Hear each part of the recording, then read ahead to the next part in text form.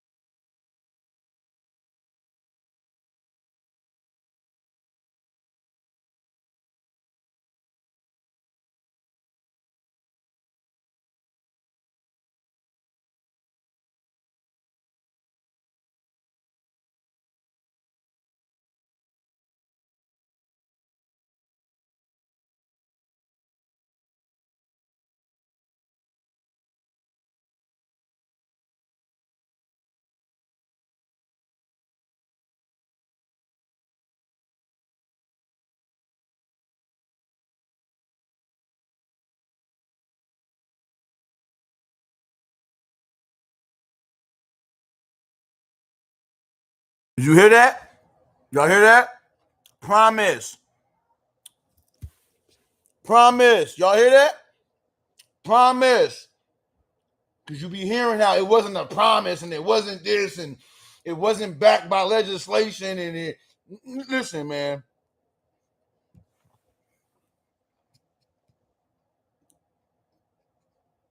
How different that bike ride I took as a child might have been if Black people had actually been given a fair shot. If they'd been given just a small piece of the wealth they'd spent centuries building for others. Now, I thought I understood the history of 40 Acres and a Mule, but what I didn't know is that it was more than just a promise. It actually happened. Land titles, ink on paper.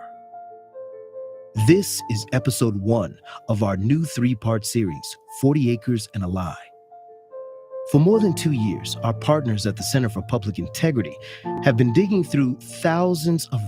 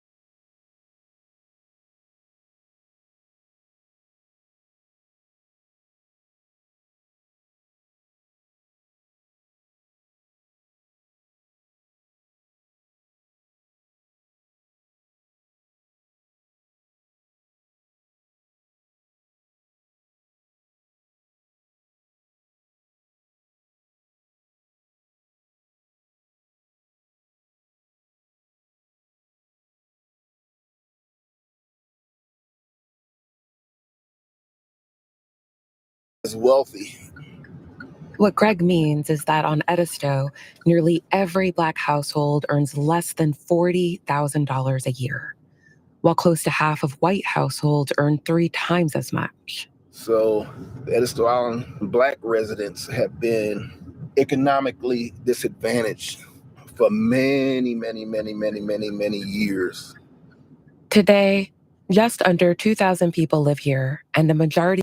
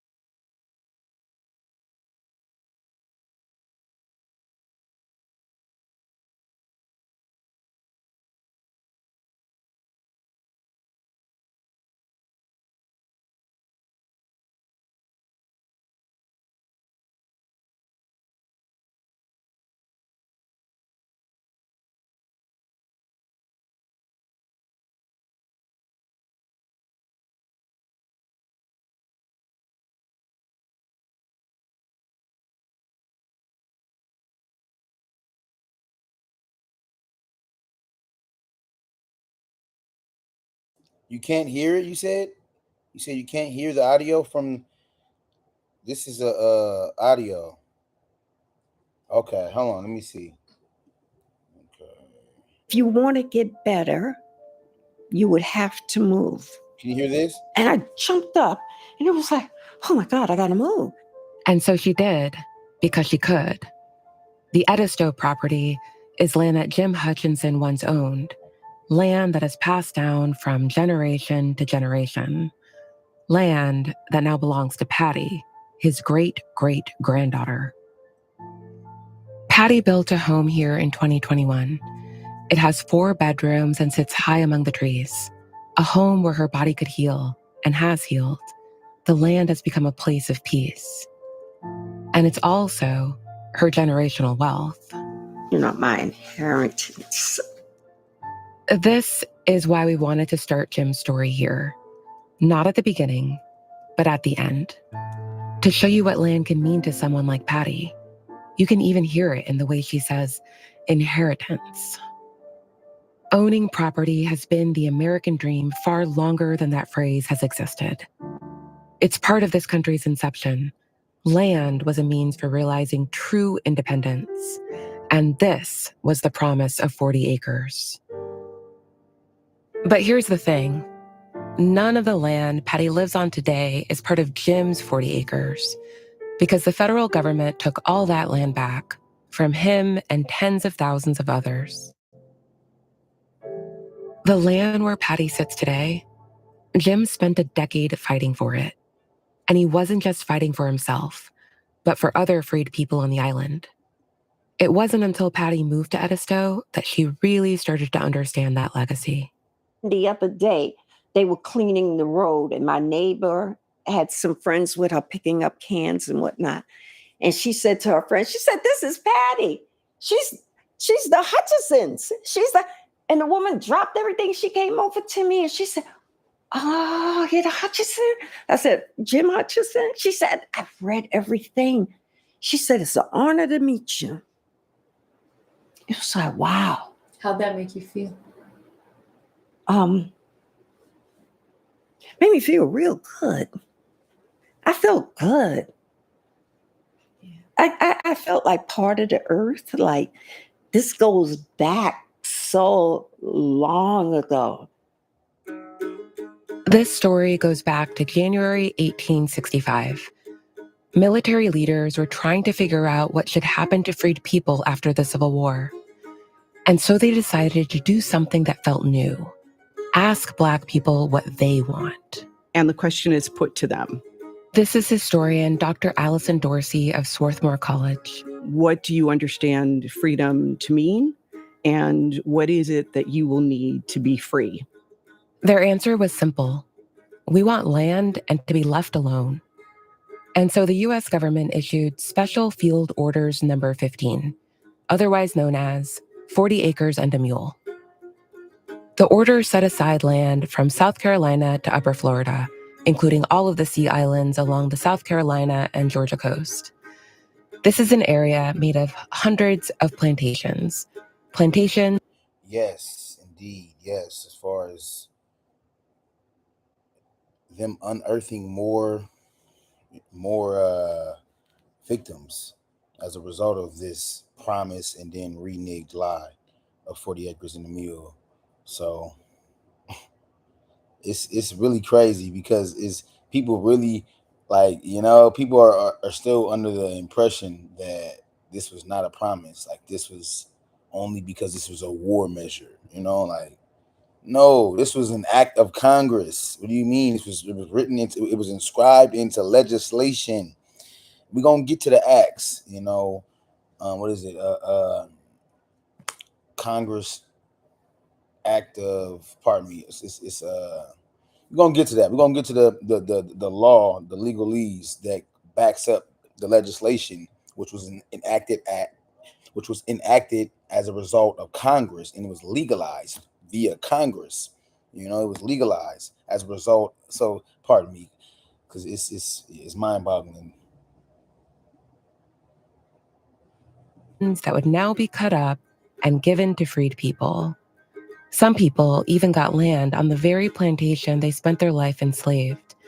And it's something many white people at the time couldn't believe. Planters have this fantasy that enslaved people are dependent on them and would forever be dependent in the new life without slavery. But that's not the vision that Black people had, right? Black people had a vision that if I can get my toehold in this land, I can take care of myself. It was a chance at true independence, one that was fully sanctioned by the federal government. Because despite popular belief, this wasn't just some good faith handshake. Freed people were actually issued what are known as possessory land titles. In my literature, I refer to it as promissory titles, because to me, that literally is how the freedmen understood. The land titles came from the Freedmen's Bureau, a government agency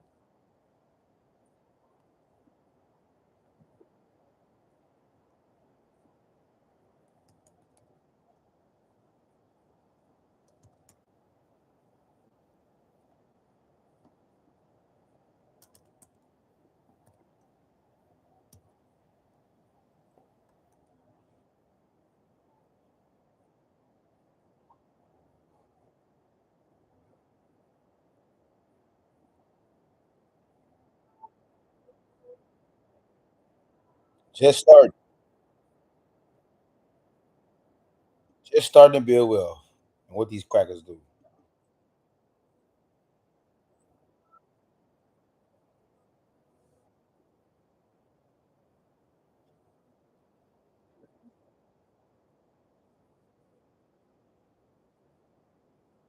Can you hear it now? Can you hear it now?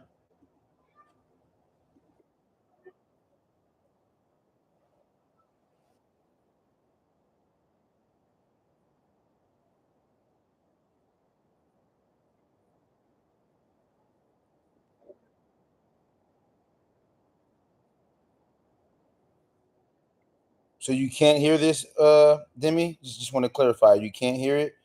Because I just paused it now. Let me know if you can hear it. Mic check, mic check.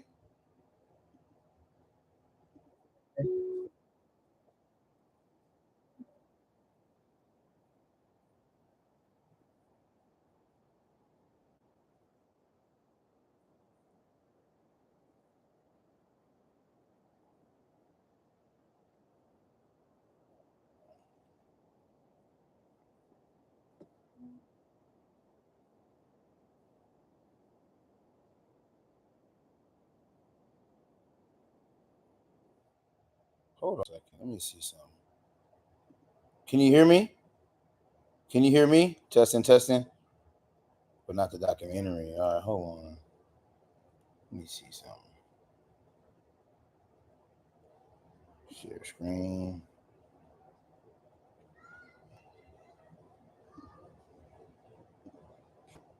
Let me know if you can hear it right now, please. Testing, testing. Going all the way. So would this have been the property? Yeah. This right here. Mm-hmm. Back in Edisto, Greg is parked along a waterfront known today as Eddingsville Beach Road. But back in 1865, this was known as Bayview Plantation. Okay. And it's here that Jim Hutchinson got his 40 acres. Him and 7 other freedmen. There's a bend in the road. Houses sit along a winding waterway surrounded by marshland. Reeds poke out of the water. It's a peaceful spot. Who lives on this road now? It was a lot of Black folks. Who lives here now? A lot of white folks. The road is dotted with large homes, each nearing $1 million in value. That's because this is considered one of the most desirable spots on Edgewood. And for a brief moment, at least part of it was Jim's.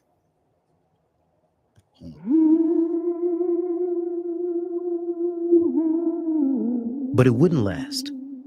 40 acres of land and the wealth that came with it would be returned to former slave owners. Yeah, I'm scared to talk about this stuff.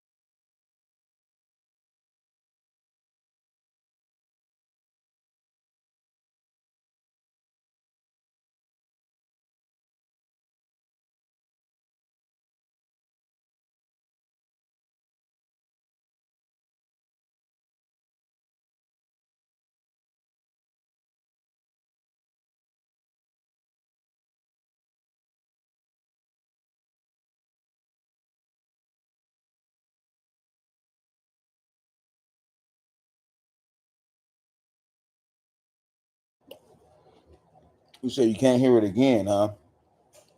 No audio?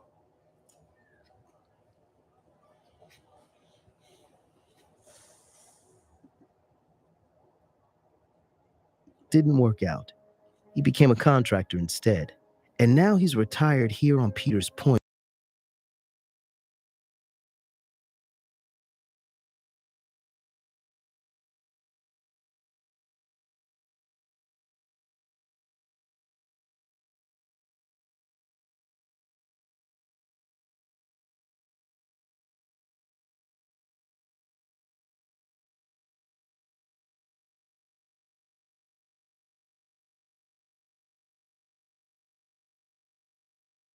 Trees and thick brush. So what is Right. it like to keep up with the land right now? Brush. So what is it like to keep up with the land right now? What's going on with this dang thing? It never ends, and I had no idea it was going to cost so much and be so difficult to do. I have 2 actual farm tractors and then just a lawn tractor, and I can't keep up.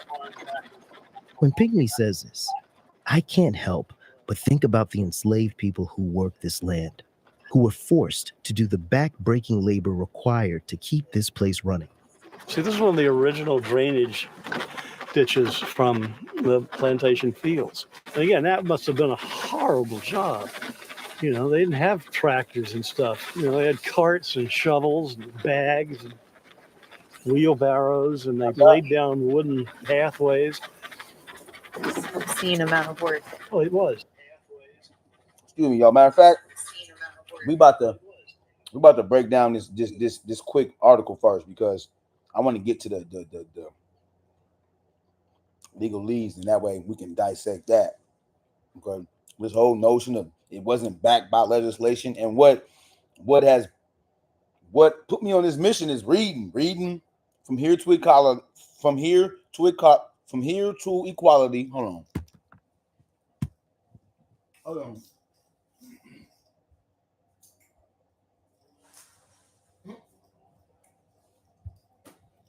Okay. So From Here to Equality by William A. Darity. Reparations for Black Americans in the 21st century. William A. Darity, renowned brother, stomp down elder. You know, got introduced to him on Dr. Phil. You know, he was articulating the significance of why America owes Black folks historically, you know, and he basically, I'm gonna just stick to that. But look, y'all, hold on real quick, because this is what put me on the mission. Like, man, like why would this person, this brother who's a professor at Duke University, who's been going around the colleges slaying any and everybody as it pertains to the justification of why the debt is owed, and also articulating the maldistribution, the what was that? The hundreds of white massacres that took place. That was a direct result of creating. Yeah, man, come on, y'all. Pardon me. I'm getting a little flustered, but real quick. So boom, I'm gonna read this excerpt from him. He says right here, boop, boop, boop. This is what put me on this. This is what put me on this mission right here. On this mission.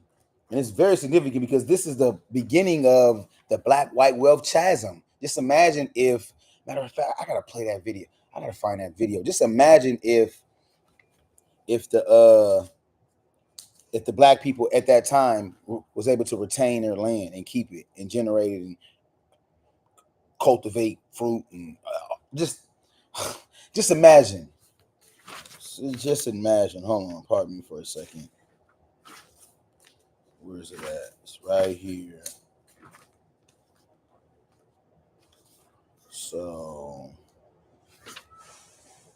while some maintain that this planned payment of land and work, while some maintain that this planned payment of land and a work animal to newly freedmen and women in the 20th century is a figment of the Black imagination, historical records confirm that the promise of reparations was not a myth. It was inscribed into federal legislation. It was inscribed into federal legislation. And it was inscribed into federal legislation. In fact, the allocation activated in 1865 of 40 acres for formerly enslaved Africans was at least the second such measure the federal government had developed to assign the land to the former chattel. So this is why it's incumbent upon the federal government why the bill, they must fit the bill. They are culpable and capable. So this notion, the states, no, the federal government provided the legal framework for slavery. So, pardon me. Yeah, so that was this right here. Reading this book, this excerpt, that's what got me on this mission here. Boom. So we're going to share this right here. I'm going to share this. And we're going to break down this right here. We're going to break down this right here.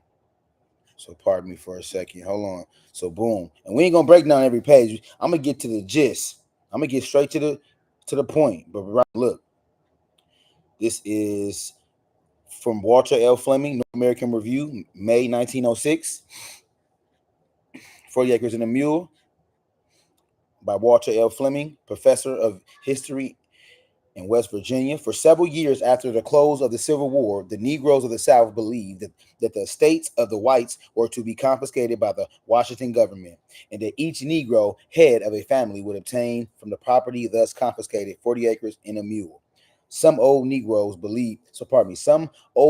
still believe that the homestead and the mule will be given to them. This belief has often, especially in late years, been ridiculed as the childish dream of, this belief has often, listen y'all, because this is, people shoot it down. This belief has often, especially in late years, been ridiculed, childish dream of an ignorant people. For it is assumed that the Negro had no reason for expecting land and stock from the government. The purpose of this paper is to show that the expectations of the blacks were justified by the policies of the government, meaning the expectations, what we expected from the government, was justified by the policies that was enacted by Congress, by legislation. Y'all, this was inscribed into, remember, the three branches of government. We have the legislation, we have the executive branch, and we have the judiciary branch. Remember that, y'all. 3 branches. And the legislation behind this was there was federalized inscribed language that outlined that plots of land was supposed to go to ex-slaves, as a result of confiscation law acts, because the South lost. Y'all remember that? The South lost. So as a result of them losing, seizing all land, usurping everything, and it was supposed to be doled out and funneled out to the Negro man, woman, and child. But pardon me, y'all. All right, I'm gonna go off on a tangent. But look, okay, so pardon me.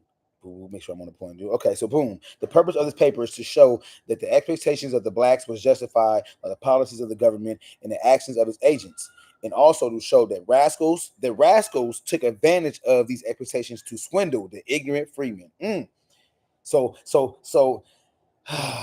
it was a lot. You see that, right? The swindling, the duping of the ignorant freemen, our ancestors, y'all.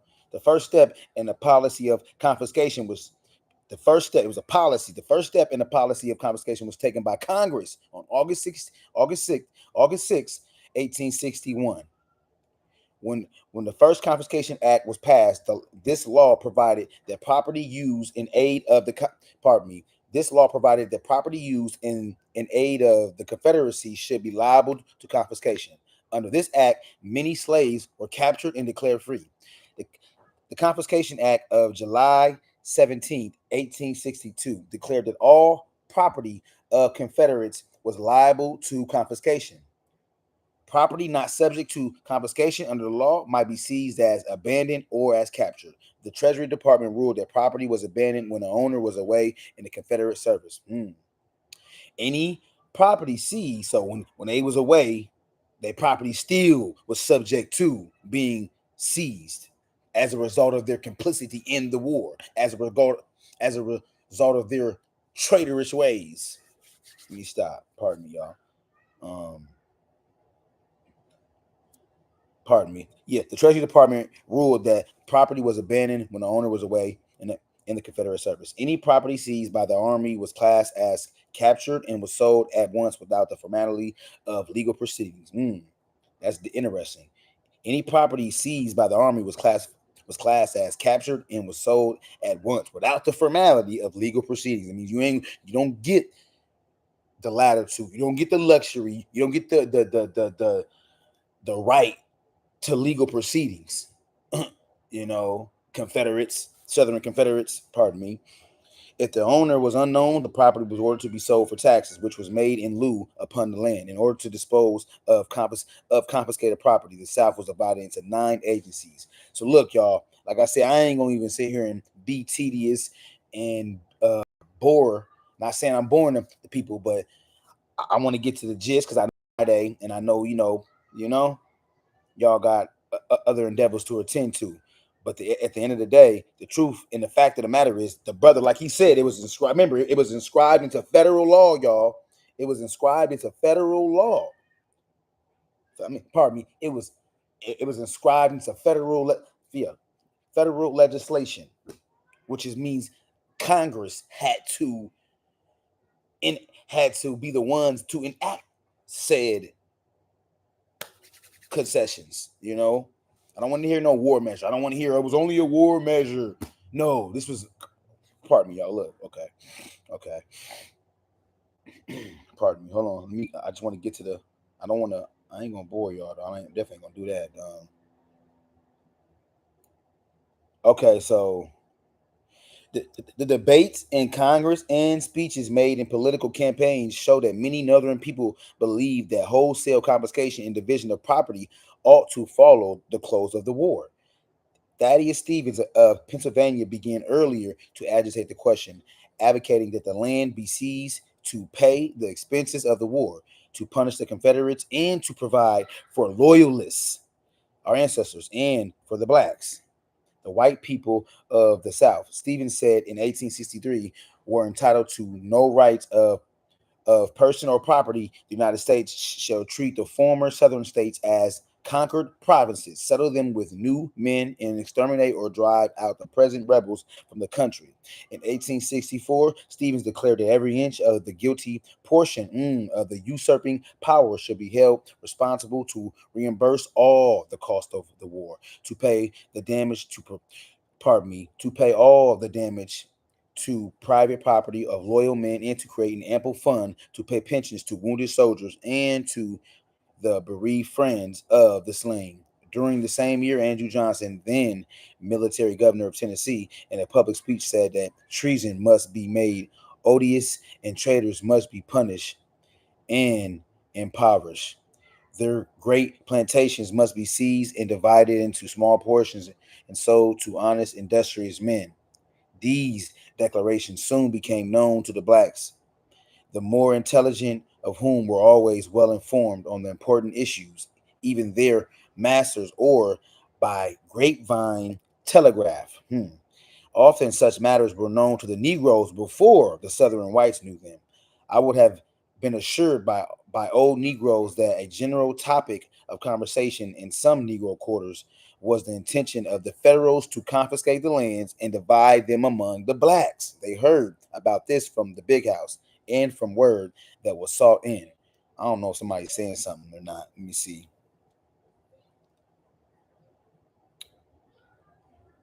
Somebody said, "What? Whoa! It should be." No, Demi. No, not that. Whoa! It should not. Whoa! It should be the federal.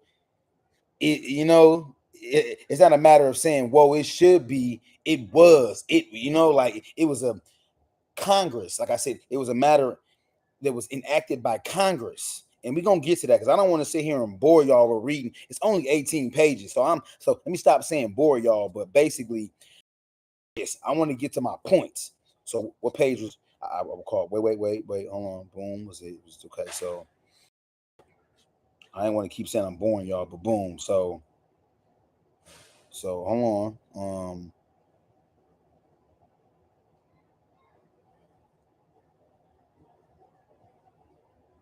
So boom. Okay, so pardon me. Matter of fact, hold on.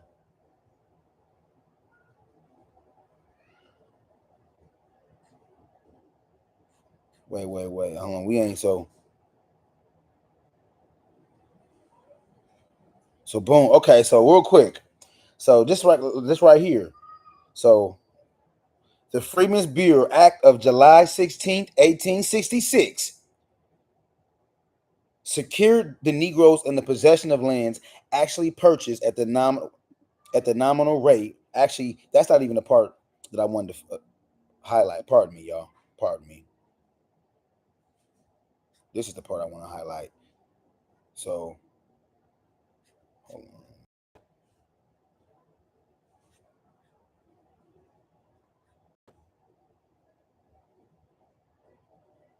Boom. Okay. So the Bureau Act. Listen, y'all. The Bureau Act of 1865 legalized. Legal, meaning this. It was from the Bureau Act of 1865 legalized Sherman's special order by providing that each Negro might have 40 acres at a low price on loan credit. The Bureau Act of 1866 confirmed, meaning it was a reinforcement. The Bureau Act of 1866 confirmed the sale of lands to Negroes. General Howard in May 1865 ordered that no lands be restored to disloyal owners, and the military authorities were directed to receive no applications for restoration. In Virginia, a large amount of land was ready for sale under the Confiscation Acts. But when the Bureau was established in March 1865, this land was turned over to that institution. And in June, the president directed that all Confederate property in possession of the military authorities be turned over to the Bureau. During the year 1865, the Bureau held 768,590 acres of land and 1,596 pieces of town property confiscated from individuals, besides an immense amount of property formerly belonging to the Confederacy. General Howard instructed his subordinate officials to scatter among the Negroes copies of the Homestead Law with its promise, and this also aroused false hopes. The Negro colonies were still held together and supported by the government, and the Treasury agents, guided by Negroes, were searching out and seizing cotton, tobacco, and other produce under the pretense that it had been subscribed to the Confederate produce loan. Even those who had failed to pay the tax, pardon me, I'm done. Like I said, it's unequivocal that what this brother said in the book is, it being inscribed into federal legislation is literally like this, undeniable. Like this, and this was a failed promise. This was a promise. We got to get back on that too. People saying this wasn't a promise. This was a promise. Okay, so hold on, pardon me. So, and in general, shout out to General Howard. General Howard endeavored to nullify the effect of the president's pardon by refusing to restore to the owners any land occupied by Negroes. He directed that no eviction of Negroes be allowed and generally obstructed the restoration of land. The president ordered positively that property be restored to pardoned men, whereupon Howard asked Johnson to grant pardon only on condition that the pardoned party give to each slave family formerly belonging to him. So this is Howard still bucking, still rebuking, still rebuffing the white supremacist Andrew Johnson. So yeah, by saying, okay, well look, employ these black people, give them a minute amount of land. Still, pardon me, 5 to 10 acres. That ain't minute. But hold on, y'all. Pardon me. So this is him. So Howard asked Johnson to grant pardon on the condition that the pardon party gives to each slave family. Pardon me, y'all. Let me breathe. The pardon party, meaning the Southern Confederates who the land was being restored to them.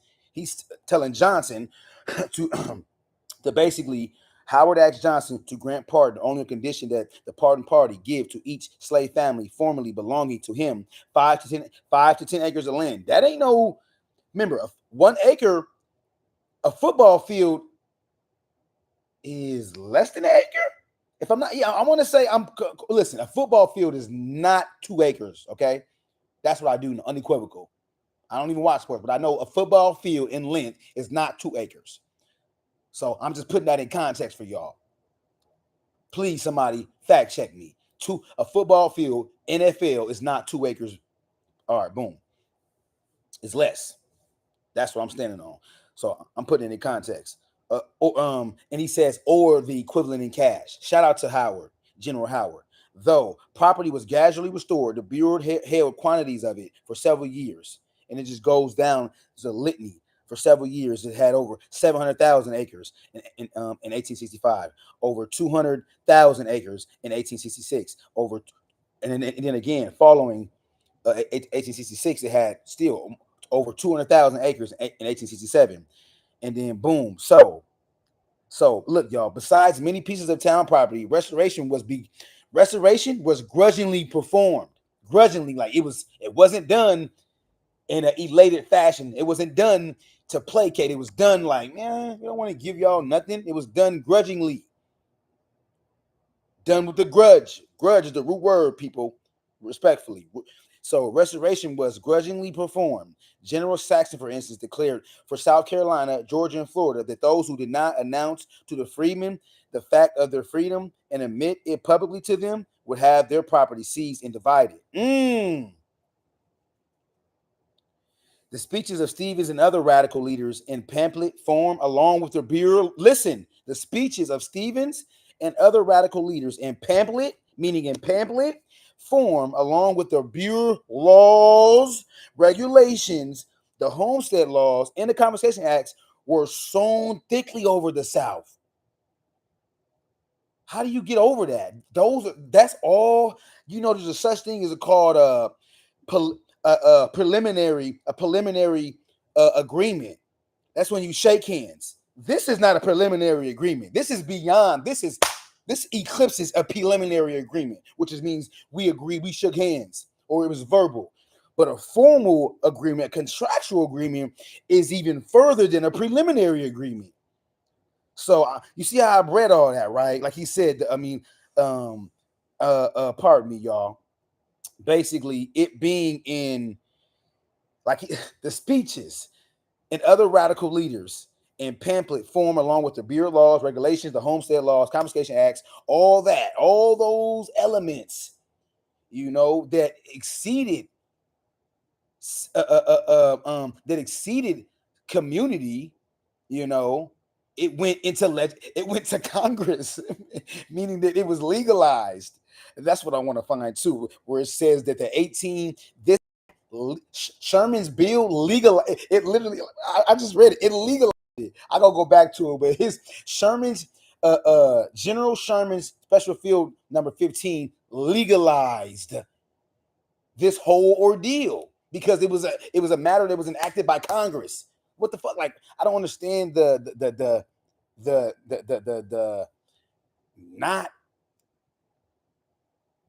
I don't understand the irrationale of that, of people with the irrationality of that. Like, they don't get the rationale of that. They're irrational when it comes to the whole equation and saying war measures. And this was only, no, this was a promise. They reneged on a promise.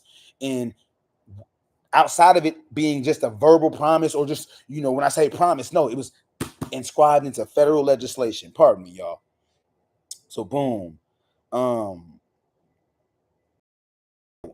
The Bureau agents, the missionaries, and the teachers, taking the cue from these, encouraged in the 40 acres and a mule. The Negroes were told that since their labor had produced the property of the South, listen, the Negroes were told, since their labor had produced the property of the South, they ought at least to share it. Read that again. The Negroes were told that since their labor had produced the property of, outside of being told that, it was also inscribed into federal legislation. So it's one thing you can say, oh, they just was told, it was a verbal, they just said it out their mouth. No, nigga. Congress came in and made it sanctioned it. They decreed it. It was decreed via Congress. It was decreed via Congress, meaning it was ordered through Congress. To hell, we can't get away from that. So, yeah, y'all, pardon me. I got a little bit away. So the Negroes were told that since their labor had produced the property of the South, they are at least to share it. Lincoln's second inaugural message suggests the same thought in regard to the origin of Southern property. Probably this belief that the property of the South was due to uncompensated Negro labor was held by many Northerners and inclined them to favor a proposition to confiscate the land. Stevens, in his speech to his constituents at Lancaster, Pennsylvania, said in the summer of 1865, declared that each Negro family ought to receive 40 acres of land and that sufficient land should be secured by confiscating the estates of those Confederates who had owned over 200 acres. Yeah, pardon me. Talking about those Confederates who had owned over 200 acres and by seizing the lands belonging to the Southern states. Of state lands, Texas possessed about 110 million acres, and the other southern states about 50 million acres. So listen, again, in December in Congress, Stevens again expressed himself in giving homes to the Negroes. Listen, y'all, again, Stevens in Congress expressed himself in favor of giving homes to the Negroes, and as time went on, he was way more and more strongly in favor of it. Wendell Phillips, in the Anti-Slavery Standard, advocated the gift to each Negro family of 80 acres of land. 80 acres, not 8 acres. I was going to say 8. That's 18. Hey y'all, I was going to say 8. You know, that's 80. 8. God damn it, that's 80. You know, I was gonna erroneously utter the word 8. You know, it's 80. So Wendell Phillips in the Anti-Slavery Standard advocated the gift to each Negro family of 80 acres of land or 40 acres in a furnished college. Furnished, meaning provide. You're gonna furnish this joint out. It ain't gonna just be empty. Ain't no echoes in this motherfucker. You feel me? We're gonna have some furnish. We're gonna provide the amenities in that cabin. Pardon me. Did he say cabin? Pardon me. Yeah, he did say cottage, not cabin, y'all. Pardon me. I got cottage that time. Yeah. Furnished cottage. Other leaders favored confiscation. Other leaders favored confiscation from the whites and provision for the blacks. But Stevens, being the foremost advocate of the policy, his part is emphasized. At first, the blacks expected an immediate distribution of property, but when that did not take place, they unanimously decided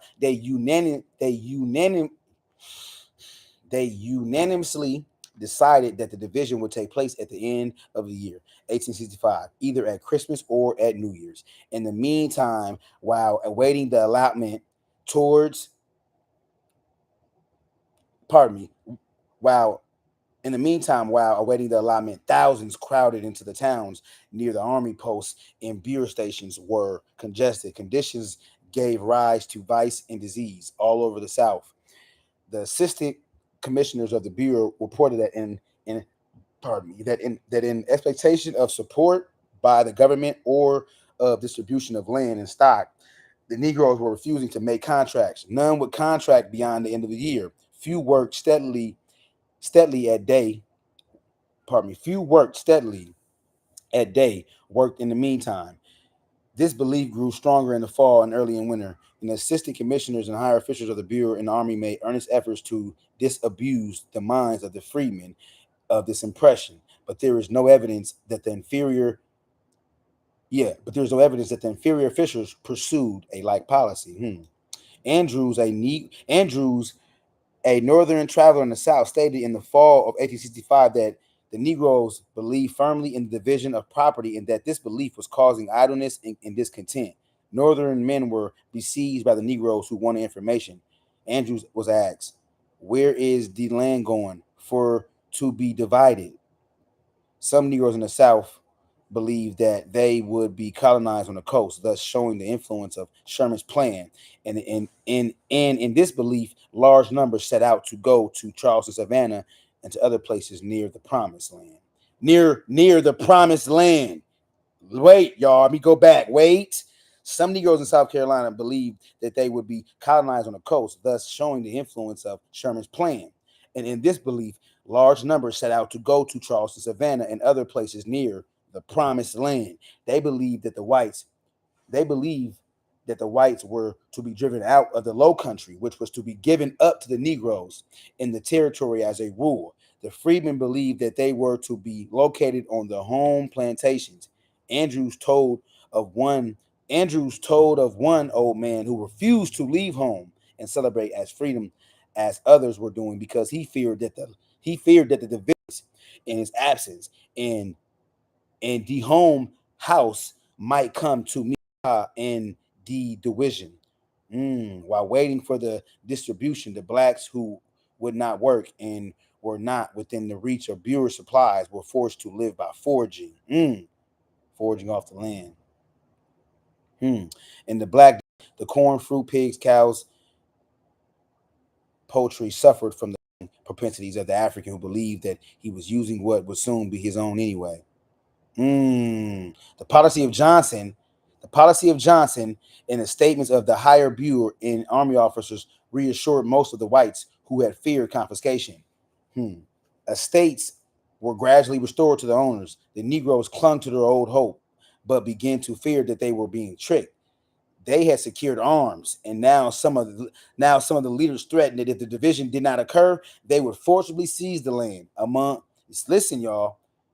So, among the whites, there was a widespread spirit of insurrection, when the black should be disappointed at New Year's. Pardon me. Among the whites, there was a widespread fear of insurrection when the blacks should be disappointed at New Year's. Some of the Bureau officials who feared trouble. For defense, the whites organized patrols in each community in the organizations that preceded the Ku Klux Klan movement were now formed, notably the Black Cavalry. The federal military authorities overlooked this reorganization of the white militia. In Virginia, when the blacks learned that their hopes were vain, they destroyed the fencing and other improvements. But in general, they destroyed the fence. Pardon me. So when blacks in Virginia learned that their hopes were vain, they destroyed the fencing and other improvements. But in general, they were not inclined to violence, y'all. You see that, y'all? How we as a people, our retribution, our proclivity to attack or be violent is damn near non-existent. You know, I ain't gonna say, actually, I'll take that back. It's not non-existent, because clearly it was, Nat Turner. Whoa, I'd be so, but there's an essence in us to not, to capitulate, to not be violent. Like you said. But in general, they were not inclined to violence. And Christmas and New Year's passed without the anticipated outbreak. The Negroes then settled down somewhat, still hoping, however, for the 40 acres and a mule.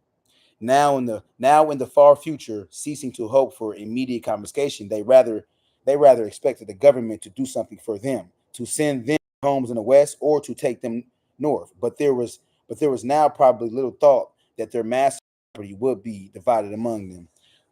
But in the latter part of 1866 and early in 1867, when it was seen that Congress would probably be victorious over the president and that some form of Negro suffrage would be imposed, hopes were again aroused by the activities of those who expected to use the Negroes to get into office. The speeches of Stevens in regard to banishment of Confederates and confiscation for the benefit of the loyal and black men, and about Negro suffrage for the purpose of securing perpetual ascendancy to the party of the Union, were widely circulated. The tales of Southern outrages and the reported rebellious spirit of the ex-Confederates caused many northern people to believe that some punishment ought to be inflicted. The Negroes were led to believe that their friends in Congress were fighting for their rights. The Negroes were led to believe that their friends in Congress were fighting for the rights, that is, for property and supplies for them. The Reconstruction Acts of March, the Reconstruction Act, listen, y'all, the Reconstruction Acts of March, the Reconstruction Acts of March 1867, which overthrew the Johnson state government and provided for Negro suffrage to be inaugurated under the superintendence of the Army, was to the blacks a sign that they were coming to the long expected confiscation. 2000s of them, the issue in the elections of 1867 and 1868 was freedom, with land on one side, slavery and no property on the other. This feeling in an ignorant and helpless people was strengthened by the circulation in the South of a bill introduced in Congress by Stevens, another bill, y'all, March 9th, 1867, providing for wholesale confiscation and divisions of land by the was considered a part of the Reconstruction, and from their leaders they had learned that Reconstruction was far for their good alone. The states about 150 million acres and for the seizure of private property liable under the Confiscation Acts of 1862. A commissioner was to be appointed in each southern state to condemn property for sale or division, and from the land thus obtained, each head of a Negro family, male or female, and each adult male was to get a homestead, acres. So, wait. Did y'all see? So this feeling in an ignorant and helpless people was strengthened by the circulation in the South of a bill introduced in Congress by Stevens in 1867, providing for wholesale confiscation and division of lands by the blacks. This measure was considered a part of the Reconstruction, and from their leaders, they had learned that Reconstruction was for their good alone. The bill provided for the confiscation of land owned by the southern states, about 150 million acres, and for the seizure of private property liable under the Confiscation Act 1862. A commissioner was to be appointed to condemn property for sale or division, and from the land thus obtained, each head of a Negro family, male or female, and each adult male was to get a homestead of 40 acres. For 10 years, this land was to be inalienable, and then an absolute title, absolute title was to be granted. For the proceeds of the sales of confiscated property, each person who received a homestead was to get $50 for a building, and $500 million was to be set aside to pay pensions and to pay for the losses of loyal persons during the war. The bill further provided that no estate worth less than $5,000 should be confiscated unless the owner had been an officer or an employee in a Confederate or state service during the war. In support of this bill, Stevens said, "We have liberated the slaves. It is our duty to provide for them." Listen, in support of this bill, Stevens said, "We have liberated the slaves.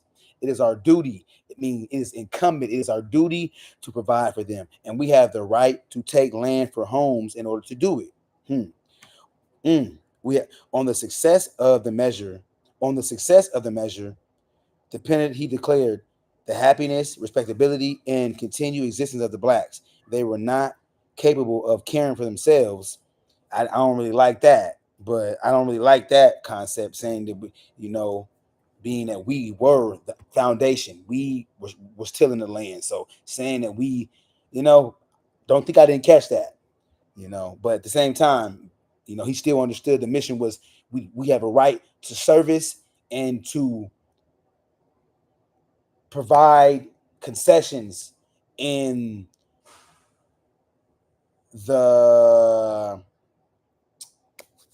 we have a duty to provide agricultural concessions, for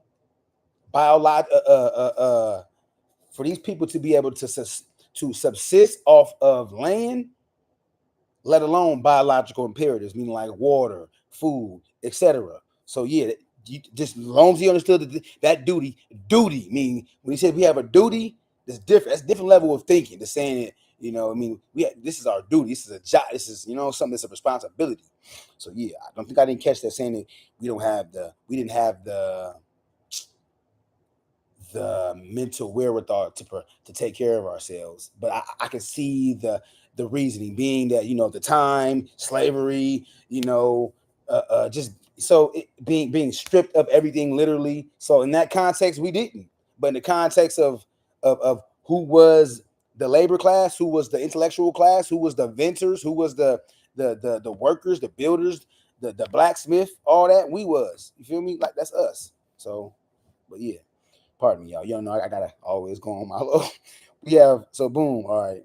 So okay, boom. Okay. They were not capable of okay. The Freedmen's Bureau could not much protect them. The former slaveholders were hostile, and if they were not protected, they would become extinct or there could be a civil war. That's interesting. Already he said there were murdered. Already he said they were murdered with impunity. And I doubt not that hundreds of thousands would annually be deposited in secret unknown graves. So he was speaking on the level of urgency of if we did not provide, if we did not, like how we was already being killed in mass, we was already being, like we was being decimated. So it's our duty to provide these concessions for these people. The white folks started to become hostile. You feel me?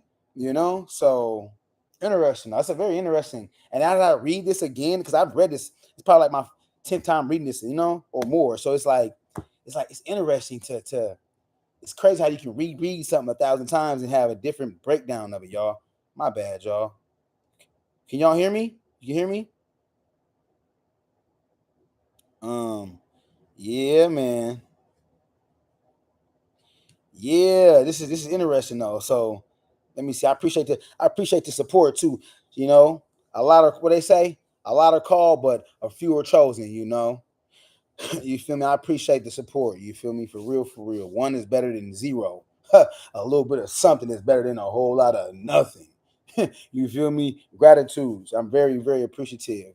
And I remember I never asked y'all to donate, but I do ask y'all to hit the like button, subscribe, share. You feel me? Please hit the like button. Please hit the it's free. Everything is free. All that is it's a free gesture. It just takes your energy. So please, if you don't mind hitting that like button, hitting that, share button as I dissect these facts. It's black, y'all. Hold on, y'all. Hold on. We got to get this right. Hold on, y'all. We're going to have to get this right because I don't know why it went black. The devil is a liar. It went black, y'all. Okay, we back on deck, y'all. So basically, at the end of the day, like I said, I really didn't, as y'all could tell, I got as the more I started to peruse through this academic paperwork, I started to get more cemented into it, which is fine because it happens. But I just wanted to show the people that like this was backed by legislation. 40 acres and a mule. This was a promise, beyond a promise that was inscribed into federal legislation. But it's unequivocal, y'all. It's unequivocal, y'all. Hold on, y'all. Look. So look, in South Carolina, where Sherman's plan had so much influence and where the Negroes were so numerous, the Carpetbag state government undertook to strengthen itself by promising the lands to the homeless blacks. More than 700,000 was appropriated for the purchase of lands and homes, but as usual, it profited only the rascals. The officials who purchased the land pocketed most of the money. Listen, y'all. In the South Carolina, where Sherman's plan had so much influence and where the Negroes were so numerous, the Carpetbag state government undertook to strengthen itself by promising lands to the homeless blacks. Promising more than 700,000 was appropriated for the purpose of lands and homes, but as usual, it profited only the rascals. The officials who purchased the land pocketed most of the money. Some tracts of swampy, worn-out lands were purchased, in all worth about 90 or 100,000, on which about 100 on which about 100 persons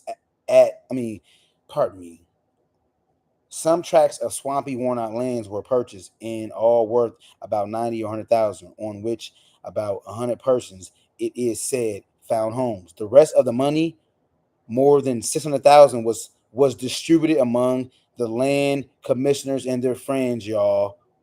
So you see how Sherman's General Sherman Special Field Order number 15 was so pervasive, it was so reverberating, that in South Carolina, that they promised, like he said, the carpetbag state government promised homeless blacks. Promised land to homeless blacks, y'all. But ultimately, so yeah, y'all, this is, pardon me, y'all. I don't mean to sum it up like that, but I just get so flustered, and I'm working on because my articulation is definitely great, but I get so mentally clustered. My mind gets what's the word I want to say? It gets discombobulated at times, to where I just my vocab, my vernacular, as it pertains to expressing the historical miscarriages pertaining to us, it becomes limited. And I'm not a limited person, because I know so much, so I can't do that, because if I limit myself out of emotion or anger, it's not good, or out of just constant disappointment. I'm not angry, but this is a granted a justified amount of anger. I'm not angry where I want to destroy something. Angry like I'm tired of the swindling, y'all. Remember, y'all, he said that the ignorant freemen, this was the rascals, meaning the dominant white society, swindled the ignorant freemen. So that medium of, or the concession, or the legislation behind 40 acres and a mule had so many different sub concessions for us, that those sub concessions was also sabotaged and hijacked on a local level. Hence South Carolina, where homeless blacks was promised land, but the land was never even doled out to them.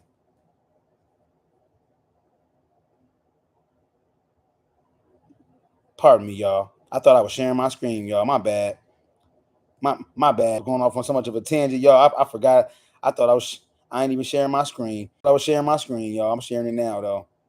So basically, but yeah, y'all. I get flustered, man. I get flustered, y'all. But let me see. Boom. So basically,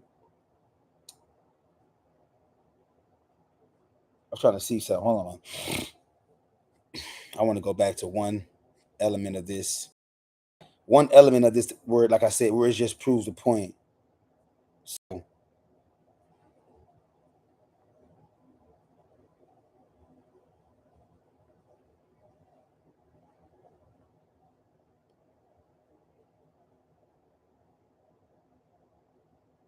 the hell? See, right here, y'all. The Beer Act of 1805 legalized Sherman Special Order, okay? This is something that was legalized, okay? The Beer Act of 1866 confirmed the sale of lands to Negroes. Come on now. General Howard ordered in May 1865 ordered that no land be restored to disloyal owners, and the military authorities were directed to receive no applications for restoration. So fuck what they talking about. This is inscribed. This is law right here. Y'all see that? That's a law.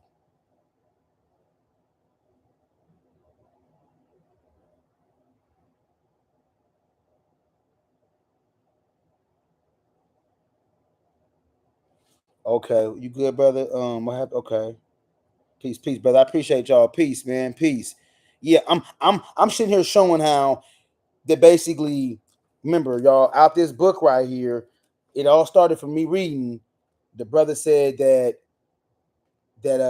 40 acres and a mule was inscribed into federal legislation. There's people out there that disagree with me. I found research that backs that reinforces, that further buttresses my point, that corroborates what he says. Like he said, the Bureau Act of 1865, it legalized that. It legalized it, made it legal. And then the Bureau Act of 1866 confirmed the sale of land to Negroes. General Howard, and then again, General Howard in May 1865 ordered that no land be restored to disloyal owners, meaning the Southern Confederates. They were disloyal owners. So this is all inscribed. This is when you says the Bureau Act. An act means that Congress, legislation, y'all. The Bureau, anytime you hear an act, that is a matter of legislation. There's three bodies of government. There's the judicial, executive, and judiciary, y'all. Judiciary, legislation, and executive. Yeah, so legislation, they do the acts, they pass the acts, y'all. So this whole notion that 40 acres and a mule was not a promise, it was beyond a promise. It was inscribed into federal law.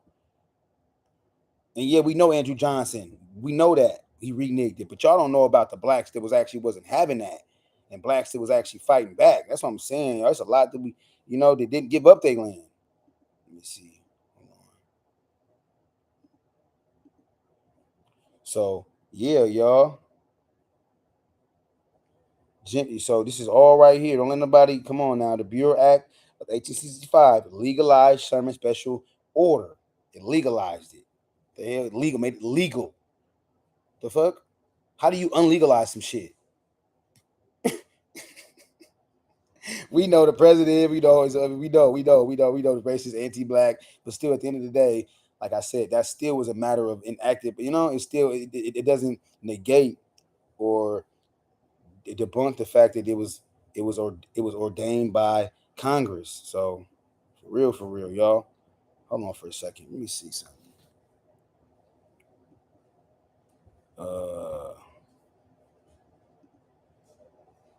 Okay.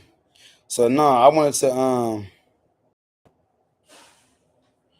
go to one more part. Hold on.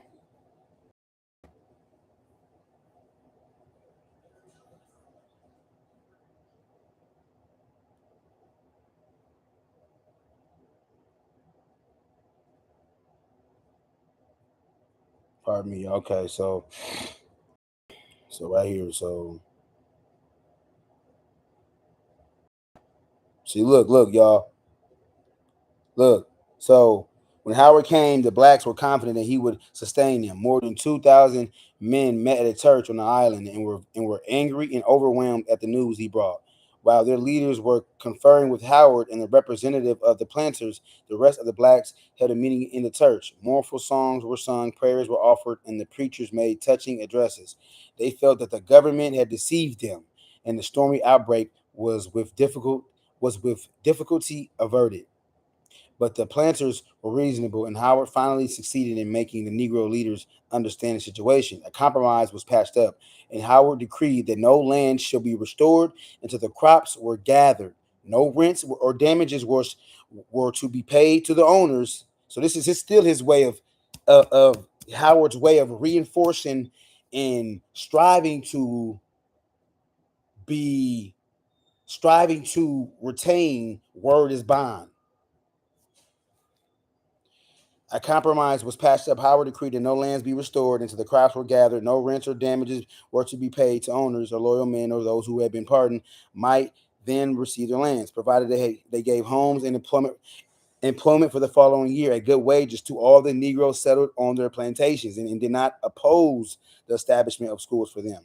No unpardoned owners could have his land restored, and no Negroes who had paid the government for their land in 1863 and 1865 were to be dispossessed. You see that though, y'all? Howard, this is General Howard, stump down. So you see how he said? So basically saying, so any Negroes and no Negroes who had paid the government for their land in 1865 were to be dispossessed. Howard then went to Savannah and to Fernandina, where similar settlements were made. He then urged that Congress purchase these lands and give them to the freedmen. Y'all. Right here, y'all. I say one thing, like I said, General Howard was a stomp down white dude. I'll get that to him. You got a few stomp down white dudes, man. John, what's his name? Damn.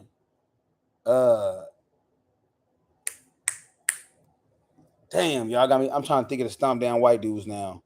It's a far and few in between, but they definitely out there, y'all. So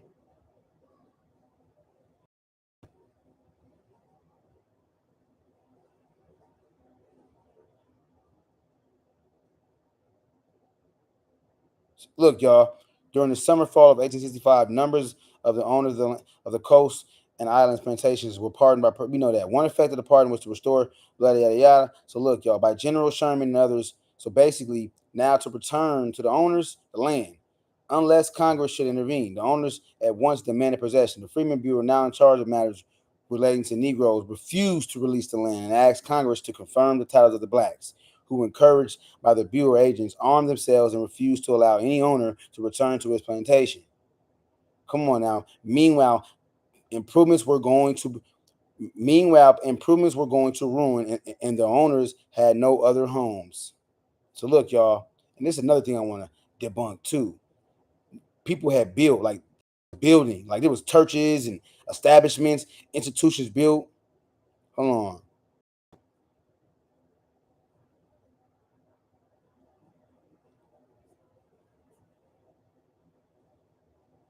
So basically,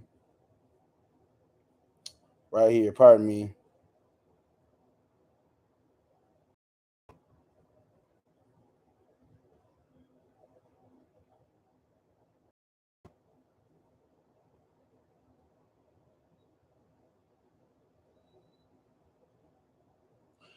Hold on, I got a question. Did Andrew, let me see. I got a question. Hold on, let me see. Hold on, y'all. Andrew Johnson, did he fight? Did he fight on the Confederate? Southern?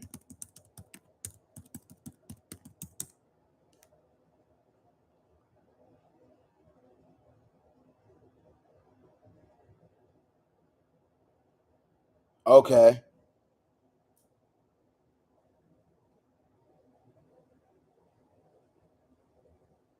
Okay, so he did not. Okay.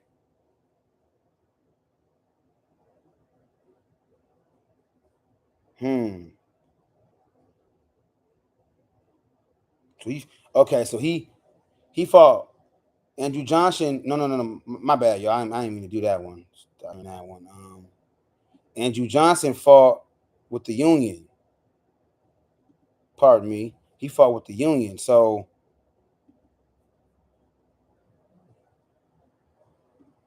I'm saying all that to say that hold on, y'all. I'm thinking here because I'm trying to make sure I'm not misrepresenting, I'm not misinterpreting. So President Andrew Johnson fought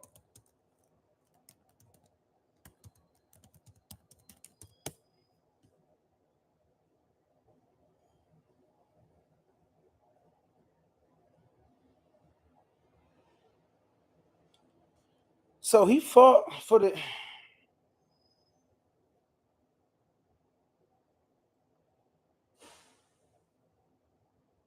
yeah, this dude is weird, bro. He didn't even, I didn't even know he was impeached. Andrew Johnson. So yeah, President Andrew Johnson's approach to the Union post-Civil War was focused on a quick and lenient presidential restoration for the former Confederate states, which required them to abolish slavery, nullify secession, and pay war debts before rejoining the Union. However, his lenient policies and failure to protect the rights of newly free slaves led to a conflict with Congress, which passed its own more radical Reconstruction plans, resulting in Johnson's impeachment and a weakened presidency. So at the same time, though, yeah, John Brown. He said, somebody said I should debate Taz on this topic.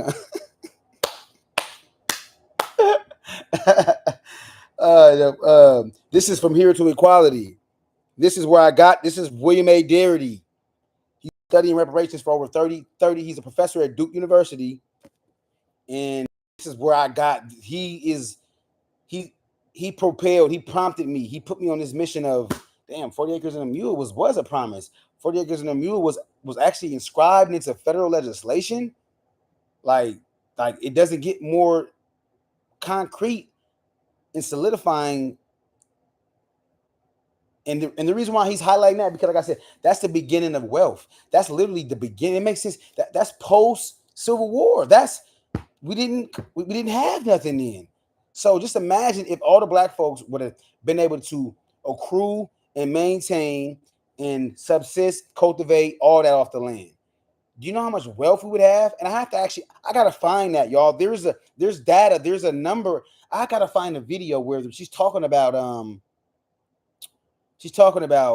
the estimated wealth of 40 Acres and a Mule, how much that is worth today, the value of that, if the black slaves would have kept that. You're right, John Brown. Thank you, John Brown. Also, Cassius Clay. You know, Muhammad Ali is named after a white dude named Cassius Clay, y'all. Real quick, he's named after real quick. Cassius. So Cassius Marcellus Clay. This dude right here, y'all. We're gonna switch it up real quick. This not brother, but this dude. Well, I would say one thing. I could see. Yeah, he freed all his black slaves. You feel me? He had the most duels. You feel me? He challenged people to duels. You feel me? This cracker was about standing on business, y'all. He was about reparations. He was about, you know, so a white friend, if your white friend ain't doing this right here, if your white friend is not a John Brown or is not a Cassius Marcellus Clay, who was really about that action. So ask your white friend about reparations, and you'll see how disgruntled they get, you know.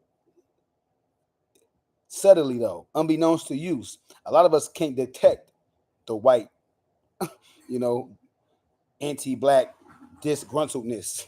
You know, it's undetectable to a lot of our naked eyes, you know. But yeah, this white man right here, because we talking about stomp down white dudes. So we talking about white dudes, General Howard.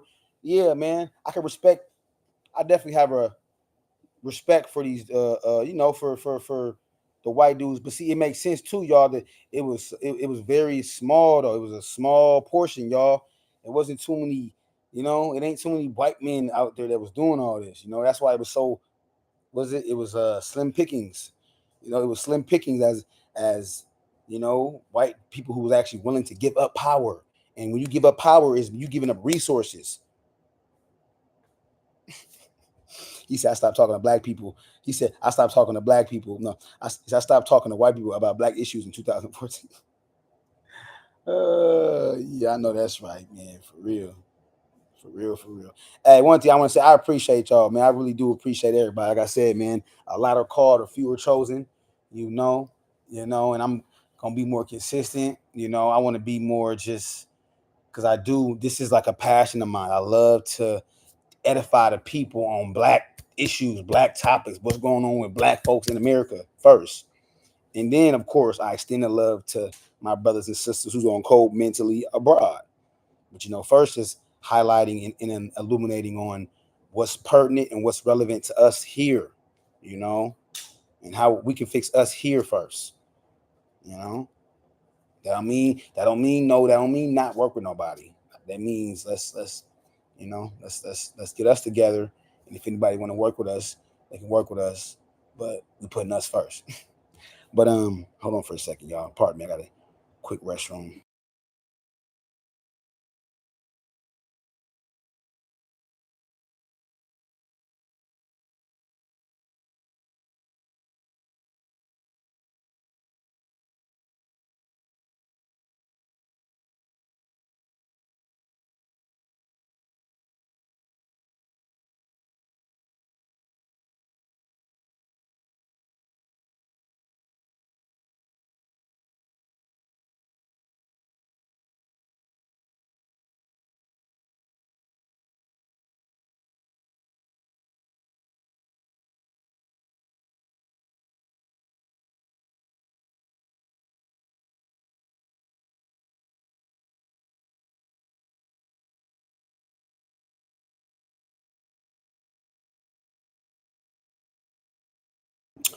Pardon me. But no, y'all.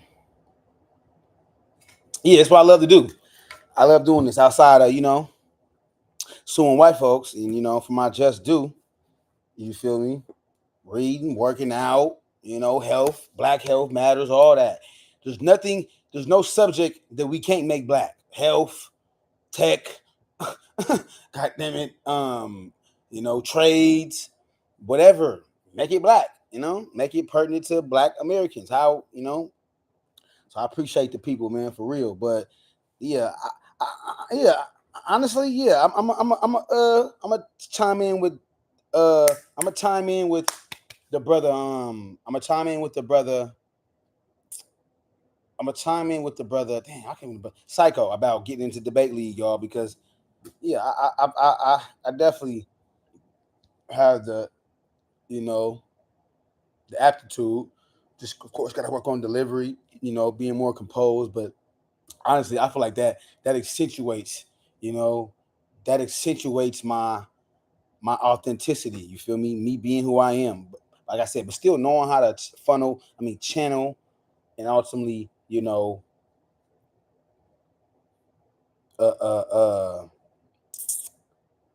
deliver the message in a way that is not deemed, overwhelming or just being overly. Because sometimes, a person can be overly. How can I say this? I'm overly eminent, overly passionate, overly emanated, as it pertains to this the subject matter. So yeah, y'all, definitely appreciate y'all. But I feel like hold on, let me make sure I covered everything because I feel like I'm not done. Lastly, I covered everything in here, y'all. We see that, y'all. We get the gist of that. Like, there's no, we get the point that we get the gist that 40 Acres and a Mule was definitely, the confiscation acts of the federal Congress was constantly referred to Confederates as showing what the policy of the North would be in case the South was conquered, and it was, the hell, the confiscation acts and pardon me, the confiscation acts of the federal Congress, y'all. Like, what the like? I don't understand. So I was not wrong. They were wrong for saying that I was wrong for saying that an act is literally a matter of legislation, y'all. An act is literally a matter of legislation, y'all. Like, for real, for real. So we got to start being more like, authentic and not lying, like not capping when it comes to that stuff. Because because you're saying so you're saying this brother, not y'all in the chat, just referencing y'all know. If you know, you know. If you know, you know. I ain't gonna say no names, but if you know, you know. Basically, saying that I'm lying, it's a lie. Saying that it was not inscribed into federal law. That's not. So you're saying that he's lying. This person is who's we say education, get your degree. But this person right here is lying. It's fluff, right? He's gonna what's the word when you what's the word, y'all? Embellish Like, what do you get out of embellishing the story, adding extra details that don't need this, does not have truth? Embellishing is a lie, just flat out. This is what it is. So I stand on that. Like, yeah. So that's actually so it makes sense if Congress had the goal to repeal, they need to have the goal to goddamn reinstitute what was already inscribed into federal legislation, y'all. If Congress can repeal it, they can reinstitute it, reestablish it. So it makes sense that reparations on the national level via Congress makes perfect sense when you think about it. So and I don't understand, like, real quick, stop sharing that one, but people keep like saying, like, what do they mean by okay, let me see, hold on, y'all. How did the let me see provide the legal framework? How did the federal government framework for slavery?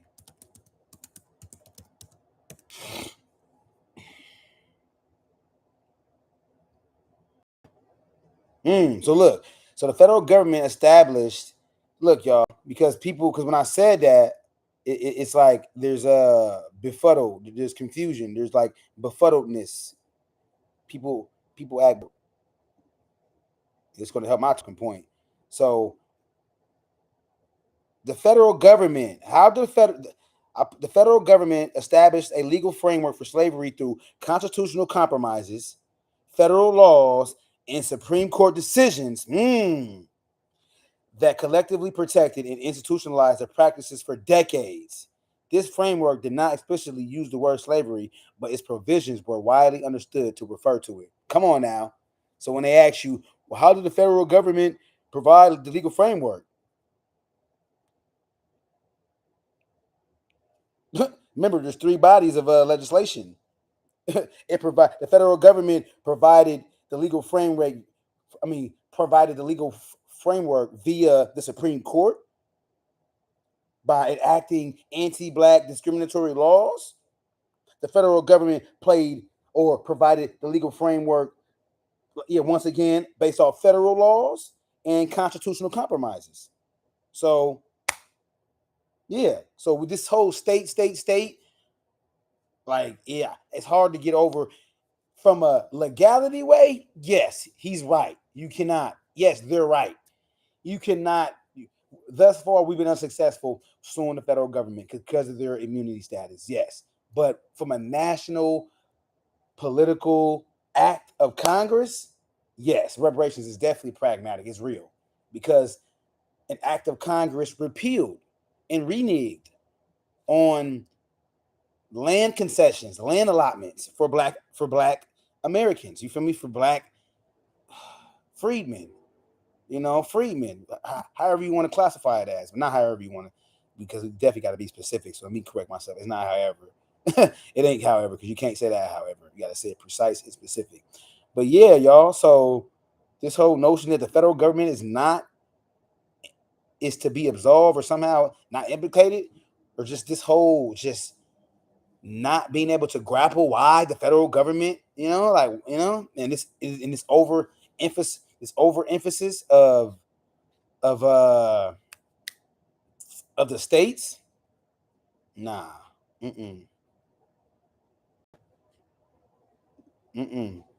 Yeah.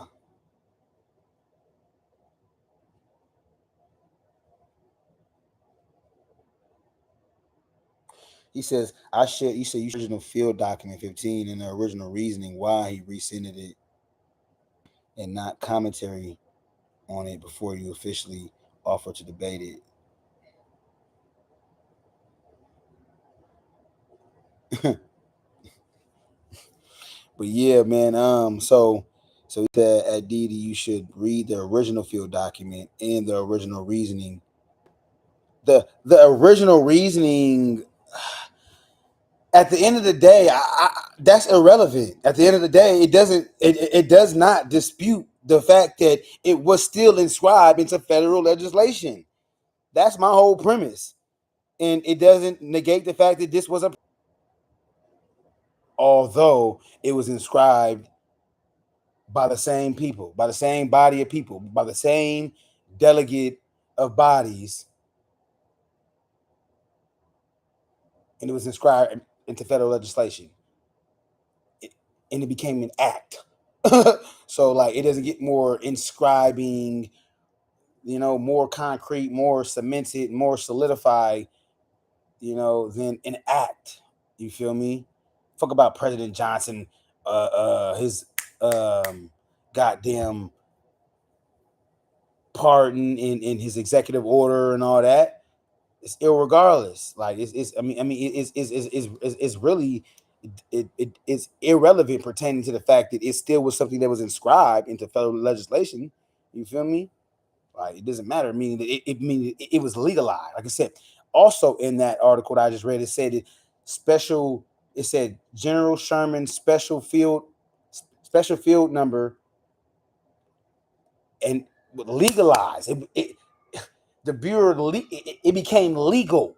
You feel me? And then and what it said the Confiscation Acts of 1866 reinforced the confiscation of land and the allotment of land to Negroes. So like, what are you talking about? These acts of 18, et cetera, you feel me, are very pertinent. They mean that these were decreed. That means this was something that was ordered. You feel me? Like, we can't get away from that, y'all. And please let me know. Can y'all hear this? Testing. In 1860, Isaac Jenkins Michael owned around 300 enslaved people here. This free labor fueled Edisto's multi-million-dollar cotton industry, making plantation owners, as one newspaper put it, quote, I got you. You asked about it.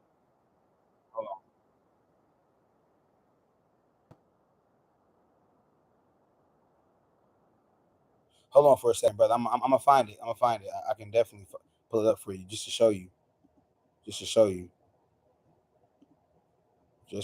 bro. I got you. It's not a problem. I don't mind going back to it, show my point, prove my point, but I'm gonna do it in a hasty fashion. And I'm gonna go back to the original one. So boom. So this is the 40 Acres and a Mule. Hope you're listening. 40 Acres and a Mule. 40 Acres and a Mule. Walter L. Fleming, the North American Review, 1906. So he's writing in that time of those times. I mean, not of those times, but like back then, but not necessarily back then, but back then. So 40 Acres and a Mule by Walter L. Fleming, professor of history in West Virginia University. So for several years after the close of the Civil War, the Negroes of the South believed that the estates of the whites were to be confiscated by the Washington government, and that each Negro head of a family would obtain from the property thus confiscated 40 acres and a mule.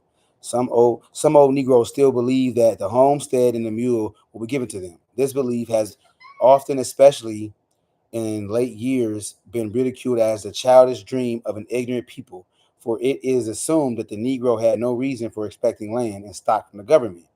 The purpose of this paper is to show that the expectations of the blacks were justified by the purpose of this paper is to show that the expectations of the blacks were justified by the policies of the government. Policies of the government. I mean, this became law, policy, justified by the policies of the government and the acts of its agents. And also to show that the rascals took advantage of these expectations to swindle the ignorant freemen. That our ancestors was tricked.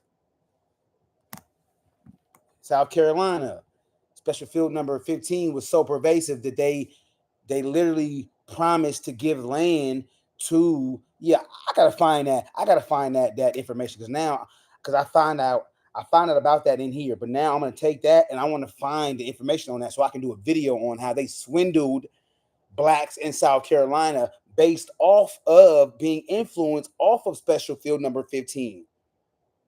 And they never and they what's the word? They reneged. Yeah, they reneged. They shirked. When you shirk on your duty, a shirk of duty, is that, am I saying that correctly? Yeah, when you shirk and when you neglect your duty, yeah. So pardon me, y'all. Pardon me. But then look, I'ma just head to it, bro, real quick.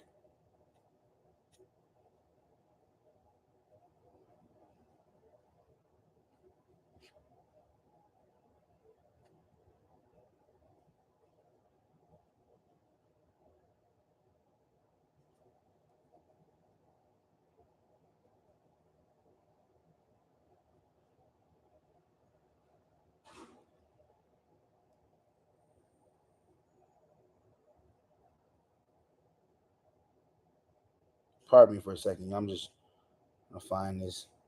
Look, y'all. So right here. So look. So the freedmen were in possession, and in many localities refused to abide by the compromise and allow the whites to return.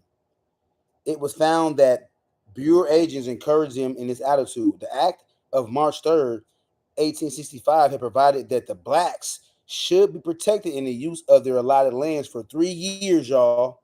And it didn't even last 3 years. And you see that?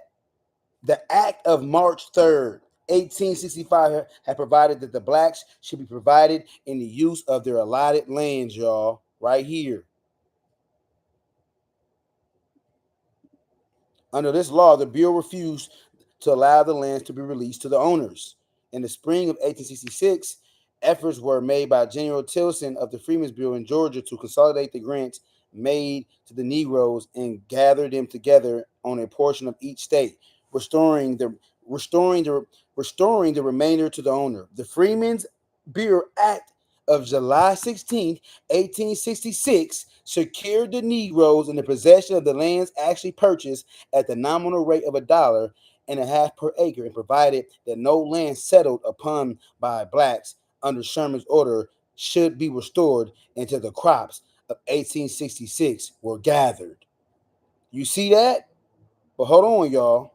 Wait, fuck that, man.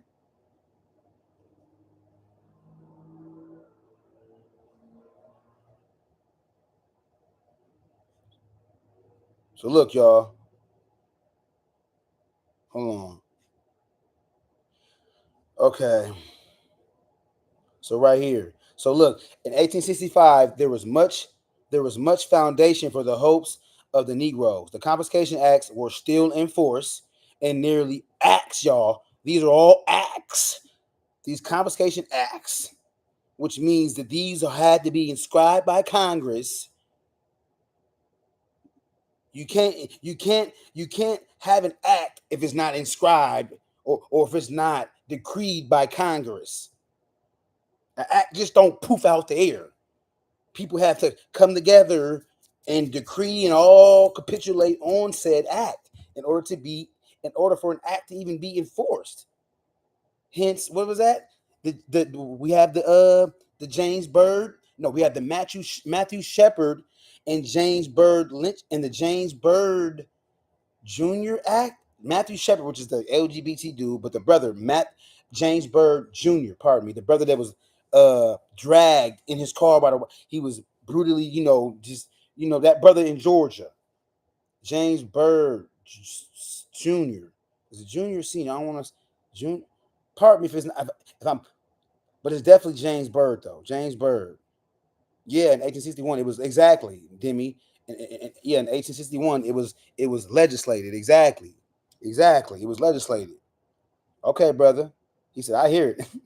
So that's what I'm saying, y'all. Like this was all so to say that it's beyond a promise when it's something that is inscribed into when an act is inscribed into legislation. It's beyond a preliminary agreement, y'all. Remember, a preliminary agreement is a handshake, which is not a formalized agreement. So Yeah, y'all. So in 1865, there was much foundation for the hopes of the Negroes. The Confiscation Acts were still in force, and nearly all Southern property was by law liable to seizure. The Constitution provided that forfeiture could be made only after conviction and for the lifetime of the owner. And for the lifetime of the owner, y'all. Do y'all hear all this? Like Nike has a life, I guess. Didn't Nike have like a lifetime guarantee or something like that? Or my point, Didi, is there was never legislation, meaning voted on by both houses. What are you talking? Wait, watch this. Watch this. Watch this. Watch this. Because I'm tired of watch this, bro. Watch this. It's cool. So look, y'all. The Bureau Act of 1865 legalized Sherman's special order by providing that each Negro might have 40 acres at a low price on loan credit. The Bureau Act of 1866 confirmed the sale of land to Negroes. Come on now. General Howard in May 1865 ordered that no land be restored to disloyal owners, and the military authorities were directed to receive no applications for restoration. What are you talking about, y'all? Now watch this. Demi, please tell me Demi, do you have any pushback? I'm not saying like you don't get like do you feel me when I say that? Hold on. So the act.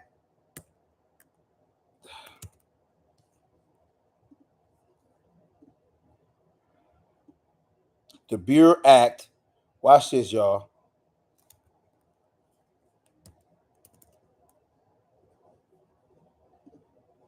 The Bureau Act of 18. Watch this, y'all, real quick. The Bureau Act of 1865.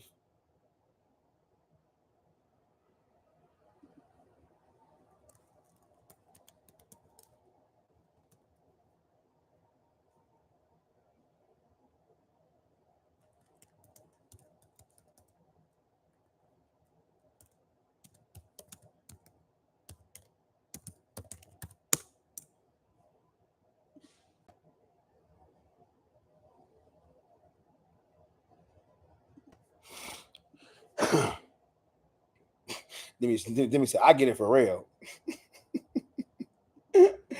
Look, y'all, look. So yes, this says yes. The Bureau of Refugees, Freedmen, and Abandoned Land Acts of 1865, commonly known as the FEMA Bureau Act, was indeed backed by legislation, y'all, passed by the U.S. Congress. I'm not laughing because this is what I mean by my passion, y'all. And then when I get so flustered, it's because of like I'm like, damn, am I this right here? You see, y'all? This see? Okay. All right, brother. Okay, all right, my brother. Okay, my brother. All right, but I want you to hear me out, my brother. Look, yes, the Bureau of Refugees and bump all that. Freeman's Bureau Act, because that was at the time it was the Freeman's Bureau, which was created by Congress, y'all. Look, y'all, the Freeman Bureau was created by Congress. So real quick, so it was indeed backed by legislation, y'all, passed by U.S. Congress, establishing a federal agency to provide aid to former slaves and white refugees after the Civil War. This act was a piece of legislation that created and authorized the operation of the Freedmen's Bureau. But remember, white folks, they at that time, they was getting land allotments. They was getting the Homestead Act of 1867, 1860 something, the Homestead Act. When white folks start getting a whole bunch of free land, I can look it up, but I'm just saying, I know it was a Homestead Act because there's a lot of Homestead Acts. So that's what I mean by the first Homestead Act was in 18 something, where it was initially enacted for white people, and it was giving them hundreds of acres of land, thousands of acres of land for white folks. So basically, yeah, y'all. He said, I pull the act up and read the act.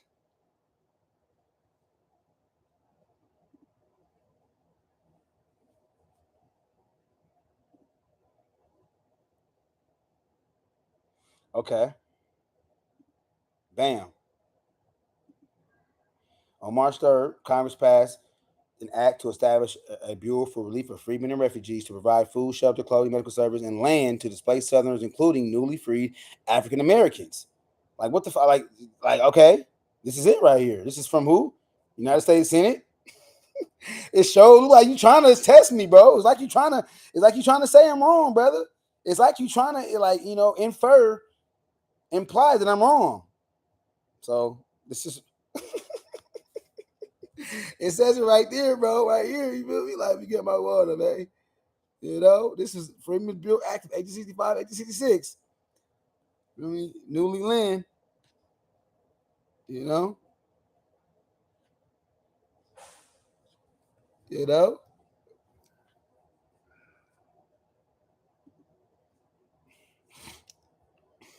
said get to the primary source.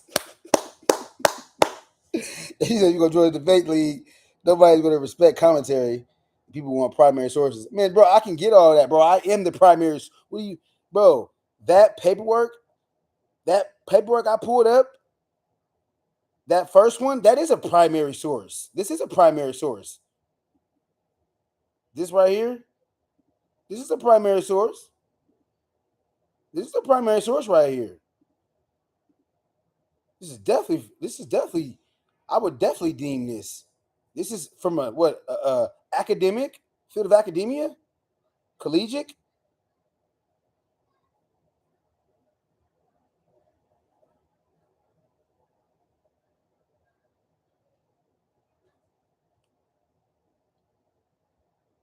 But you got it though, brother. Just getting me, trying to capitulate me, huh? Trying to tune me up, huh? Yeah, so that's what I mean by it. Yeah, this is what I mean though. This is literally means. So when I mean by this, inscribed into law, y'all. Not I didn't mean, but what he meant, because he got me on this journey. Him right here, William A. Darity put me on the journey of damn, why people keep saying that it wasn't, it wasn't inscribed into legislation. Why people keep saying that it wasn't a promise? And it's all, like it was a promise, like literally.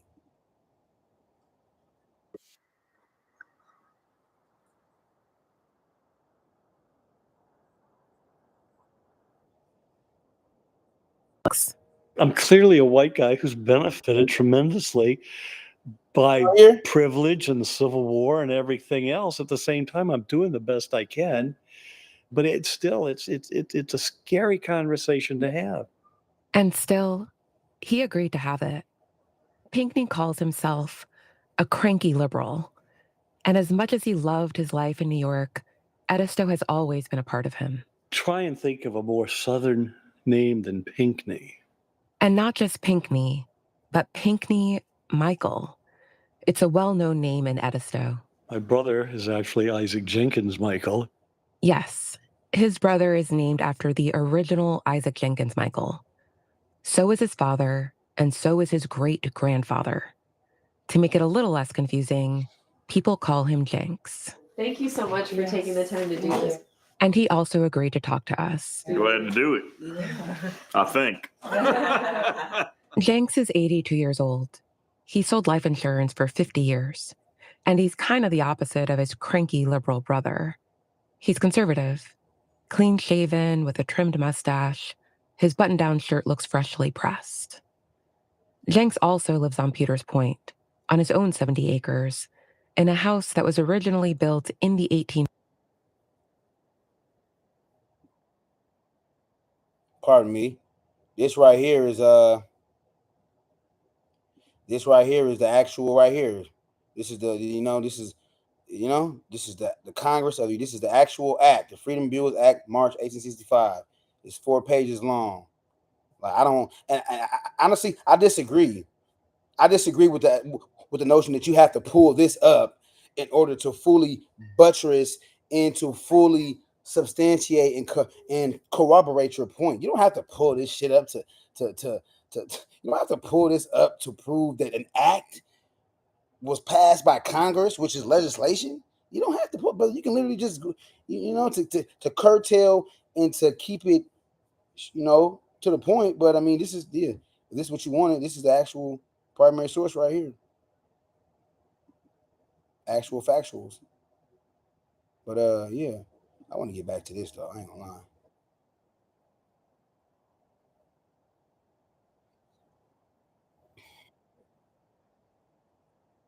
Please let me know if you hear it.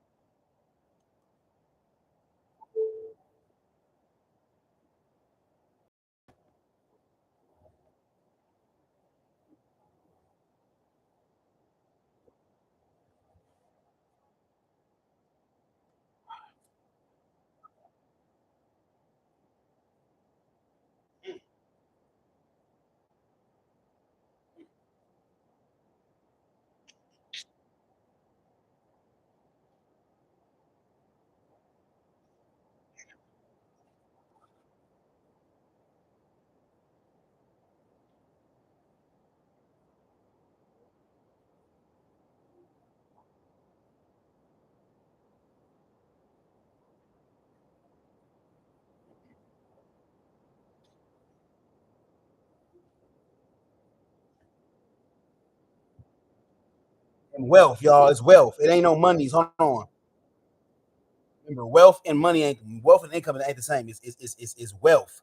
He was able to leave his family wealth, which is passed down through generation after generation. So it ain't no monies.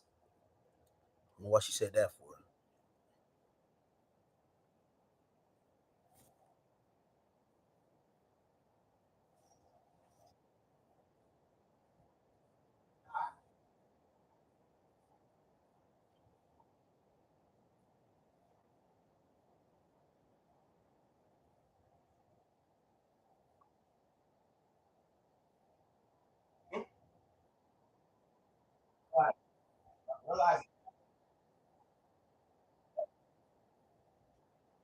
Realize it, right?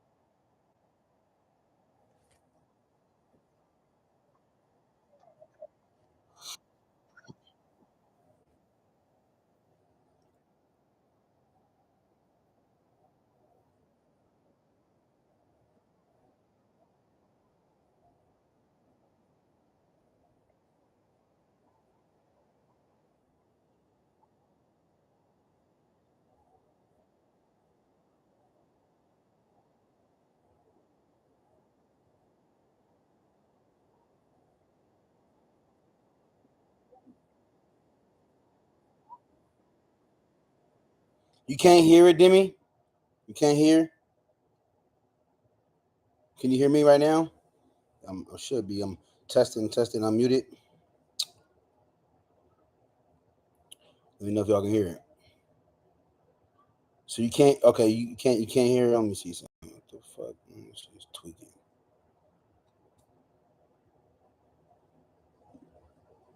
Can't hear all that. You can't hear. Who's 3 generations deep in military service.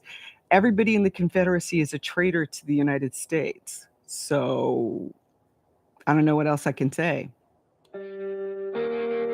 In 1865, agents with the Freedmen's Bureau basically said the same thing, arguing that Isaac has been, quote, aiding and encouraging the rebellion. And General Rufus Saxton, one of the leaders of the 40 Acres program, even wrote to his fellow generals saying, quote, I cannot break faith now by recommending the restoration of any of these lands. In my view, this order of General Sherman is as binding as a statute. But President Lincoln was assassinated just a month after 40 Acres went into effect. And while the military was prepared to push back on the former slaveholders, the nation's new president, Andrew Johnson, was not. All you had to do is sign an oath of allegiance, acknowledging that you were now going to be loyal to the United States and present to him personally, and you got your status back. Johnson rescinded Sherman's order just 6 months after it went into effect. Military generals leading the Freedmen's Bureau didn't want to see it go, but ultimately, Johnson forced their hand. By the time it was all over, the 40 Acres program would last about 18 months. In that time, around 40,000 freed people had settled on hundreds of thousands of acres across Georgia and South Carolina. Not all of them had land titles, but many believed it was only a matter of time. Instead, the land would be returned to former slaveholders. And Allison says it's hard to overstate just how devastating this was for freed people. My sense is that they understood this as a broken promise, and I would go out on a limb and say for some of those Black men in uniform who had just fought as part of the Union Army, that this was a betrayal. Records show that at least 9 formerly enslaved people were actually given 40-acre land titles on Peters Point. But Isaac Jenkins Michael got that land back before they had a chance to do anything with it. Pinckney and Jenks know their history well. They've shown us genealogies that go back to the early 18th century. They live on the same land where their ancestors lived, land where Jim Hutchinson and many others were once enslaved. We've seen the ditches these Black people dug with our own eyes, still here more than a century later. Not only that, but the brothers have broken bread with Jim's descendants. And because of this deeper connection to not just their own history, but Jim's, we couldn't help but wonder if the Michaels ever wrestled with the question of what's owed. Nadia starts with Jenks.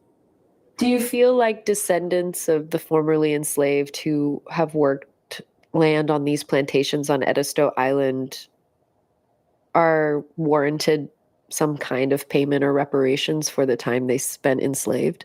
No, No. no. Why is that? Anybody in this country who wants to do better has the opportunity to do it. There are many, many, many Black folks around this country that have been very, very successful. Now, you explain to me why.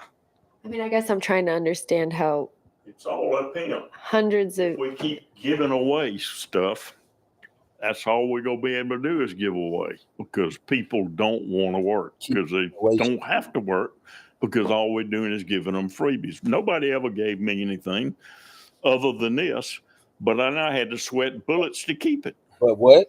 I respect that. I just, there's no denying that hard work has gone into your life, Pinckney's life, Carol's life, everyone's life. But I think even you just said I haven't been given anything, but I was given this. Exactly. But so given, yes. Is it not fair to at least acknowledge that there has been... That cracker try to say, Cracker tried to say, we can't keep giving everybody free stuff. Shoot, I wasn't giving nothing but this. See, Cracker's complaining. Some privilege in having hold of this land. Did they not have land?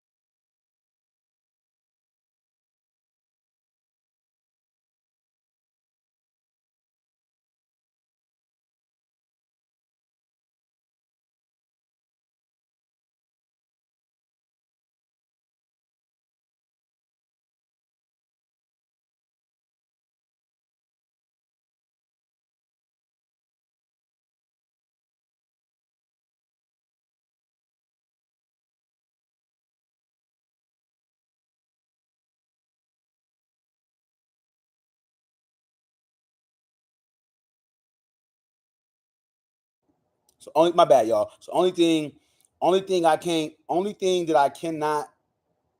My premise is this brother right here is when he conveyed via literature that 40 acres and a mule was in fact inscribed via federal legislation. I don't need the original source. I don't need to go back to the old ass grandfather documents to prove. No, I do not. I don't need to go to that because at the end of the day, you can literally Google was the what's that man? What's the damn act? What's the damn act, man? I don't want to botch the act. So the Buell Act of 1865. Was that or was that not a part of legislation? I don't gotta go to the guy. I don't need the ancient document to prove that this bill was decreed by legislation. I don't need to go. Like, make that make sense. Please make it make sense, y'all, because it don't make sense to me. If you can Google whether or not if the Act of 1865, which is very pertinent to land allotments for ex-slaves that was set up by the Freedmen's Bureau, was that the Freedmen's Bureau was created by the Congress. What the fuck is you talking about? Like, it doesn't make sense. Like, the Freedmen's Bureau was created by Congress. So, and like I said, the act alone, hold on, let me see.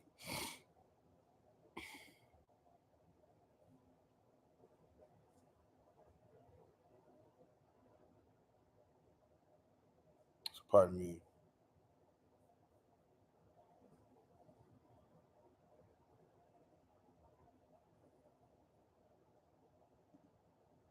The hell? Like, I don't need literally, I don't need that. This right here is all I need. I don't need to go to no goddamn original document. What are you talking about? I can go to this right here. This literally proves my point. Like, what are you talking about? Freedmen's Bureau Bill, an act to establish a bureau for the relief of freedmen and refugees. Like, what are you talking about? This is a bill. A bill has to be established by who? A body of freaking delegates of people that are in congressional. They have you know what I'm saying? Like, they have a congressional prowess, or they're practitioners of the congressional realm, They're in that. Like, what are you talking about? You don't have to go. You don't need the old ancient. I don't have to go get the Emancipation Proclamation. I don't need to read from that to know that the Emancipation Proclamation was composed by white men and written by white men and made law by white men. I don't need the actual proclamation, that document, to prove that it was enacted by them. You see what I'm saying? Like, I don't. What are you talking about? I don't need the actual document to prove that. She's just shaking my head with that. Yeah, I'm strong this job just to further prove the point. You know? So in 1863, Congress began debating the creation of a federal agency that would have authority to supervise schooling, oversee contractual relationships between former slaves and former owners, and determine whether free slaves were entitled to ownership of lands abandoned by or confiscated from rebel Confederates. The House passed this legislation in 1864. The Senate approved the bill in the final days of the 38th Congress. Similar actions had already been encouraged by private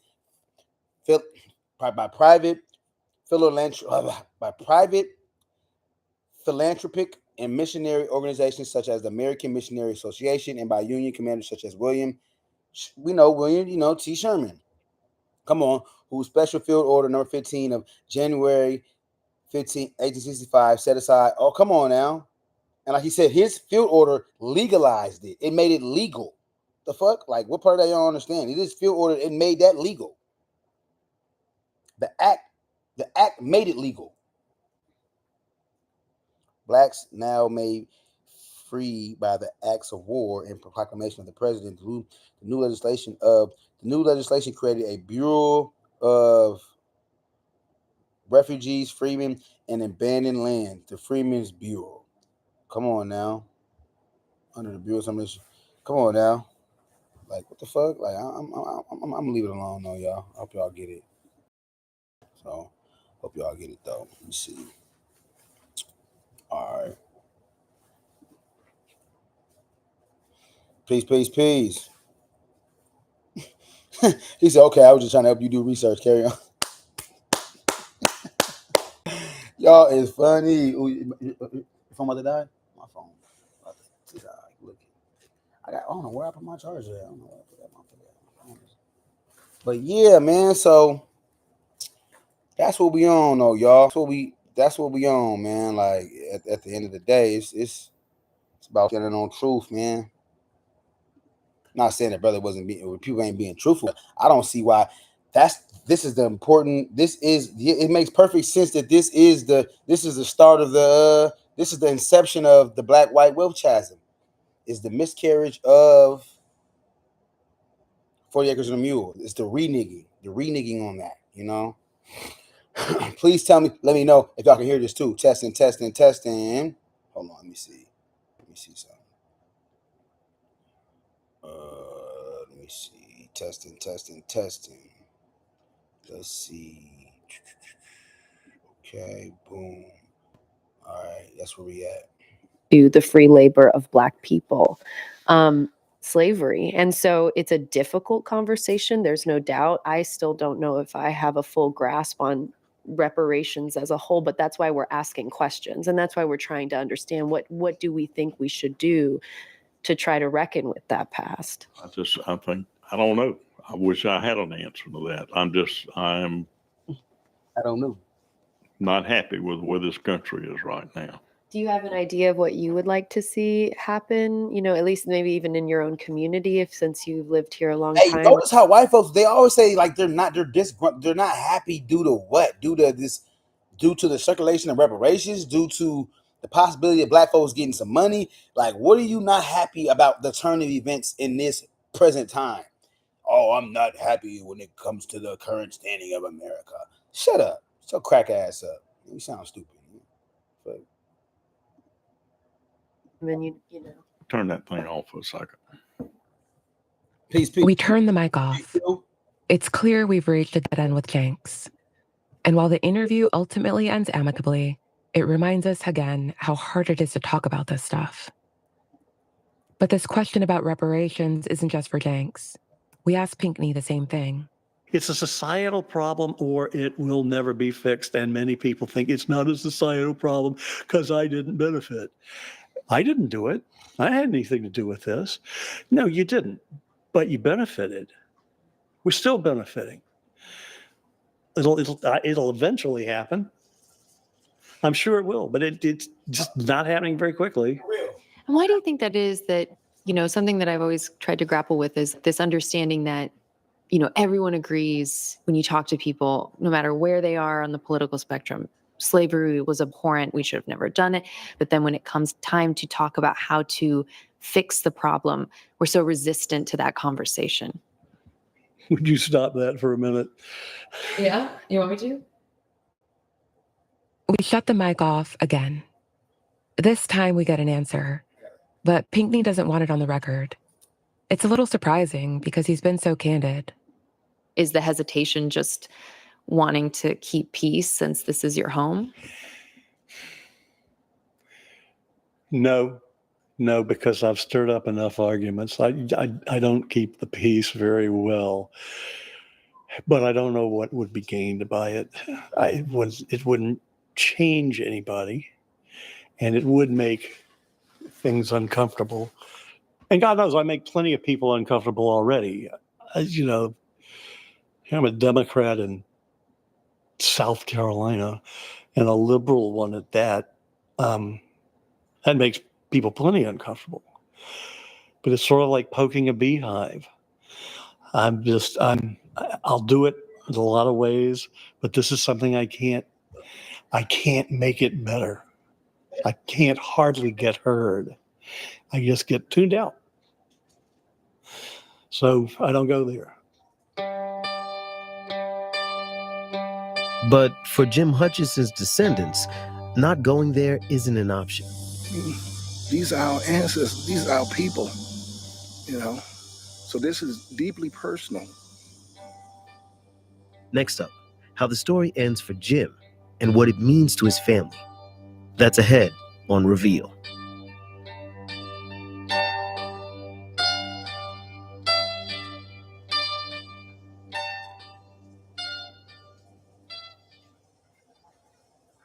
From the Center for Investigative Reporting and PRX, this is Reveal. I'm Al Letson. Greg Estevez is showing April and Nadia a small wooden chapel. Yes, this is the church. It's known as Trinity Church. Greg brought them here because this was the site of a crucial turning point for Jim Hutchison and so many others across the South. There was a general that came here to give the bad news. It was here that newly freed people would learn that the 40 Acres program had been revoked. Church was packed. As a matter of fact, there was many people that was looking through the windows because they couldn't even get in. Always pocket watch. And he came, and that's when he told them that the land grants that they had gotten,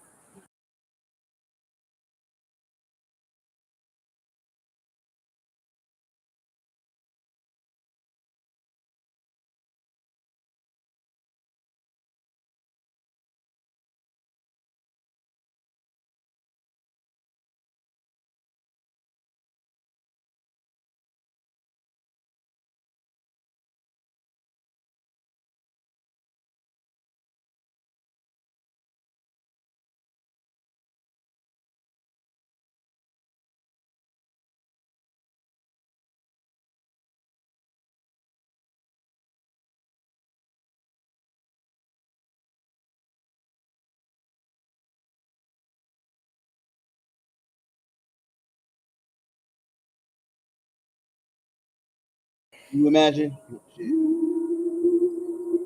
The woman's diary says freed people truly didn't understand at first. But as they started to understand, the room filled with, quote, murmurs of dissatisfaction. She remembers the general standing with two of the island's largest plantation owners, asking freed people to lay aside their bitter feelings and become reconciled with their old masters. She heard people in the crowd say, no, never, can't do it. Nobody knows the Come on now. Hey. And then the Black people started to sing. It was a spiritual that is very familiar to us today. I'm going to ask you to listen to this song within the context of history. This is 1865. The people in that church were enslaved just a few years earlier. And this is a song they and their ancestors before them would sing to help their spirits survive the brutality of slavery. And now they were turning to it again.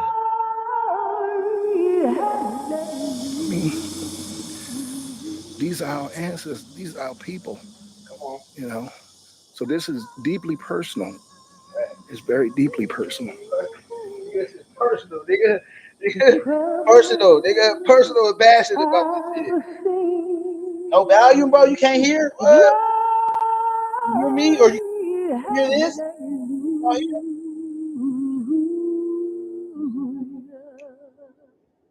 Many freed people had already put their crops in the ground. They built homes. They were establishing their own self-governing communities. They had felt true independence, only to have it taken back. Jim Hutchinson was one of them. He had felt freedom, however brief, and he wasn't going back. He would lose those 40 acres and get himself some more. Here's April and Nadia. We found a letter Jim wrote to the governor of South Carolina that says a lot about his tenacity. It was written on behalf of the Black community on Edisto, and it describes the, quote, embarrassed condition they find themselves in without land. But he knows there is a 900-acre plantation for sale, and he's asking that it be purchased for him and his people, who will then refund the money in due time. He urges the governor to make it happen so his community may, quote, know the right side of justice. The governor rejects him, but Jim doesn't give up. He keeps trying for 10 years until it finally works. By 1876, Jim and 20 other freedmen were able to get nearly 700 acres of land. They bought it together and divided it all up. Jim's piece was about 230 acres. And if you're trying to do the math, that's 4 times more than 40 and then some. Exactly. This was the start of the Hutchinsons' generational wealth. Some lots were sold off over the years. Others were never willed to anyone and are sitting in a sort of legal limbo known as heirs property. But it's not all gone. 6 acres of Jim's land are still in the family. All up in here is Hutchinson. Which brings us back to Aunt Patty, Jim's great-great-granddaughter. I know this is sacred land here because it's my ancestors, and I feel it. I feel safe here. I feel like I can do so much. I'm going to try to do as much as I can with this property before I'm not here anymore. Patty now lives with her 87-year-old brother, Henry, who's been sitting quietly listening to us talk about Jim. I don't know too much about him. What is it like to learn about him now? Some sad parts. How he got shot right there in his own house, his home. Jim was shot and killed in 1885 during a 4th of July picnic on his family's land. A big group of friends and relatives were gathered there when a white man named Fred Barth showed up. According to news reports, Jim and Barth had clashed in the past, so this wasn't a friendly visit. Jim told him to leave, and the conversation devolved into a fistfight. At his trial, Barth testified that he only drew his revolver to intimidate Jim, and it went off by mistake. But witness testimony says he fired almost immediately. Barth was found guilty of manslaughter by a nearly all-Black jury, but he appealed his conviction, got a new trial, and was ultimately acquitted by an all-white jury. I don't see how possible I could take a chance like that. There's a party going on. Hear that and shit? these people take a chance coming right in there in broad daylight. Man. I got a feeling he must be owed something. What do you think? I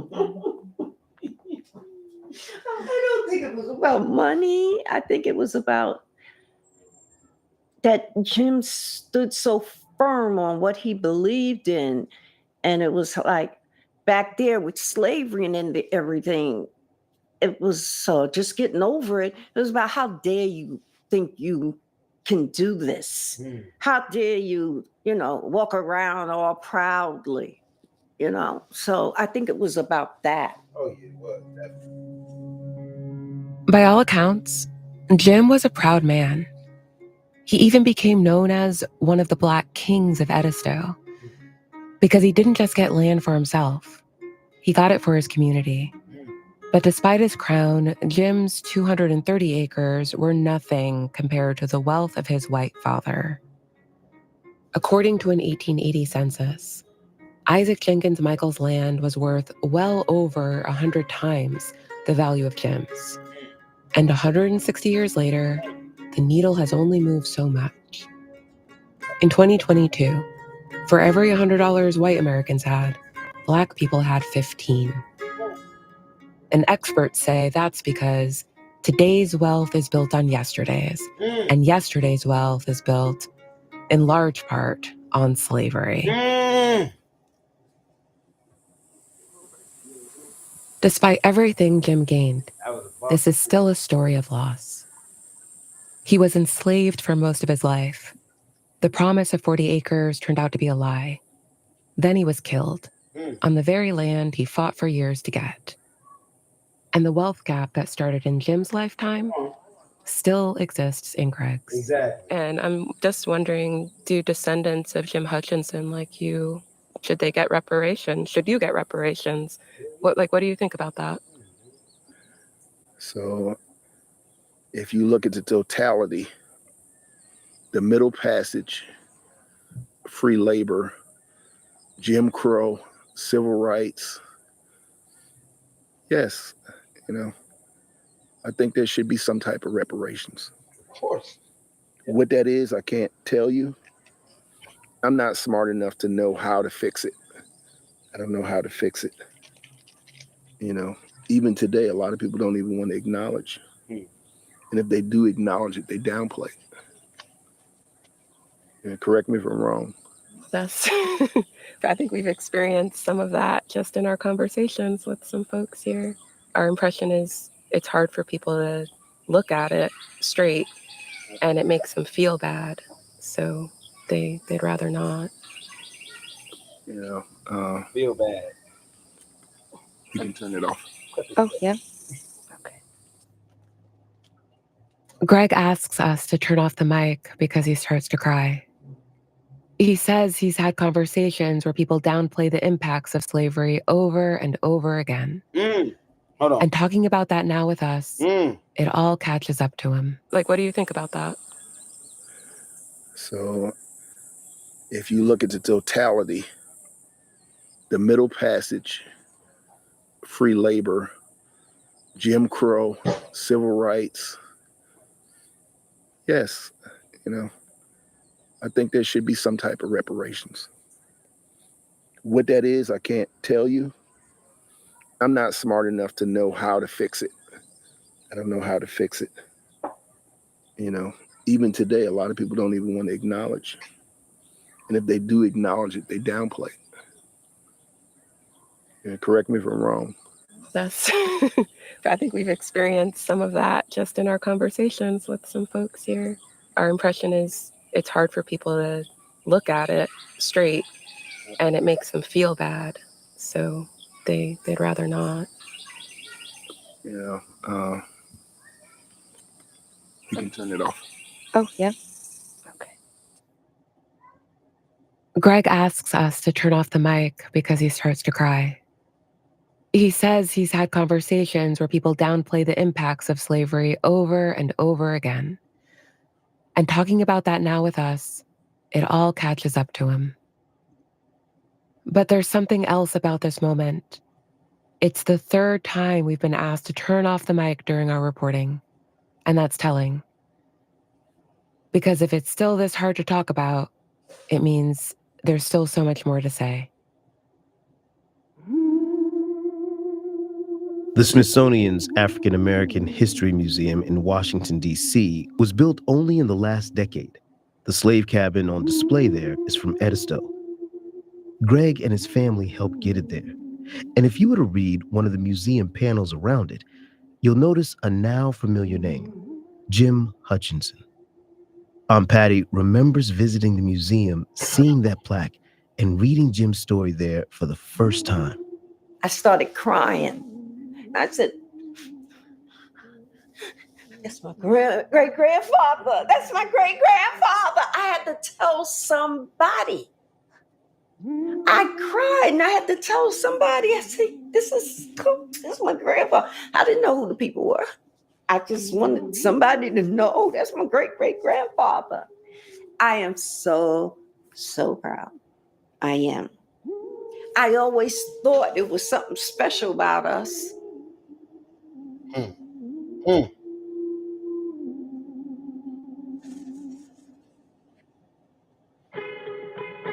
You've been listening to 40 Acres and a Lie, a new 3-part investigation from Reveal and the Center for Public Integrity. Next week, we go to a pristine gated community in Georgia surrounded by nature. Oh my gosh, I think a heron caught a fish. A place where wealthy retirees practice their golf swing. The pulse here is upbeat. Everyone is happy. But the land has a history. So here I'm showing you 2 different land titles of 2 freedmen who got 40 acres on the plantation that is where your house is located. This is breaking news, really. That's next time on 40 Acres and a Lie. In the meantime, to see the historical records for yourself, we've got links at revealnews.org/40acres. This story was reported by April Simpson with help from Nadia Hamdan. Nadia was our lead producer. Roy Hurst also produced today's episode. They had help from Stephen Rascon. Cynthia Rodriguez is the series editor. Thanks to our partners at the Center for Public Integrity, including Alexia Fernandez-Campbell, Pratik Rabala, Jennifer LaFleur, McNelly Torres, Ashley Clark, Vanessa Freeman, Peter Newbit-Smith, and Wesley Lowery. We also had help from genealogist Vicki McGill. For a full list of researchers and document transcribers, go to revealnews.org.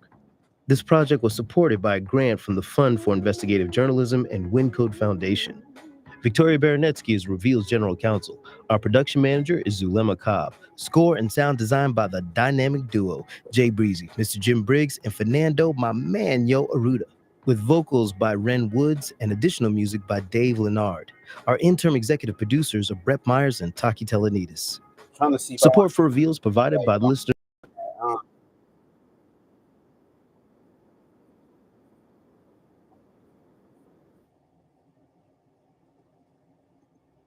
Trying to see if y'all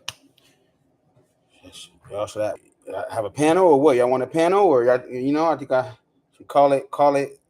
Definitely appreciate the energy. What y'all think? Y'all want to have a post panel? We ain't gonna have no crazy, nothing crazy. 8 hours, we ain't gonna have no crazy 18-hour panel, But starter. What y'all want to do? Y'all want to call it a night? What? I definitely appreciate the people, man, for real. Like I said, that 40 acres and the mule was getting on me.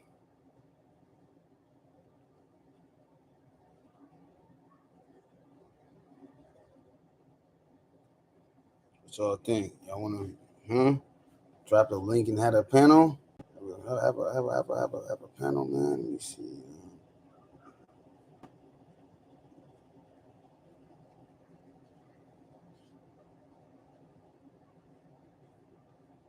Let me see.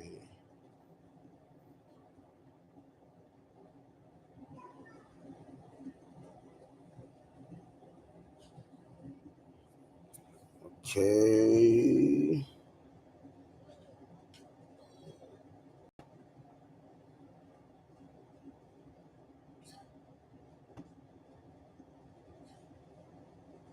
What y'all think?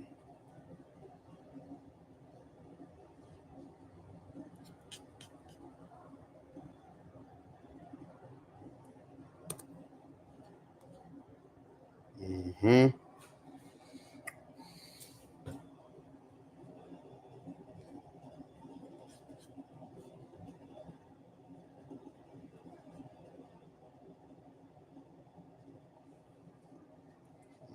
Mm-hmm.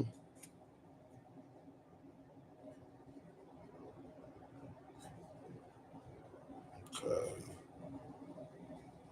Yeah. Like I said, we'll just drop the link. Hour or two. Yeah. No. Chop it up. Ain't nothing wrong with it. Chop it up.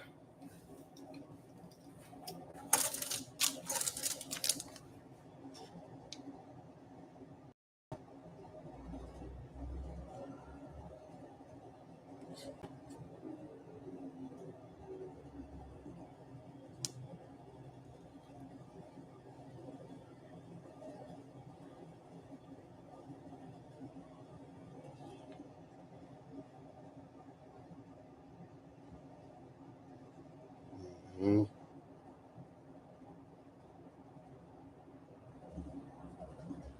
What's up, bro? Man. Back in, man. Yeah, man.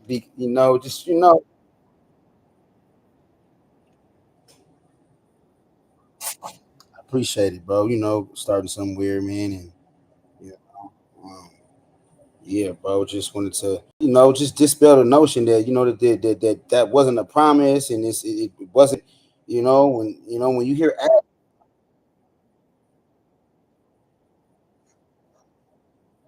huh?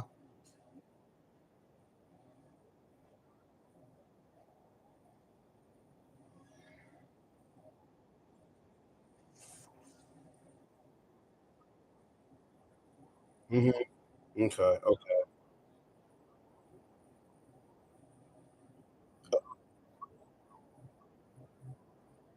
Uh,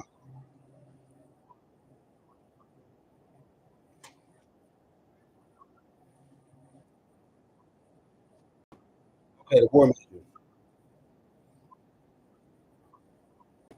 Okay, I see what you're saying. I see what you're saying. Yeah, yeah, yeah, yeah, yeah. Hold on.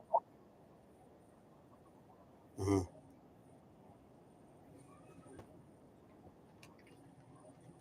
Okay, I see what you're saying. You saying that our enslaved ancestors that was basically under the Indians, right? The Americans that had them. Yeah, you're right. Their reparations was not tied to the Freedmen's Bureau and all that. The war, yeah, exactly. Uh huh.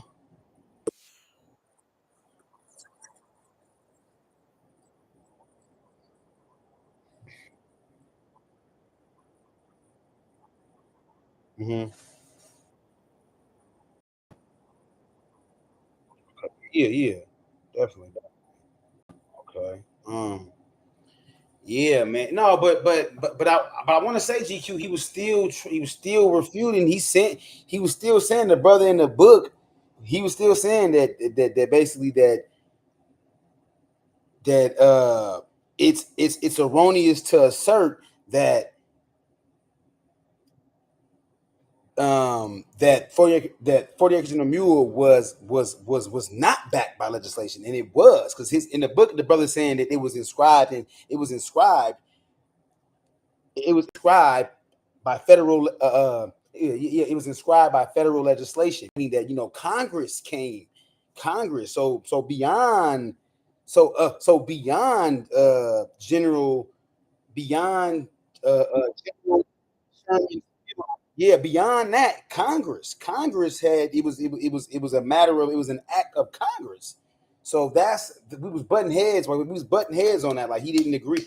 I didn't agree with the opposite, saying that the brother was inaccurate to say that legislation, or to say that 40 acres and a mule was not backed by legislation, and it was backed by legislation. So that's where we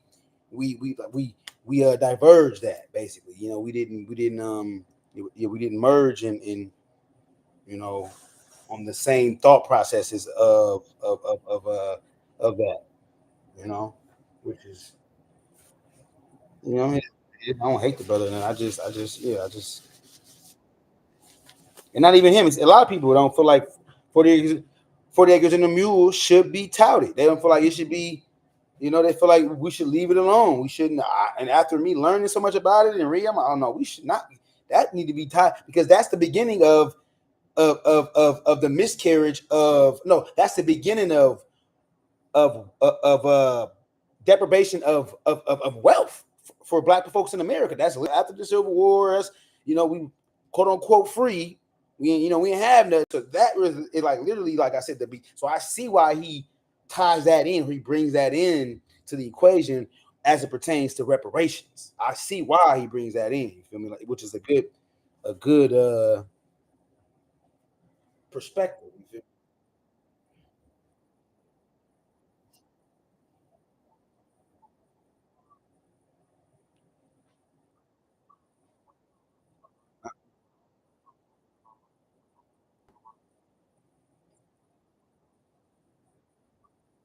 Oh, yeah. Oh, you saying because certain people like, because I don't want to only make this ain't about Taz. It's about just yeah. So yeah, as a war measure. People are saying, yeah, people are stuck on the war measure will mean that don't mean it forever. That don't mean no, but these people were under the impression that this land was given to them based off, remember, the Confiscation Act.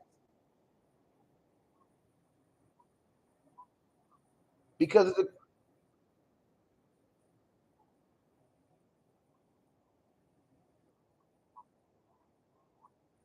exactly.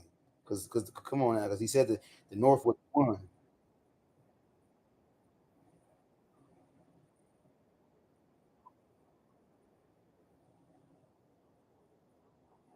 Mhm.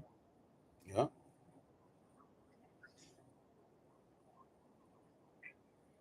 Mm.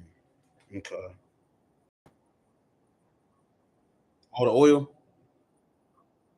She also had they had the court put up, what is it, like a overseer or a guardianship or shit. Yeah, they did that too. Yeah, they do, and I want to see that joint too. Yeah, exactly. Yeah, hero. Yeah, the white knight saving hero and shit. Hmm.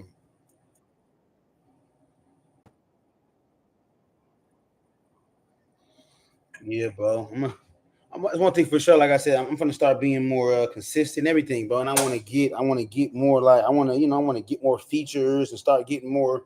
Because I ain't really, I ain't too, I ain't too in tune with all. You know how people be having their channels all just decked out the back. Everything is, they really invest into. It ain't just like Now, so you can have your phone, but as you start coming up in life, you gotta invest if you're serious about content creating. You gotta invest back into the content to have the exclusive sound and shit just look better, and just as far as the presentation exactly. Presentation gonna be more crisp and exactly, yeah, real, bro. That's exactly.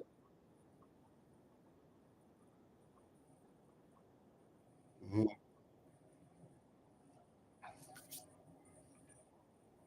Mhm.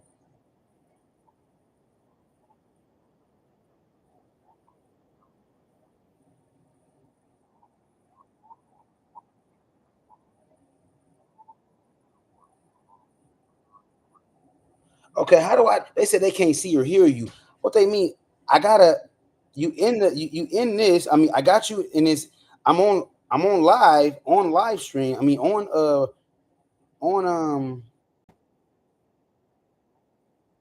yeah, like yeah, they can hear you. They can't hear me. What the? Oh, I'm trying to see something. Hold on. What they? My bad. Hold on. It's. Hold on. Let me see. They say. How do I? Oh, I'm supposed to. How do you? Let me see.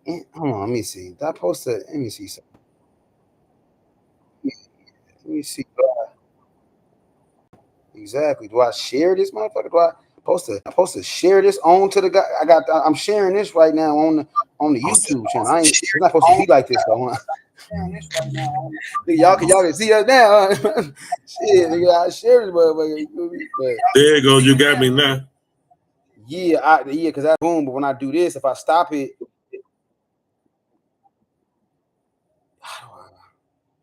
this is y'all gonna have to pardon me. I'm new to so yeah, cause so This is, and then it says live, like like I went live, and I can end this. If I end the stream, I ain't gonna end it because that would end this stream though. That's going to end. Oh, the whole, including the one on YouTube too.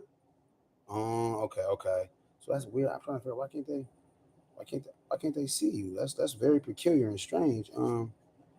They can't see. Connect. Let me see. I did it. Let me see.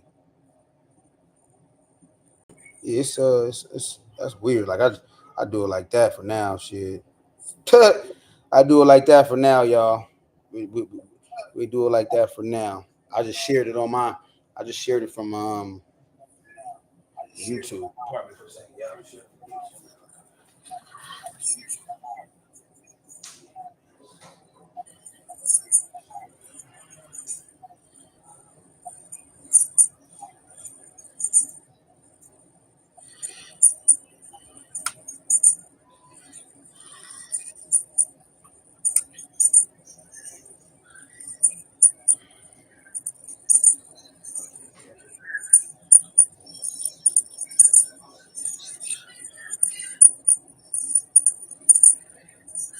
Might be over there with that demo scene. Yeah. You said the demo scene? Yeah.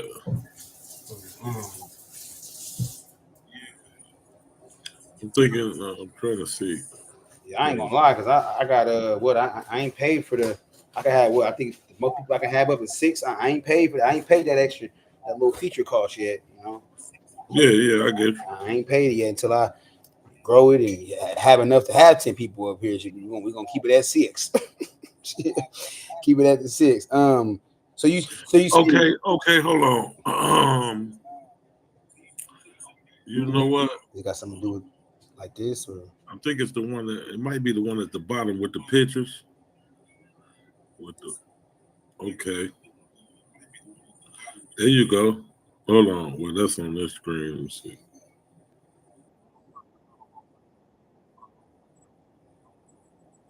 Exactly. Hold on. So it's so yeah, I'm let me see something real fast, bro. How do I end this? So if I end that and then I just ended that stream. So how do I let me see. How do I make it to where it's pardon me, y'all. I'm about to so if I go to my next question is how the hell do I connect? Can I connect this? Oh, so return the dashboard. My bad, GQ. Damn.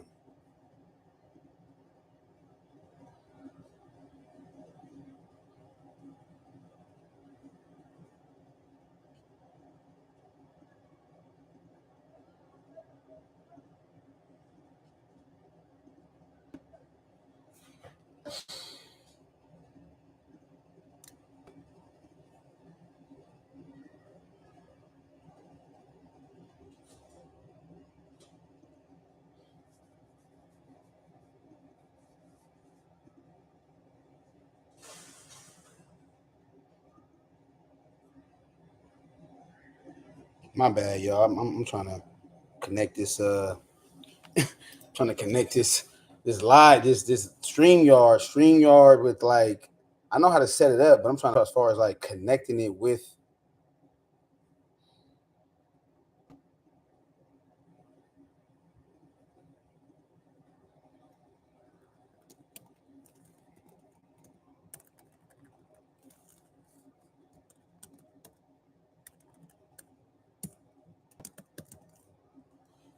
let me see something.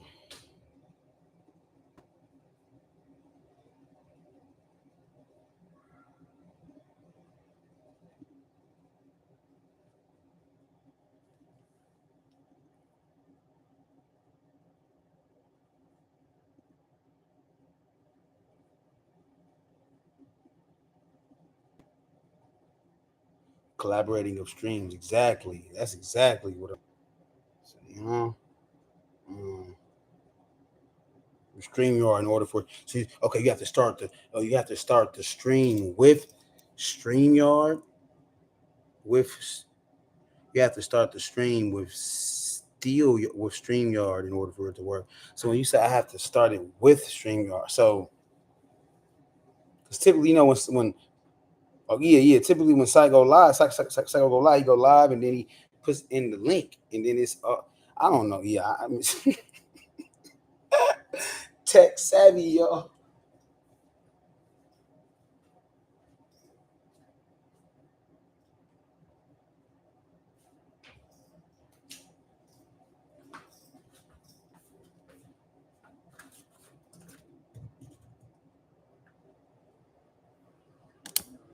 Battery about to die.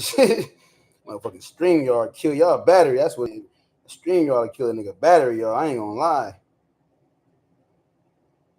That StreamYard ain't no boy. I looked up nigga battery about to looked up, didn't even realize batteries damn near on E. Hold on, no, let me see. Cause I actually want to. What's y'all take on this though? And fuck all this shit. I need to do a video. I think I did a video on this, but what's y'all take on this right here though? The cash benefits.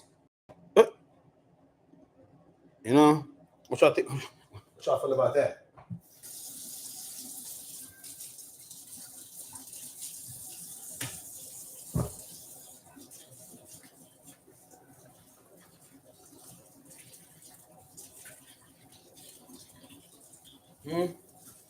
Now, granted, she said that the money's not coming from taxpayer coffers. You know, I don't give a fuck who it's coming from. Still, I don't give a damn who. I don't care about the source. It's still disrespectful, right? Would y'all agree? This is still disrespectful to Black Americans, FBA Americans, however you want to say, the people who descend from the very subjects that was classified as chattel, us, who toiled and tilled the land. So, yeah, that's quick, LA provide cash assistance to immigrants affected by raids. So, yeah, y'all, it's just more disrespect. I don't care. This ain't about a Democrat or a goddamn Republican. This is about just the ongoing, repeated, and constant disrespect of Native Black Americans, And I don't mean Native. When I say Native, don't think when I say Native, I don't mean goddamn Native American. I mean, Black Americans who can trace their, lineage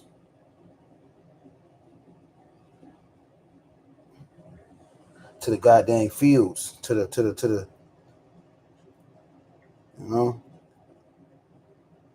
the only non-immigrant, involuntary immigrant.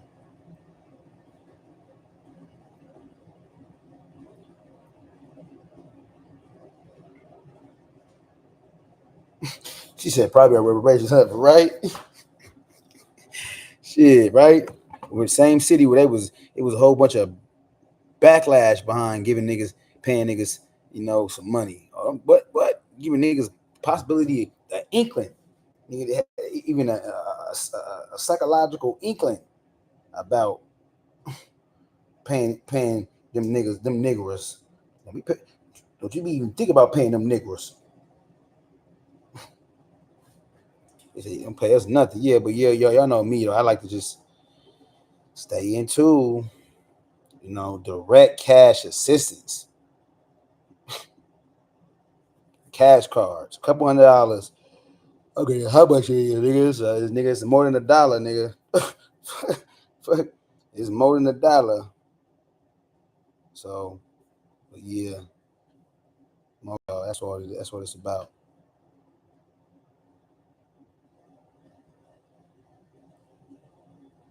What else? Let me see.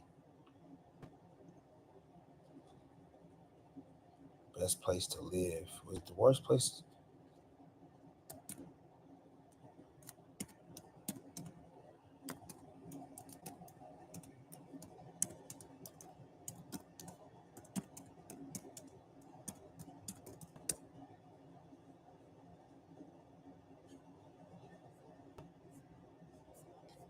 Real quick, y'all gotta.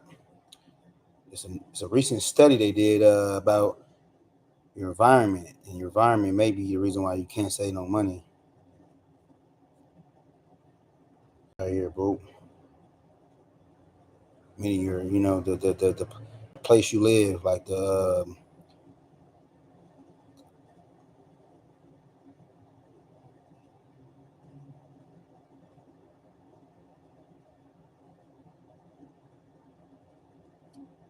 right here, y'all. America's worst states. So these are America's worst and best states for saving money. Best state for saving money, they say, is North Dakota. North Dakota scored North Dakota scored the top spot on our list as the best state for saving money. This state has one of the lowest costs of living combined with a strong median annual household. The state also has a significantly lower top marginal state income tax rate than some of the other states on our list. Finally, less than 40% of North Dakota renters and less than 23% of homeowners are housing cost burden, which is house poor. House poor is when all of your money goes into the majority of your money goes into your house. So, which means that you're house poor. So that's very interesting, as far as that concept of being house poor. Wyoming, the second best state for saving money, is Wyoming. The state's cost of living was on the lower end compared to some of the other states we evaluated. The median annual household income sits at $73,090 according to the latest data, and it was among the states with the lowest property taxes. Property tax rates. This state also had the lowest percentage of renters burdened by housing costs. Remember that whole house poor, y'all. This is pivotal. Income to debt ratio or debt to income ratio. This state also has the lowest percentage of renters burdened by housing costs. Iowa's on here. It's right by the city. We're here, Iowa. The third state on our list is Iowa. The median annual household income is a substantial $76,320. Residents also pay modest taxes with top marginal state income tax rate of 3.8% and a state sales tax of 6%. The state also had one of the lowest household debt to income ratios across all 50 states. Iowa, South Dakota. So these are all the best places to live, like as far as to save your money, to stack your bread. South Dakota came in fourth place with a median household income of $67,180. In the state of South Dakota, just 24.6% of homeowners experience a house cost burden, and the household debt to income ratio is 1.24, which is on the lower end. Another perk, South Dakota is one of the 9 states with no income tax, making it easier for residents to allocate more than their paychecks towards making it easier for residents to allocate more of their paychecks towards savings. Nebraska, remember, all these towns is white. Ain't shit to do in a lot of these towns. A lot of these towns is, of course, they predominantly white and ain't really a lot to do. Nebraska took the 5th spot on our list as the best states for saving money. The annual median household income is $78,360. Further, the sales tax rate in Nebraska sits at 5.5%, with an effective property tax rate of 1.43%. Nebraska was also one of the states with the lower percentage in housing cost burden renters and homeowners. So boom. So 5 worst states. Hawaii, y'all. Hawaii has the second highest individual income tax rate and the highest cost of living in the country. It also has the highest household debt to income ratio, despite the median household income being a whopping $91,000, y'all. They got the highest household debt to income ratio. So pardon me, y'all. Renters and homeowners in Hawaii face higher housing costs as well, with with over 56% of renters and 38% of homeowners burdened by housing costs. California, it may come as no surprise that the state known for high taxes and cost of living is the second worst state for saving money, with the highest top marginal income tax rate of all states, 13.3%, the highest sales tax rate, 7.25%, and the third highest score for cost of living. Savers may not have much income left over to put into their savings account. So that's what I mean by your environment could sometimes be killing your. It could be killing your pockets. You know, your environment could really be stifling your growth. So let me see. Pardon me, y'all. We ain't done yet. Massachusetts is the third worst state for saving money, according to data. It has the second highest median household income of all states, compared at $93,550. Still, nearly half of all renters, close to 36% of homeowners in Massachusetts are burdened by housing. So close to 36%. We can say 40. We can round it to 40 because that's over 35. So 40. We can say 40% of homeowners in Massachusetts are burdened by housing costs. House poor, y'all. House poor. Remember, house poor is when majority of your money goes to your house. It goes to the expenses, goes to upkeeping your house. The majority of your money. So a lot of people are house poor. Massachusetts also has had the second highest cost of living across all states. Florida came in fourth place among the worst states for saving money. The median household income is $65,307.30, and it's one of the handful of states with no state income taxes. Even so, the majority of Floridians are burdened by their rent. 56.8%, y'all. More than half of Floridians are burdened by their rent. Plus, this state has a higher cost of living compared to many other states we evaluate. Oregon, close to me. Washington's high as hell out here too, so it's not too far. Oregon took the 5th spot on our list of worst states saving money, despite an impressive median household income of $86,000. More than half of all renters, 35% of homeowners in Oregon, are housing cost burden. That's a big part, y'all. Being housing cost burden, that will strip away your funds, man. For real. That will strip away the funds, y'all. But let's see. Okay. One upside is that Oregon is a handful of states with no state sales tax. However, Oregon still has one of the highest top marginal state individual income tax rates in the nation, 9.9%. 9.90%, but y'all get it. The zero is just a placeholder. So yeah, 9.9%. Boom. How to maximize your savings, even if you don't live in one of the best states of savers. For savers, there are still ways you can maximize your savings. Here are a few tried and true saving strategies that work, regardless of your zip code. Choose the right type of savings account. Where you keep your savings is just as important as the amount you're contributing. The national average interest rate for a savings account is only 0.38%, according to the FDIC. However, there are saving options out there that can help your savings grow faster. That's high yield. Exactly. High yield. I was just going to say high yield savings account. For instance, putting your money in a high yield savings account or certificate of deposit CD can help you earn as much as 4% APY, annual percentage yearly. Annual percentage yield, pardon me, not yearly. Annual percentage yield or more on your savings. This can help you earn a significant amount of interest over time and hit your saving goals faster. Lower your tax bill. There are several tax credits and deductions that you may qualify for that can lower your tax liability in April. For example, making extra contributions to an IRA and or health savings account can help lower your taxable income. There are also write-offs related to caring for working from home, medical expenses, student loan payments, and more. Write-offs, okay. However, unless you're a tax expert, you may not know about all the deductions and credits available to you.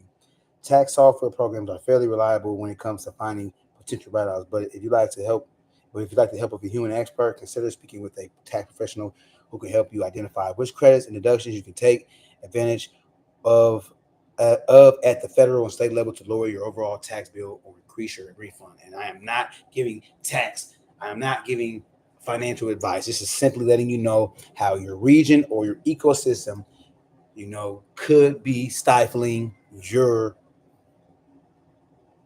potential to save. Simple as that.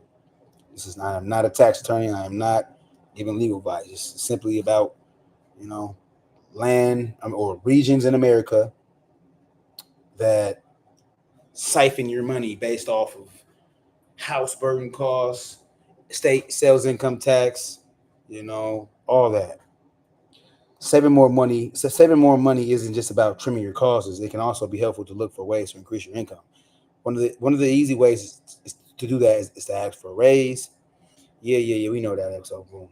Downsize your home. Housing costs can place a major financial strain on the American household, especially for those in higher cost of living areas. Whether you're a renter or homeowner, downsizing to a more modest home can help trim your monthly rent or mortgage payment, as well as reduce the amount you spend on utilities and maintenance. If it makes sense for your situation, relocating to a new neighborhood or even a new state with a lower cost of living or tax rate can also help you save significantly. Make saving a part of your budget. Contributing to your savings should be considered. Saving remains a priority, and that your savings account grows consistently over time. You may also consider setting up automatic contributions from your checking account to your savings account, so you don't even have to think about it. Come on now. So, yeah, y'all. What y'all think about that, though? What y'all think about that good old? Where is it coming from? You said, hold on, wait. Yeah, next time you go live, see if you can start it with the stream, y'all. Oh, next time I go live. Oh, so you're saying next time I go live. So you're saying next time I go live on StreamYard. And then I see what you mean. I see what you mean. Next time I go live on StreamYard. And then you're right, because when I went live on StreamYard, it was live on my YouTube. It was via live. You're right. Actually, GQ, you're right. So I need to go live don't go live on YouTube. Go live go live via StreamYard, which is going to automatically default to going through, or when it go live, you're right. Because when I click live, matter of fact, you're right. Hold on. You're right. Let me see something. You're right. Because when I go live on StreamYard, like right here, when I go live on StreamYard, boom.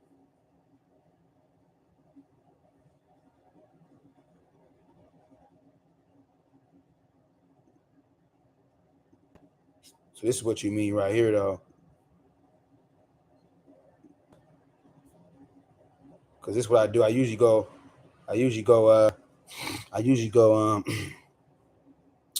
boom, you see? So you mean like go live. So you're right. So next time I go live, I'm going to go live through the actual StreamYard because it's going to automatically, when I go live, it's going to go live through YouTube. So you're right, brother. You're right about that. It's cool, though. It's cool. Like I said, I definitely appreciate, people pulling up, man, and supporting, giving me the energy, because that's really what it's about, the time of the day, man. You feel me? It's, for real. It's about supporting the people, man. And it ain't not always about financial support, y'all. For real, it's really not. You feel me? Like, it's not always about hit the Cash App, donate, hit the Cash App, donate. Niggas get to leave it. I know. I thought I said donate, y'all. I'm just saying I'm not making fun of people. I ain't shooting shots. If you ain't building nothing, if you ain't building no institution or nothing that endows you with that right, then you don't know that hitting people gonna bless, man. Just put the work in, man. When you do things, you feel me, and don't expect, or you don't harp on hit the Cash App, hit the Cash App, hit the Cash App. Like fuck all that, man. Like people are gonna, So, and that's not I don't do this to get money, y'all. Like I don't do this all. Shit, about to give me a check. Like I do it because I genuinely like teaching and hey man, hey man, did you hear about the black folks down there? I love just anybody who I'm running to black, I like to just edify the people, you feel me? So and yeah, so I'm saying all that to say that if you ain't building no institution, i.e. like Ziax, you ain't out here actually building nothing, not faking and capping, don't be asking about hitting no Cash App, man. I mean, don't be asking people, we gotta, it's this day and age, we got so many scammers and you know, and all that, hit the can and do that bullshit, man. You know, shit. Y'all blessing me by being here, you know, liking and subscribing and all that, man. For real. Letting YouTube know, hey, we got a new stomp down. We know we got a new what GQ branded me with the moniker of minister of information. You know, we got a new minister of information out here, man, that's you know, eager and passionate about this information. You know, love to get it out. You feel me? So yeah, so like I said, y'all never hear me, you know, y'all will never hear me act, hey, I need y'all to donate. It's just, you know, if people choose to do that, then they do that. But I will never ask for no shit like that. It's just is what it is. I ain't gonna have listings and, you know, I'm not saying people, because I'm all about supporting people. Support people. I'm a big proponent of supporting your own, you know, black owned products, you know. I'm all about that. Shout out to Jabba Julian Brown, Jabba Roma, you know, Black Made deodorant, you know. Less than 10 ingredients on it, you know. A lot of store-bought brands we having, you know, a laundry list of ingredients. So yeah, man, I'm all about supporting the people, but I like to. We're also we're in a scammy, you know, charlatan, but I said charlatan to make it rhyme with scammy, you know, and it's just hard to decipher people's, you know, intentions and what they, you know, everybody in it for a quick buck. You feel me? You know, so, but yeah, something I truly enjoy doing. And yeah, so basically your energy is will suffice as such a payment. But just know, y'all, that like button is free, y'all. The like button is free. You feel me? Sharing is free. All that, it's all free. All it takes is a simple, you know, a simple click. You know, appreciate that. Trying to see if it's something else I wanted to show. Let me stop saying bore, y'all. I keep having this bore. You boring the people. I gotta come up. I gotta rise up out that mindset. Try to see if there's something else I wanted to familiarize the people with.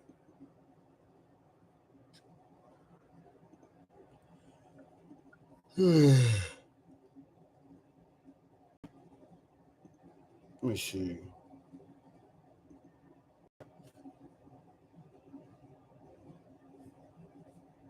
I think this right here is crazy right here, though. This is another reason why they need to be paying reparations, man. Let me see. Check this out, y'all.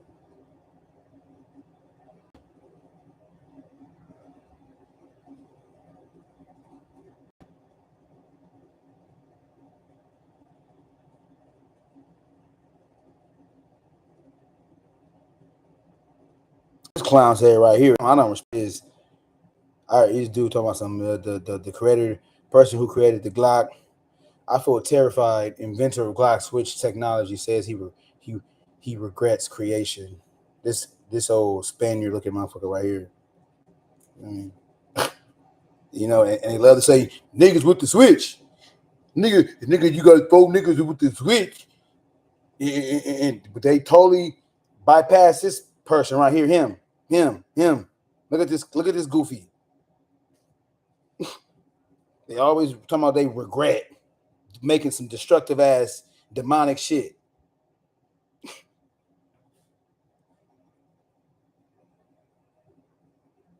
Thank you, Demi. I appreciate that. For real. That's 100. I value you too. Yeah. For real.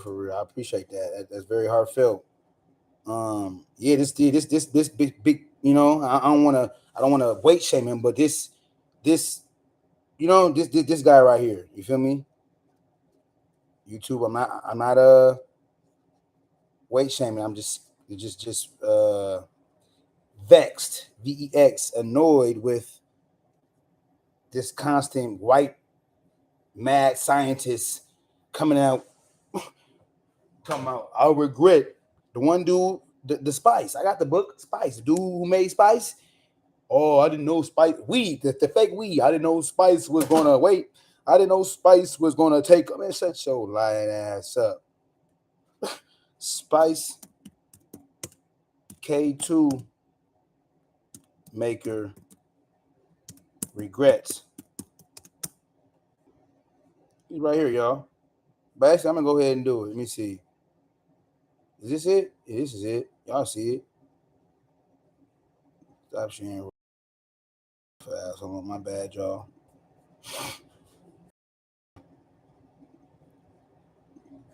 There's another white man. The chemist, the white man who created Spice, K2, who first synthesized many of the compounds later found in K2 and Spice, has expressed regret that his research was misused for recreational drugs. Huffman's original intent was to create compounds for legitimate medical research, not for illegal drug labs to mass produce legal highs. Shut up. Shut your ass up, nigga. Shut your ass up, cracker. So,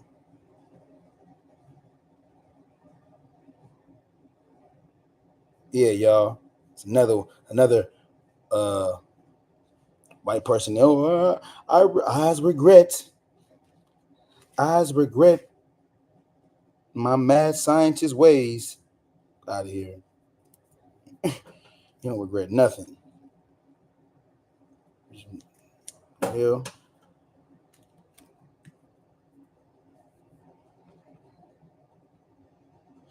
Yeah, I'm gonna have to. Any ideas as far as like any ideas for y'all? Want me just keep coming? You know, keep coming how I'm coming. Matter of fact, I might have to play that video. Pause, because we're gonna real quick. What'd he say? Hold on, y'all. He said,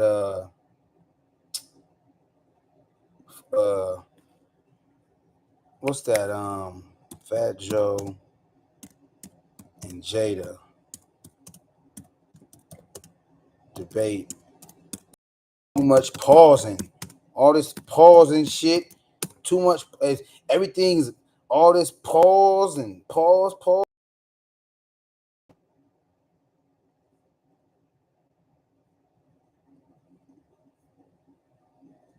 Shout out to you, man. And Nikki, listen, but what I'm trying to let me know if y'all can hear that. Fair use. YouTube, educational purposes. Fair use. Just educating and edifying the people as it pertains to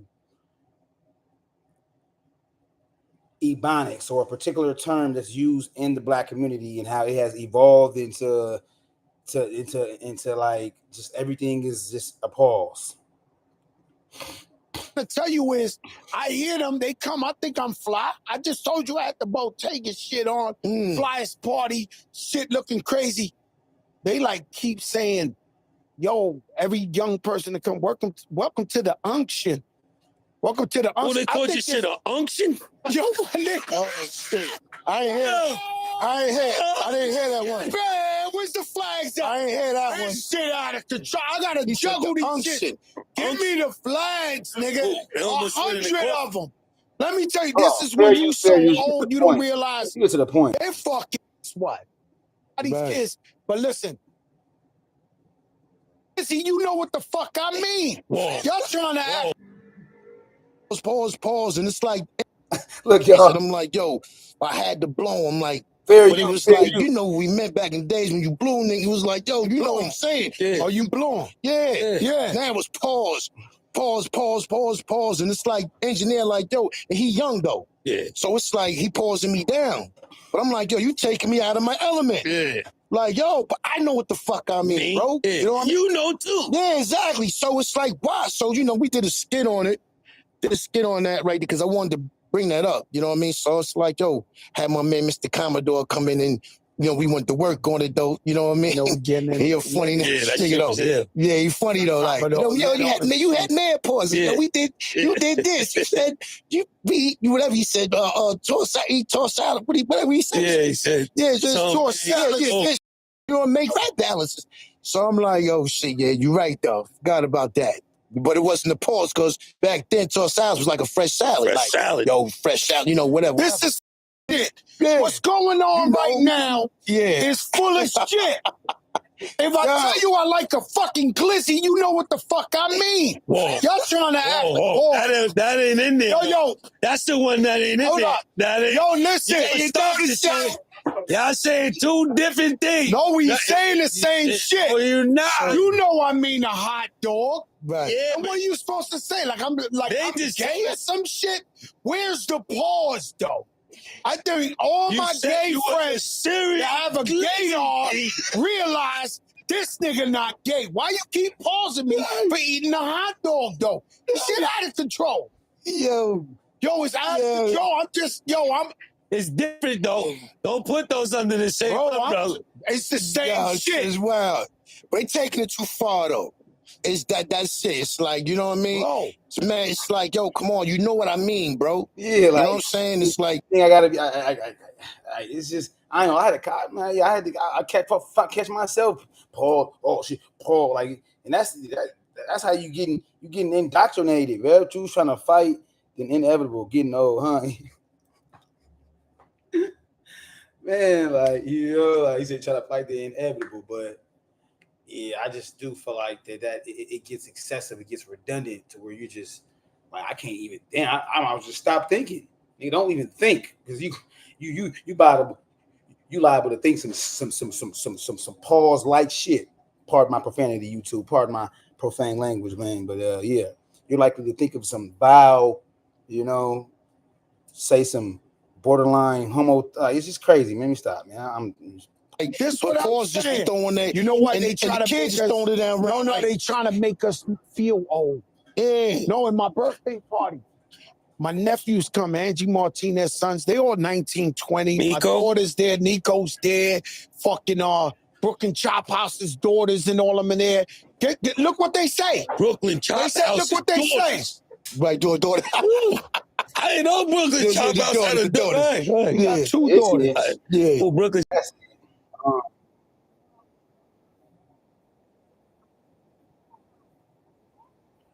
I'm trying to see. I had something else I wanted to show y'all too. Yeah, y'all just so we wasn't saying jive turkey when we was young. I was you jive turkey. Give me some skin. That's a good point. You jive wasn't saying jive turkey. I understand pause. I understand the insertion of pause on certain things, like but when it gets to exact, damn, it's like, oh, I can't say I want my salad to be tossed, But even though I don't even, it's just I think what is that when you become so, because it implied when you say pause, it's like a person that said some shit that was like borderline, we know what they're saying. When you pause and the person is like, damn, hold on, like, because women don't say pause like that. Am I mistaken? I don't hear women be saying women don't say pause. It's men. Men are more prone. Men are like the common depictors of pause. Do you hear females say pause? He said, "Oh, got a 16-year-old son.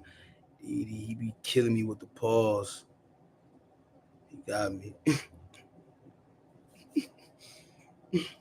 Pause that shit, homie. That shit is a pause-worthy moment. So yeah, next time I'm gonna go live through. Go live through the actual StreamYard. It makes sense because when I went live through the StreamYard, I had two individual lives going. I had this live plus the live that StreamYard was doing. It's cool though. I'm gonna get it right. I can't say shit at Demi. Everything pause.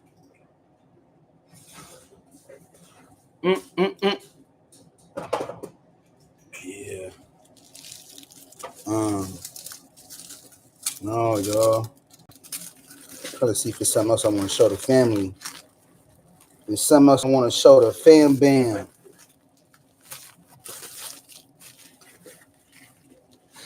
Appreciate the family. I'm trying to see if it's. I think. Oh, y'all. Let me see. Matter of fact, let me see.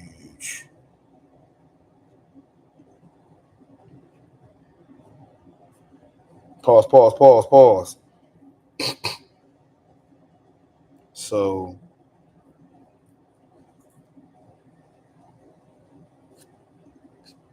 let me see.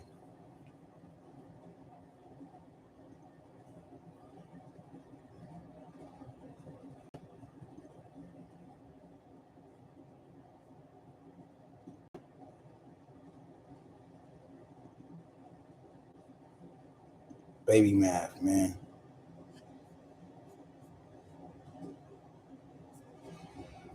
Training center. So this right here, y'all. Can I open this? Can I show y'all this?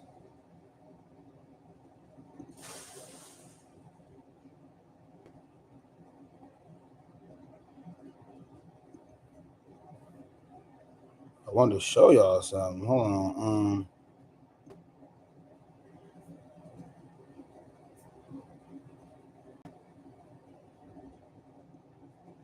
So this is the pre-apprenticeship program. This is the Zoom. I attended the Zoom meeting this past Wednesday for everything. So yeah, this is like a pre-apprenticeship. They funnel you into the trades. So they it's a 3-week or it's a 12-week course, 12-week, 3 days a week, from 6 to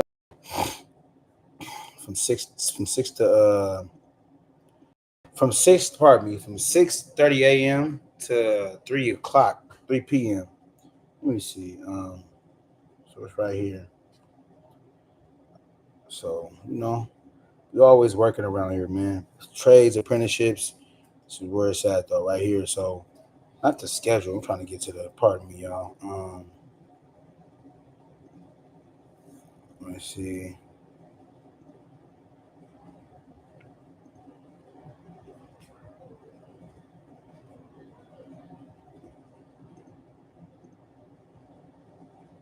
See, this program is typically for 3 days a week for 12 weeks, 6 a.m. and 3 p.m. Students will earn the following certificates: OSHA 10, which is important, safety, flagging, forklift, and rise up. So during these 12 weeks, students will learn all apprenticeship trades to gain knowledge about the scope of work, wages, and benefits, visiting working job sites to interact with professionals, learn trades, applied math, focus on physical fitness and nutrition, have professional development opportunities, including mock interviews, peer and professional mentoring, resume building, have access to support services if financially eligible. Eligibility requirements: GED, which I got, 18 years old, driver's license, got reliable transportation, stable living arrangements, and ability to pass a drug test. That is the most. I would just keep 100. That would be my only obstacle, But when there's a will, there's a way. You feel me? There's a will, there's a way. There's always a way, And I don't mean necessarily a way around it. I mean, like, you want it bad enough, you don't get it. So, but yeah, y'all, this is to show y'all the trades, the apprenticeship. That I recently just I had to attend the Zoom first, and then after I attend the Zoom, I had to fill out the application, and then I do the tryout. I do the tryouts next month, so I gotta go do the physical fitness test, do all that, and I got put on the list because she said it's full. They full right now. They full. So the apprenticeship is full currently. The pre-apprenticeship is full. So like I said, the primary goal is to get you into apprenticeship, which they do. They have like a placement rate. It's like 80% or something like this. They got a high placement rate. And speaking of that, y'all, I was. Let me see. Start that one. Let me see.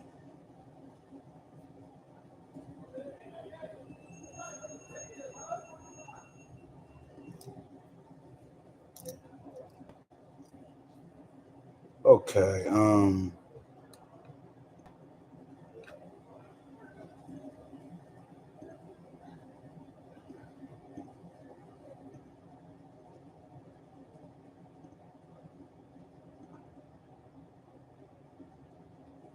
So, my bad. They're probably like, what this Negro doing? Is he glitching? You have a glitch? Is he having a glitch right now? No, I ain't glitching, y'all. I'm just about 3 hours and some change, winding down. Just trying to see if any more mental entrees. You know, any more mental entrees I want to provide to the people. You know, any more mental entrees. Told you about that. Yeah, I put a video about that. Trump, yeah, 600,000 Chinese students allowed him just to come over this motherfucker. But this motherfucker talk about China and we got tariffs. Trump don't know what the hell he want to do. This man he pivots. You know, he's a vacillator. You know, listen, we're gonna learn a new rage. We're gonna learn a new word today, y'all. This is what Trump is. He's a goddamn vacillator. Somebody who doesn't have a basis for anything. He's just everywhere. A person who is indecisive, hesitant, often acting like a waver, or someone who shows a great deal of fear or timid. We ain't saying that. We saying that he's they frequently have an idealistically romantic view of relationships and desperately seek emotional connection, but they can also be deeply sensitive to rejection in relationships. Vacilators often exhibit a push and pull dynamic, alternating between idolizing their partner and feeling intensely angry, resentful, or disappointed. That's deep. Vacillator, to vacillate, basically, you know. Vacillate, like I said, to, you know, alternate or waver between different opinions or actions. Trump, you know, 1 minute China is this and China is that, and China is this, and China's bad, but I'm allowed. But on the flip side of that, watch this. This nigga motherfucker crazy. Trump lets, you already know I did a video on it, but Trump lets 600,000 AP, great source right here. Trump says 600,000 Chinese students could come to the U.S. draws mega backlash.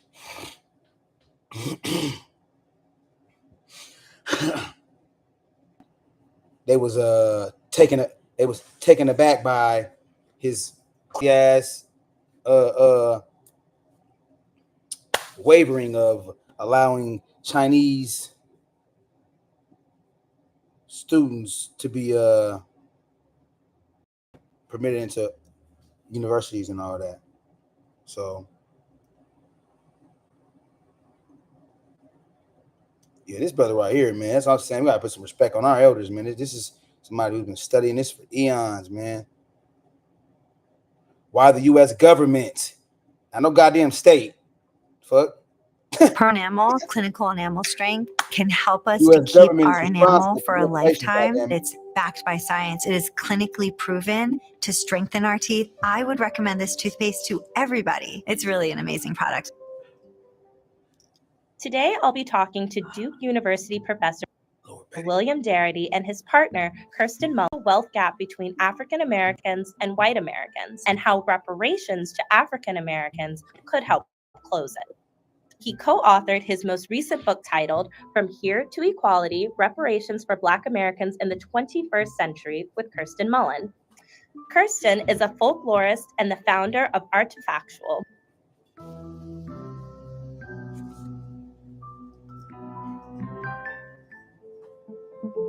Who should be financially responsible for paying reparations to Black Americans?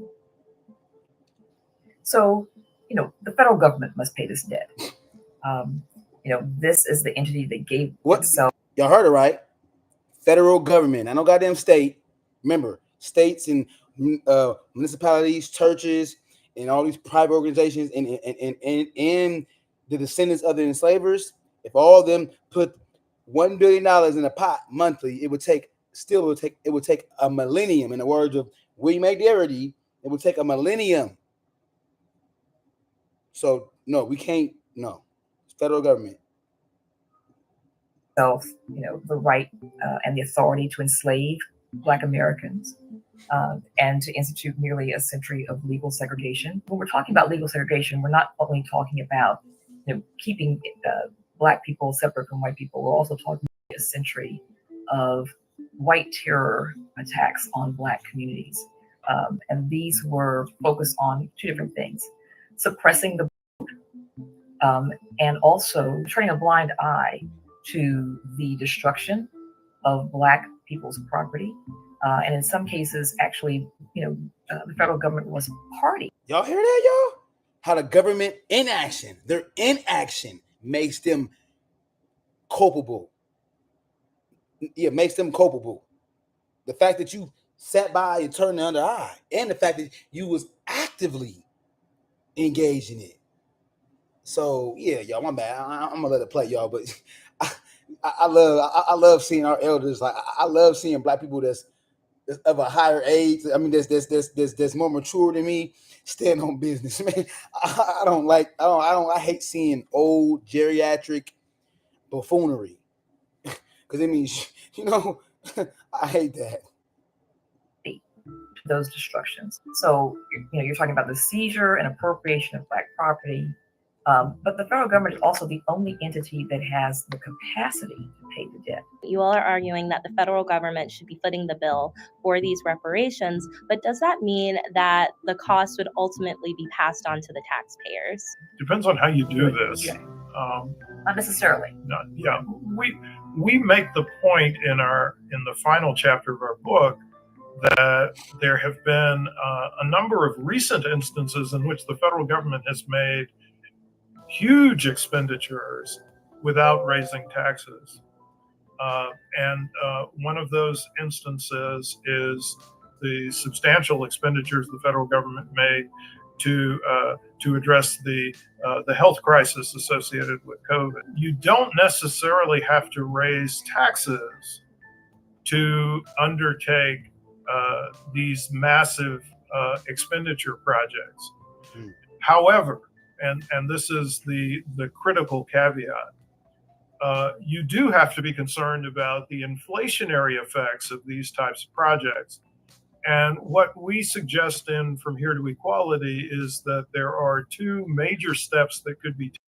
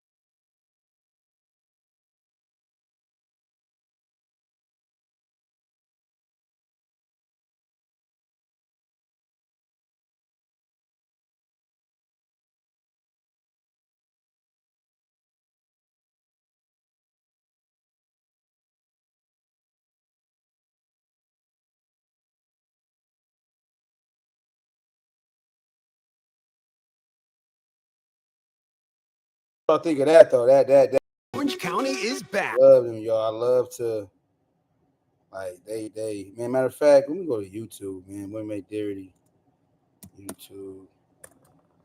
This brother right here, he's a stomp down, man.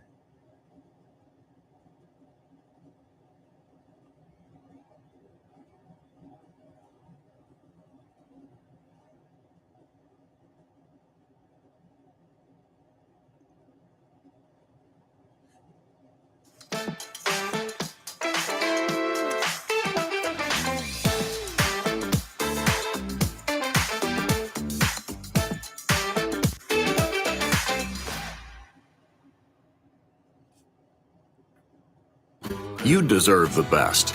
At Harbor Freight, you can afford it. performance, durability. 250 years of slavery, decades of Jim Crow, housing discrimination, and other forms of systemic racism. All of that has led to this: a sharp wealth gap between black and white households in the United States. An average gap of $850,000 that some experts believe Fair use, fair use, fair use. We know educated people, fair use, fair use, fair use, fair use. can be solved by something long overdue: reparations to the descendants of enslaved black people. But how do we even determine who's eligible for reparations? And can the struggle for reparations in other parts of the world teach us anything about what needs to be?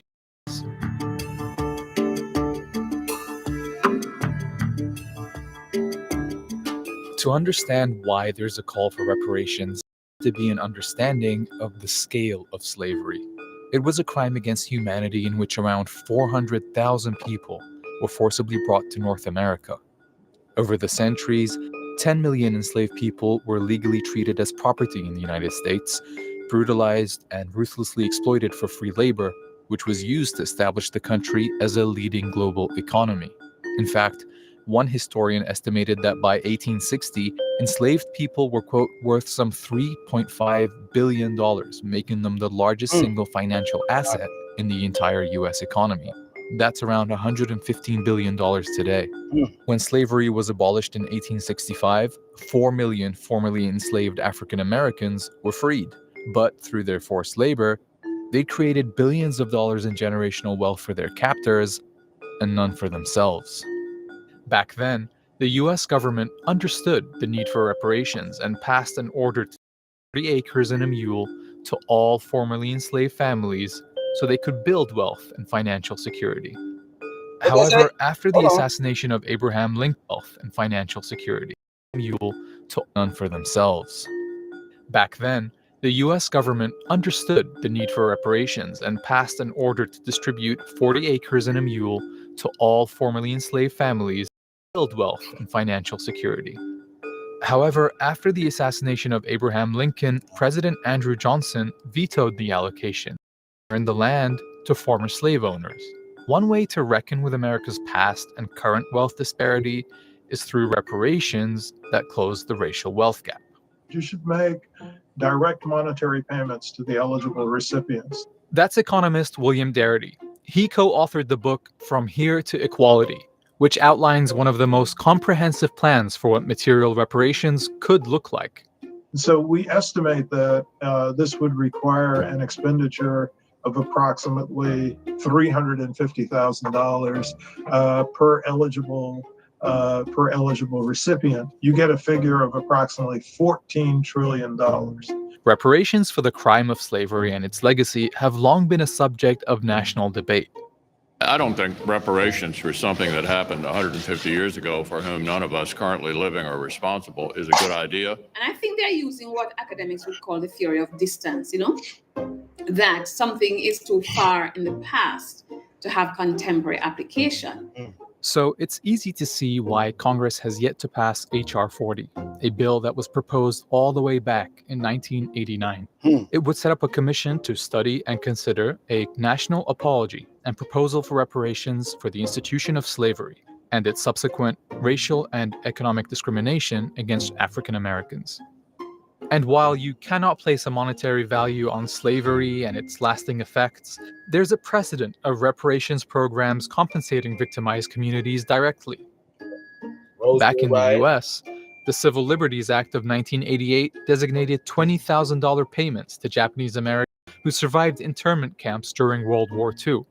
The U.S. government has also made payments in instances where it was not the culpable party. Payments made during the course of the 9/11 attacks, as well as payments that are being made to individuals who were held hostage in Iran at the end of the Carter presidency.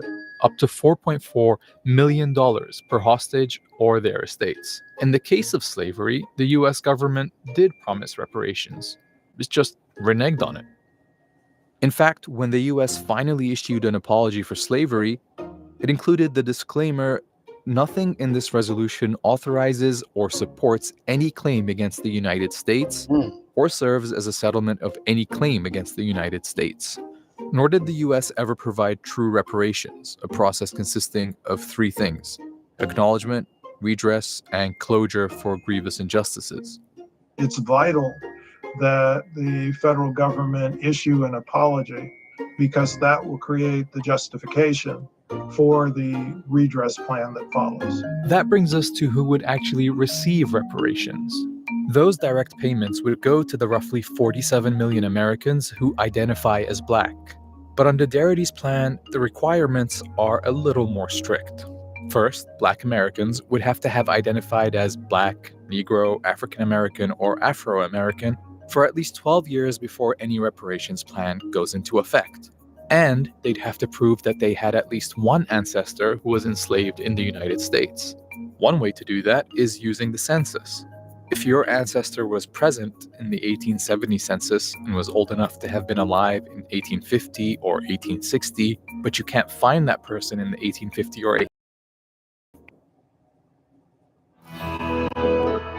At DeVry, our #1 goal is helping you achieve yours. Whether you're looking to move into management or move on to something new, DeVry helps turn your passion into possibility. You work towards this. DeVry works for you.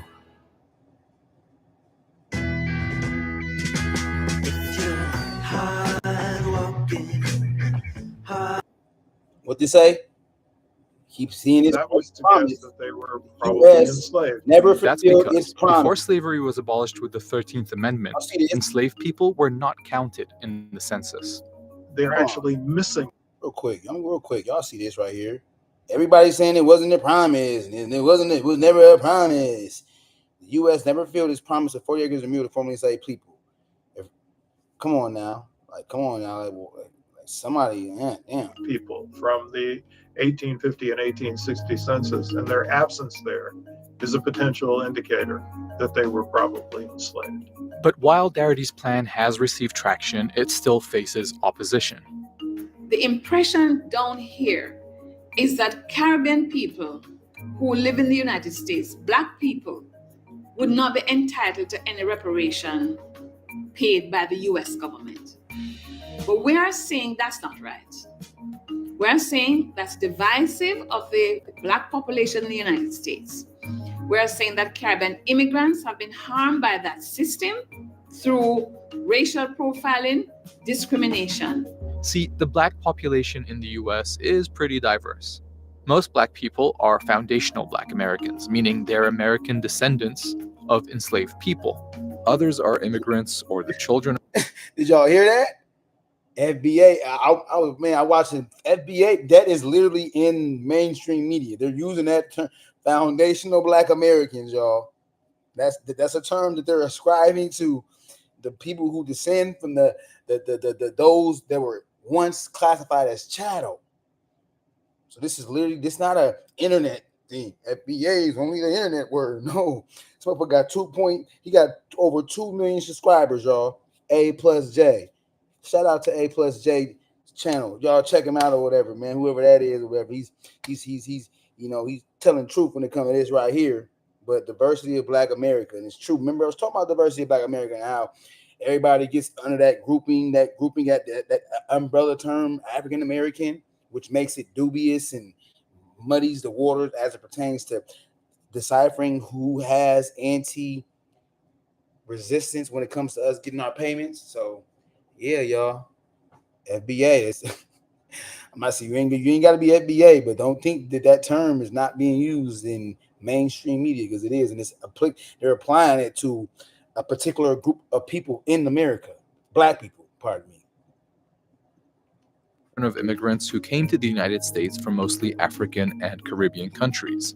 Those individuals may have ancestors who were enslaved, but wouldn't be considered eligible recipients for reparations in the United States. Right? Yeah, Demi, you're right. I heard that. She's saying how that was divisive. No, it sounds like she's Caribbean, CARICOM, the UK. It's not divisive. Like it's at the end of the day, it is what it is. You know, like he said in his book, they don't include us. They're not including us in their fight for.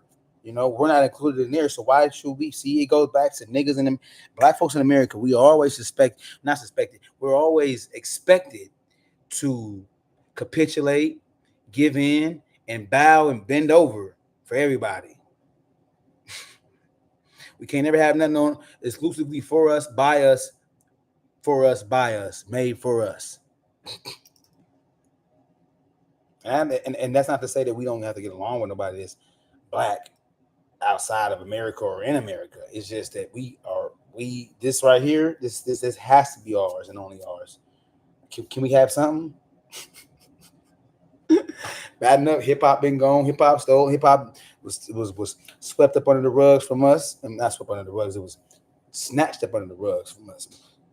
You know, but yeah, y'all, my bad. Descendants of the enslaved have a claim that's linked directly to the failure to provide their United States. Descendants of the enslaved have children of immigrants who came to the United States from mostly African and Caribbean countries.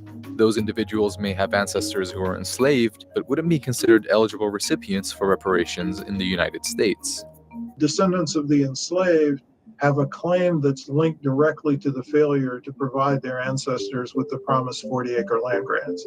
And that's unique failure to provide their ancestors with the promised 40-acre land grants. That's linked directly to the failure to provide their ancestors with the promised 40-acre land grants. And that's uniquely a debt that is owed to the individuals who were enslaved and it was not met. I ain't even gonna say somebody's lying. So who's mistaken? I ain't gonna say lying because I'm wordy, so I'm gonna be selective with my words. But people are mistaken to say that this was not promised 40-acre land grants. They're mistaken to say that this was not a pledge, a solemn, earnest pledge, commitment, promise. But promises are meant to be broken, right?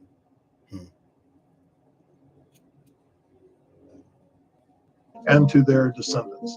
The second reason that's somewhat related is the fact that the current or existing racial wealth gap in the United States is a consequence of policies that have been pursued by the federal government that built white wealth to the detriment of black wealth. A major policy Darity is referring to is the Homestead Act of 1862, or H.R. 125, legislation to, quote, secure homesteads to actual settlers of public domain.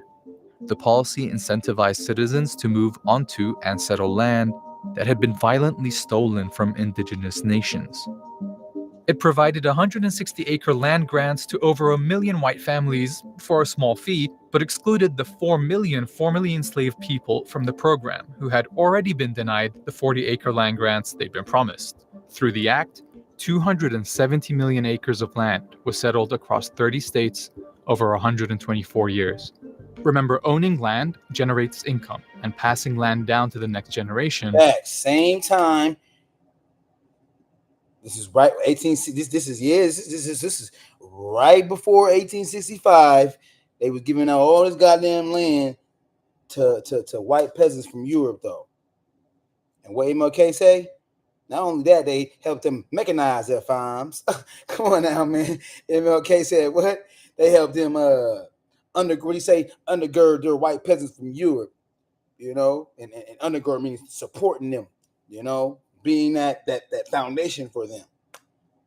So yeah, I'm gonna get back to the bill. This is remember, he said land. What did he say? I'm right. He said land helps, or land creates, ownership of land creates income. If I didn't hear that correctly, I'm gonna rewind it just to make sure he's right about that. The fuck is going on? What's going on with the value? Remember, owning land generates income, and passing land down to the next generation over 124 years. Remember, owning land generates income, and passing land down to the next generation builds wealth. When my team pitched the idea, I thought it was impossible. A pan that sears lasts like cast iron. So the consequences of that decision are seen today. Approximately 45 million living white Americans have benefited from this massive asset building legislation. I would argue that virtually all black people throughout the diaspora, the African diaspora, have a claim for reparations, but they don't all have a claim for reparations from the United States government. The horrors of slavery and its consequences are not uniquely American. The transatlantic slave trade transported approximately 12.5 million enslaved Africans across. The overwhelming majority of enslaved Africans were shipped directly to Latin America and the Caribbean. Spain and Britain shipped around 1 million enslaved Africans just to Jamaica. In 1843, slavery was abolished throughout the British Empire. But instead of compensating formerly enslaved people, Britain provided reasonable compensation to slave owners through a then £20 million loan, which British taxpayers fully repaid in 2015. According to one estimate, that's worth over 20 billion. I just caught your message. You're right. I actually would agree with that. No, promises are not. We've been told, we've been duped to believe that promises are meant to be broken. But you're right. A promise, a solemn, when you solemnly swear, earnestly swear, that's your word, you know, and your word is supposed to be bond. But we know how this treacherous government is. We know how these treacherous people are. But you're right, though. You know, a person who's noble, upstanding, you know, upstanding pillar within their community, within themselves, they're going to adhere to their own word. You know, a person that has morale, and like I said, it's a nobleman or a noble woman or a noble child. You know, like, come on, man. British pounds today. For decades, descendants of enslaved people have been fighting for reparations in these regions.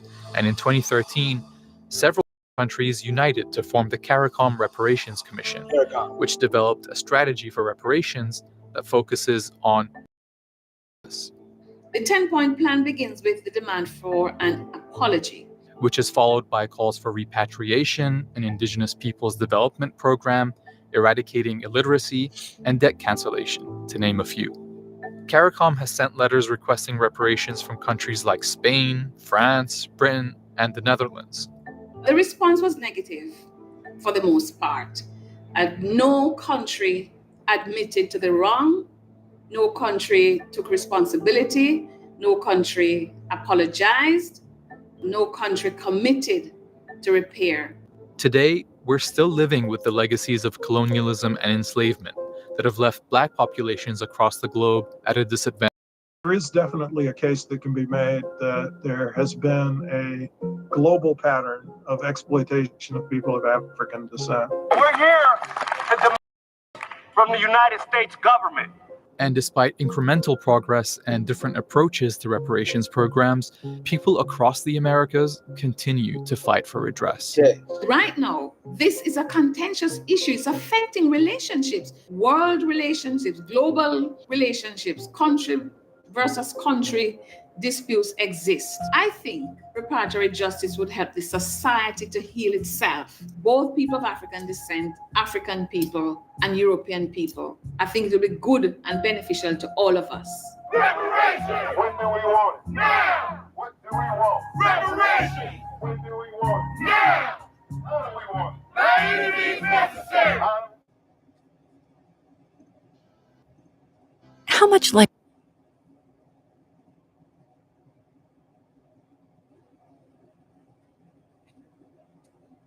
Okay. Yeah, y'all. I'll just introduce y'all.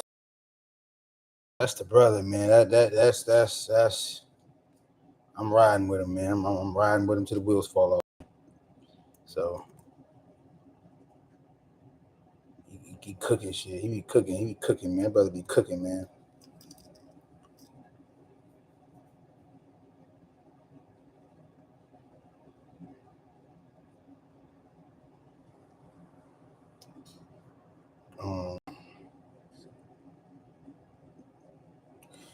Yeah.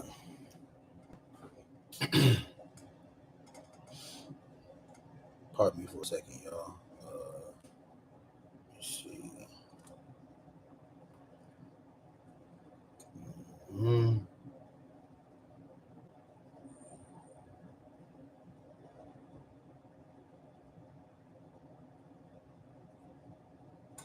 I appreciate y'all. Appreciate the family for stepping through, stepping in, coming in.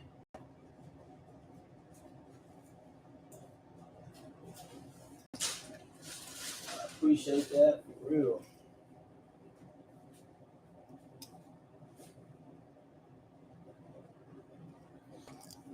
But I think we might call that one a night, ladies and gents. Let me see. Is there anything else I can think of on this brain of mine? You know?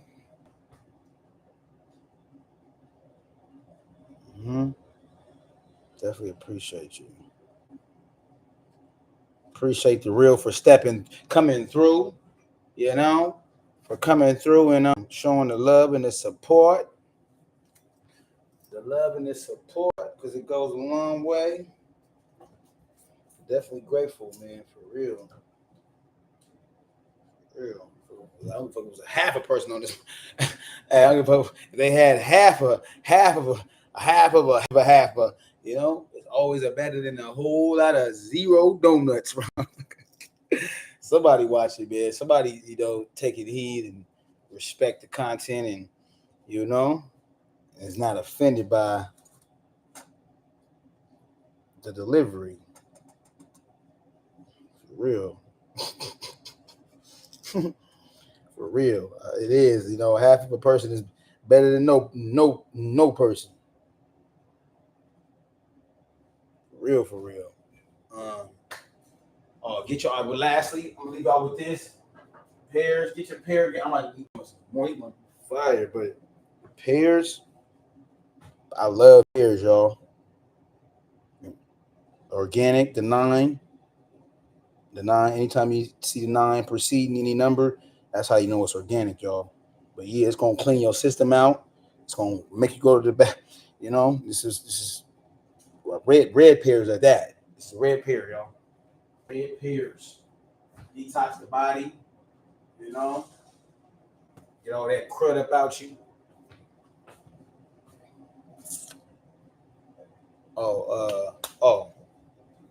Shout out to Actively Black, Black-owned company, clothing brand, y'all. I'm pretty sure y'all know who Actively Black is, right? Actively Black. Shout out to Actively Black. You know, Black-owned company, Black-owned, ran, all that, y'all. Actively Black. This shit is an act. This is an activity, man. Blackness is not an act. It's a constant activity of how can I say that? It's a constant activity of learning. That's what it is. You know, it's a constant activity of learning, y'all. Blackness. It's not a state of ignorance. For real. Being ignorant is not cool. Shit about being cool about being ignorant, man. Unknown about who the hell wants to be like Shaggy? Huh, Shaggy? You know, so I strive to put out that content that's relevant to the people, you know.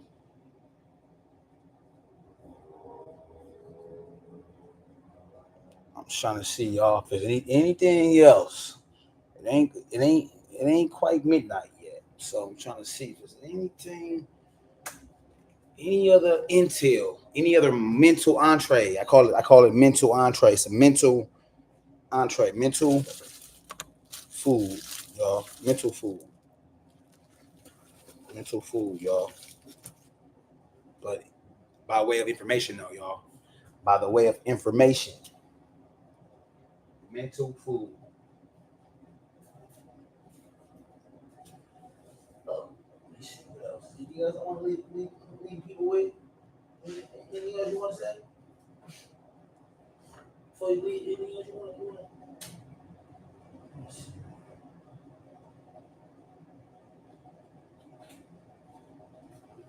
No? Oh, this is a good one too, though, y'all. This one right here is a great one. Color of money. Black banks and the racial wealth gap. Why Negroes today don't like putting their money in banks. You know? That Freeman's Bureau. You know?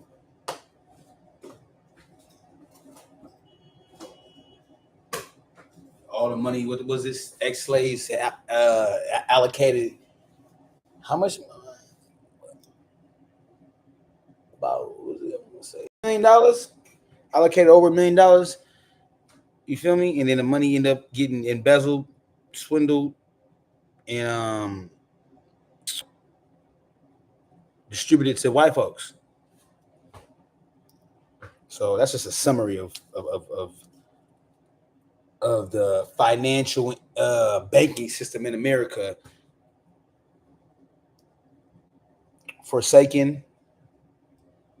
Not just forsaken, because forsake means to abandon. They did more than just abandon us. They stole. Goddamn it! It's a heist. We ain't gonna be trying to say all these what's that euphemisms of words that are less offensive or less. No, it was a thief. It was a heist. Goddamn it! Ain't no other way but to put it.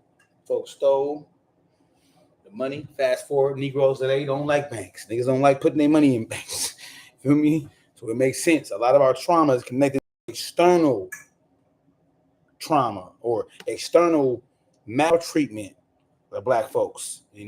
Institutional wise, society. God damn it.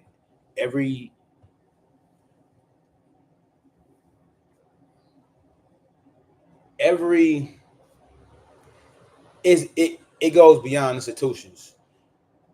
As you know, it definitely goes beyond institutions, because that's why you had the white massacres, the arbitrary, random, unjustified white massacres that wiped out a lot of wealth too. Just the white massacres that the federal government sat idly by and kind of did this. Federal government did this, y'all. When it came to a lot of them white massacres, he would just kind of look out the crack of his eye, but not do nothing, but just do this. Yeah, that means you're complicit, buddy. Get over here. Inaction is applicable to why the federal government, not illegal, not suing the federal government. I'm talking about act of Congress, a national reparations plan that is enacted by Congress. So, for real. Well,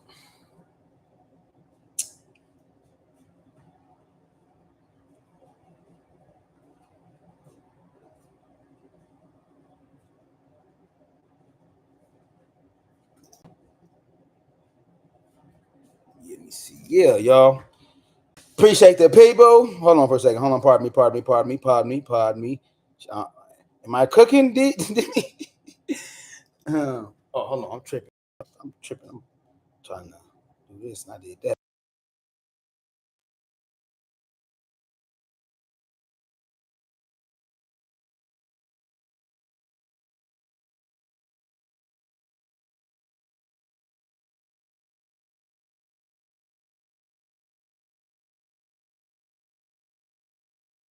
All right, y'all. We black. But I think I'm gonna leave y'all with that. Trying to see if there's anything. Trying to squeeze it out, y'all. See, squeeze out this information. But there's such thing as information overload too. I don't want to just what's that? I don't want to imprint or impose too much information on the people. You feel me? There's such thing as information overload. But I want to do is I definitely want to start, like I said, having more panels, and I know how to go live now, so I'm gonna start going live through StreamYard. Start doing that. I want to download some of these apps so I can start having all these little features. The little features, y'all know the features. Psycho be all the little features, the little sound effects, the ad libs, all that. Shit. Really, I might just be the own guy. Hey, I might just be. I am the feature. God damn it! I got the expressions and the facial expressions and the verbal aptitude to be able to do my own features. God damn it! Shit, shit. Something sound crazy, or we gonna coin a. Exactly. Definitely a work in progress for real, because this is really new to me. Going live and all that live, going live and being all, so this is cool though. I appreciate y'all though, for real.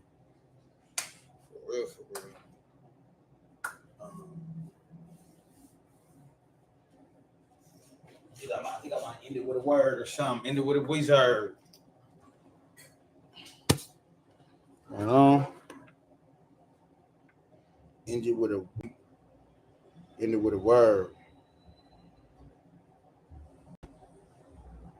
Let me see.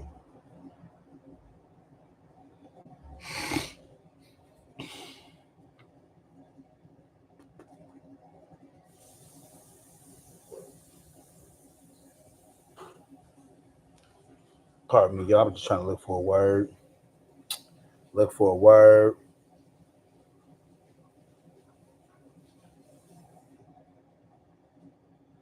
Imprudent. Imprudent would be the opposite of prudent. So imprudent is somebody that's imprudent is not wise, basically. So not prudent, lacking discretion, wisdom, or good judgment. Imprudent, like so IMPURDEENT. Imprudent. We must always strive to not be imprudent. For real.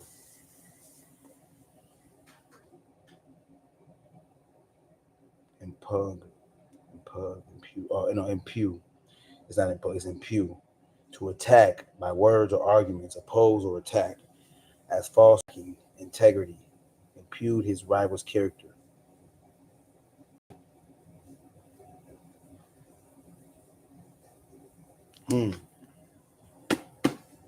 Yes, indeed, y'all. Pardon me.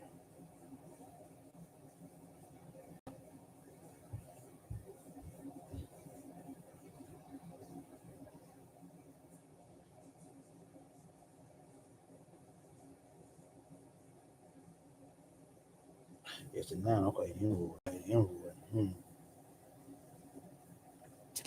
I love this word, epoch. Epoch, one of my favorite words, y'all. Epoch, EPOUCH. I like saying it's a new epoch. You know, literally means era or age. So extended period, era or age. It's a new epoch, y'all. It's a new epoch. You know, ain't no YNs, man. We you know, we ain't YNs around this motherfucker, man. We young guys, man. You know, we what's that? We young trailblazers. Say it, don't spread around this motherfucker. say it, don't spread around this motherfucker, man. But yeah, we young trailblazers around this joint, man. Young trailblazers, y'all. Real. But y'all, this sister, matter of fact, real quick, this sister right here, she inspired me. I actually got her channel, but she got more subscribers than me. I'm not a hater, y'all. I love this sister right here. She inspired me, y'all. This sister, this black woman right here. Black woman, watch this. This sister inspired me, y'all. I love this sister. I go in, if I'm, you know, every time she like, I'll go in at the bottom, I'll go in and I'll drop a like, comment, just because I love this sister. She's an elder. She a stump now, and she be reading too. She inspired me, y'all. This sister right here. Scholars. And it was bold, think unchained. tanks and you know, like I said, I and say doctors and you know, stuff hey, like sister, that. I always go in and say something, man. I'm not no hater, man. And Dick Gregory said that I love her. We the largest study ever. Ever. I love her, man. You know, reading her books and stuff, man. You know. Let's read. Then later in the year, Du Bois attended the fifth Pan-African Conference in Manchester, England, and he was fittingly. She's consistent. She went from, I remember she had 200. She at one point in time she had less subscribers than me, and then she shot up. She surpassed me. Why? Because she's consistent in her endeavors. So shout out to this sister, man. Her name is, like I said, Bold and Unchained. And yeah, man, she be reading, man, reading her books, man. Always reading something, man. Always go in, man, and show love, man. Always, man. AT Live, man. I always go in and show love to the sister. Like, hit the like button on there. You know, this shit is difficult, man. We gotta come together, man. All this fake hating, you know, all this shit. This nigga think he's smart. Hey, we gotta stop that, man. We gotta embrace black intelligence, you know. Yeah, man, she a sister though, man. I love this sister, man. You know, I always just, like I said, go in and hit the like, you know, go in, drop a comment, drop a comment. She subscribed to me, y'all. So yeah, it's just, we gotta just support each other, man. For real, man. And then get $1 out of nigga. Give me your money, nigga. I'm gonna take your money from you, nigga. Give me that. Hit the cash app, nigga. It's about me, man, y'all. I don't need no goddamn features. I am the feature, goddamn it. I know how to buck the eyes like a coon. So yeah, y'all. As like I said, man, we just gotta get out that black skinhead, y'all. We gotta get out that, we gotta get out that, we gotta get out that mentality, man. You feel me? Get out the I ain't reading this one. Oh, I read it, but I haven't read it in a minute. But let me see. Where's this one right here? Y'all, we gotta get about that self-hate and that black. We gotta dead that shit. Unity. Shout out to the Unity movement, Chicago Unity movement, all that, man. We on big unity, man. We gotta dead that. Dr. Amos Wilson, we know what that is, y'all. We just gotta kind of, start just having, just loving on brother, my brother, man. My brother, my sister, my brother, my sister, my brother, my sister. So yeah, and then I don't know, y'all. Like, I don't know. So yeah, this sister be reading though, y'all. She be doing her thing for real. Like I said, I go in and support. I ain't doing nothing. I tap in with her. Just because, man. Just because I love seeing black folks. I love seeing pages like that that's based on like this. It ain't no buffoonery and coonery. It ain't me eat a coon sandwich. Coon sandwich. Let me get a coon sandwich, y'all. And what I mean is them certain black folks from Caribbeans, they be doing all these challenges. Ooh, man, niggas don't want to, man. I can't watch that. I can't watch shit where niggas is doing a bunch of eye bucking and shark bite. That shit only gets so much, bro. But white folks love shit like that, y'all. My channel, her channel, channels like ours, who's on some black. They don't get support, let alone that cycle through that cycle through the algorithm. I ain't gonna lie, y'all. When I get to going, this really becomes secondary, y'all. When I get the men on my this, my mind completely blunt, get all hard, and I gotta lick the motherfucker all over again. But yeah, y'all. Oh yeah, YouTube fair use. I'm a smoker, but I do have medical. This is fair use, medical, cool. Due to the region I'm in and the anti-black trauma that I have faced as a black American in this region known as North America. So, but yeah, y'all just supporting each other, man. Like I said, it ain't about no money, man. Hit the cash app. Donate. Especially if you ain't building shit. You ain't building nothing. Don't be asking for a motherfucking donation, nigga.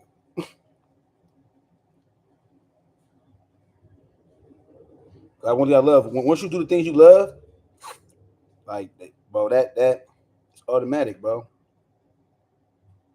Real. Automatic, y'all. Oh, y'all, I'm finna get on this detox soon, y'all. This detox is important, y'all. For real. Parasite and all that shit, man. So. Like I said, I definitely appreciate y'all coming through, man, and giving me y'all energy, because energy is a currency.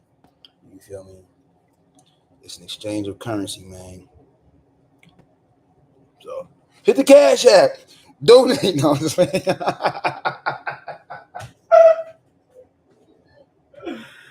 Oh, my bad, y'all. I'm bugging my eyes. Hit the cash app.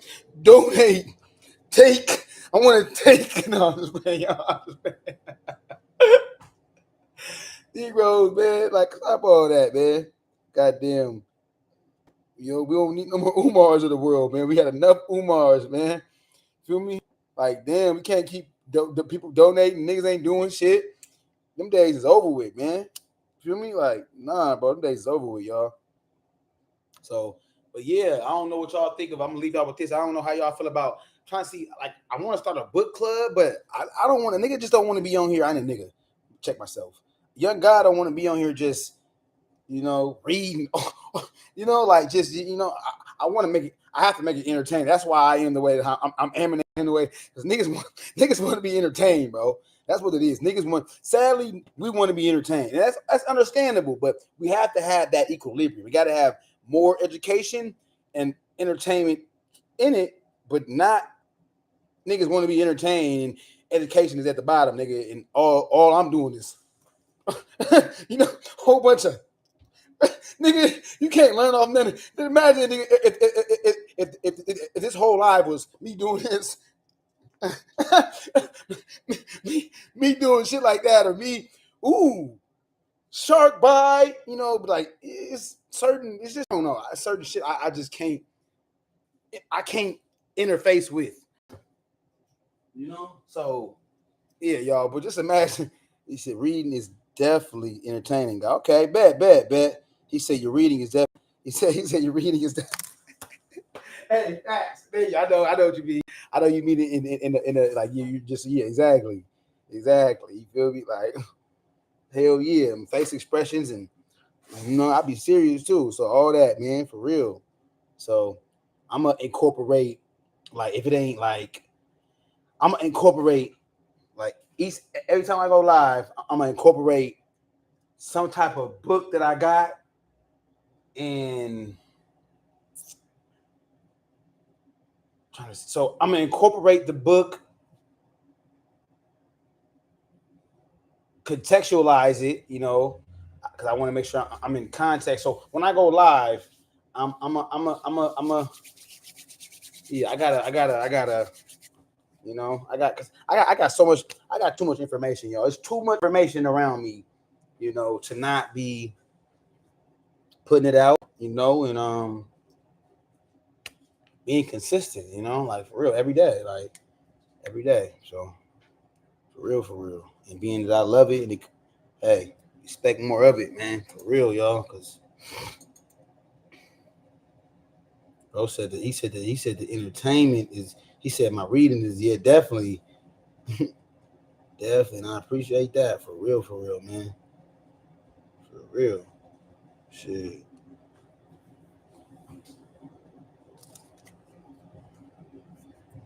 Is that everything? Yeah, that's everything. Like I said, though, man, I appreciate y'all, man. I'm going to say that shit 1,000 billion gajillion times if I got to. And I know now to go live in the StreamYard. Yep. Go live in the StreamYard.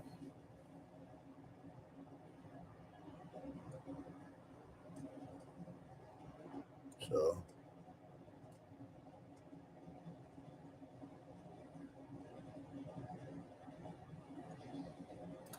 I'm trying to see something.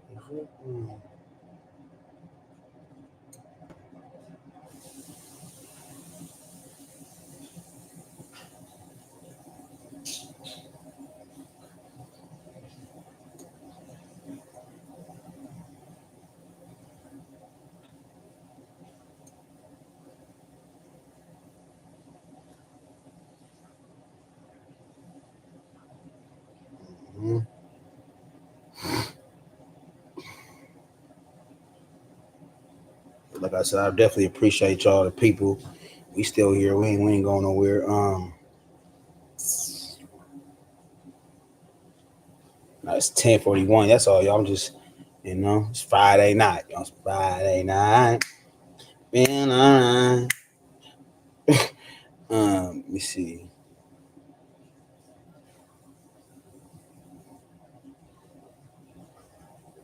Yeah, man. I still want to go visit that. I'm going to go see I'm gonna go see the Statue of Liberty too, man, out in Jersey, man. I'm definitely want to go do that. That's a story. Dr. Joy DeGruy is really Dr. Joy DeGruy, who wrote Post-Traumatic Slave Syndrome, was talking about the shackles on the Statue of Liberty. I mean the slave shackles being at the feet, how they intentionally hid it. That's something I would definitely want to go see. That landmark, man, in Jersey. That's pivotal. That's a pivotal moment for. That's a pivotal piece of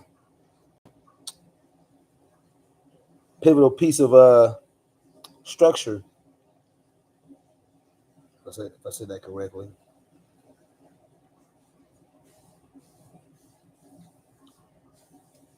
So, but yeah, y'all.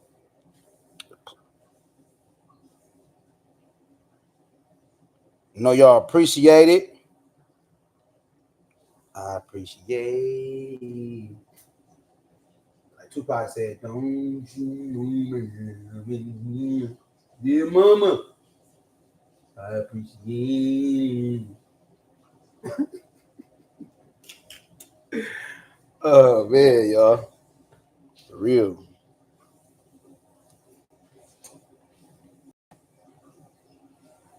Yeah, man. So I'm gonna go ahead and make it do what it do. Look, y'all, this us right here. When black folks get in an accident, look. This get me pretty good. Is everybody okay? Oh yeah. Yeah, that's good. That's good. You might check. Oh yeah, I'm totally fine. I'm good. I'm good.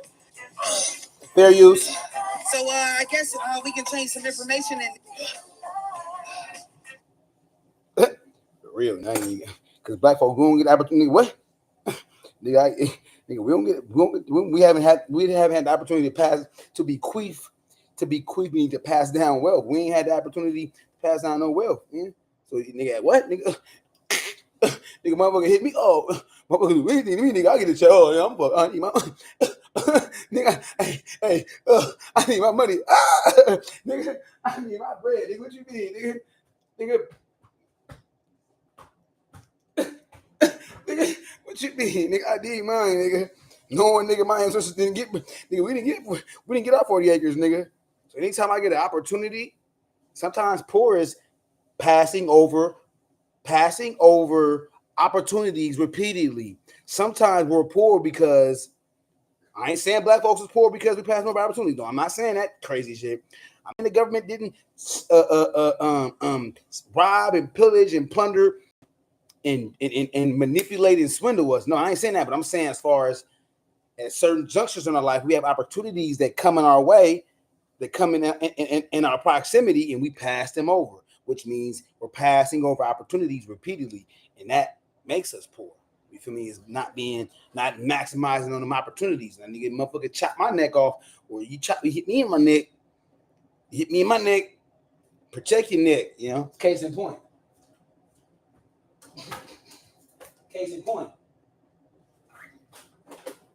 Black female lawyer want to act up. Black female lawyer up here in Seattle want to act crazy and all that.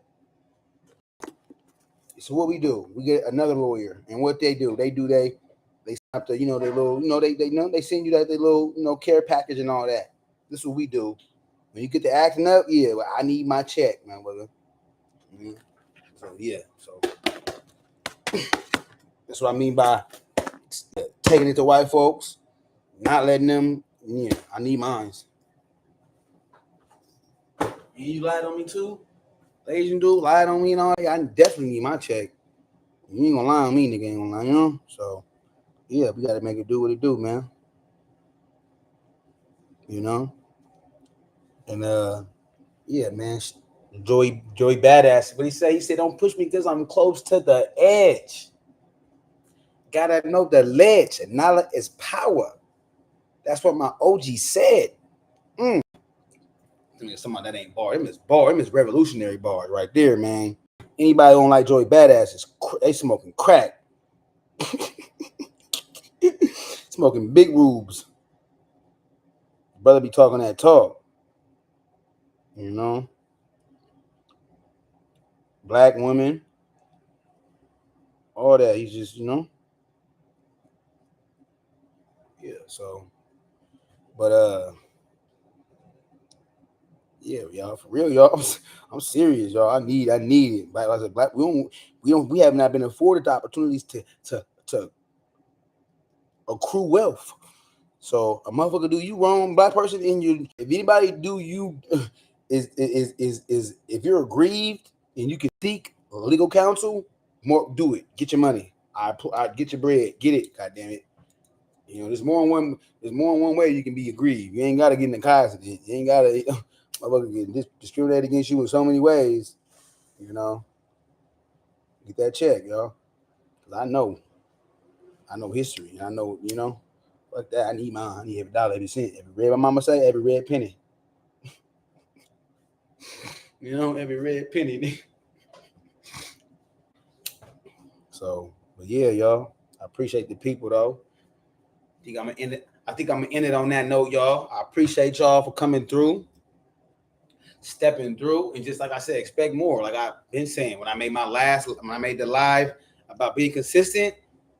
I've been consistent, pumping it out every day, you know, and yeah, I want to get better. I want to, you know, sound effects, all that video. I want to get as far as my video. You notice I put more shorts out than I do extended videos. It has to do with the shorts. Actually, shorts is pushed more than longer extended videos in the YouTube algorithm, and so yeah, it's a science behind it, y'all. It's a methodology behind it. So, just want to say I appreciate the people for stepping through, hitting the like button. It's free. I always say it's free to hit the like button. It's free to subscribe. Hey, it's free to share that. You know. And yeah, appreciate the energy. Appreciate the people. You know, I hope I provided y'all with the vitamins and nutrients, you know, in a way of information, you know, and yeah. Remember to drink your water, y'all. Drink your water, brother. Appreciate you. I appreciate you, DOS. I appreciate you, guy. I appreciate you. Peace to the fam. Peace to GQ. I know you in the cut, rolling doobies up. You know, peace to Demi. Everybody. People who came through and didn't say nothing. You know, for what they say, for the ones in the background. You know, don't want to come to the foreground. They in the background. I appreciate y'all. You know, and yeah, peace and black power. You know, that's what it's about. Big unity, you know, unifying the domestic Negroes of America. Let me stop, y'all. First, I mean, you're right, y'all. We gotta unite the you know, the domestic subjects at home. How can you unite abroad if we ain't even united first? That's all I'm saying. I'm gonna end it with that, y'all. If we ain't if we striving, I ain't gonna say we ain't united, because that's we are striving, and there's many demonstrations of that, of us coming together. New Era, Detroit, Chicago Unity Movement. What else? There's more. You got the is it the DASM? What was it? It's so many. Pardon me, y'all. It's more than the two I named. Know that, but just know that it's way more. So with that being said, is, you know, you would think that there should be an emphasis placed on uniting at home. You know, uniting the mentally dead that's in North America, and then taking it abroad. You know, and dealing with the tribes amongst tribes amongst tribes amongst tribes amongst tribes amongst tribes. And I don't want to hear that. Black Americans are not tribal. We are, we are not divided in that sense. Damn it, it ain't goddamn. You go to this area and it's 15,000.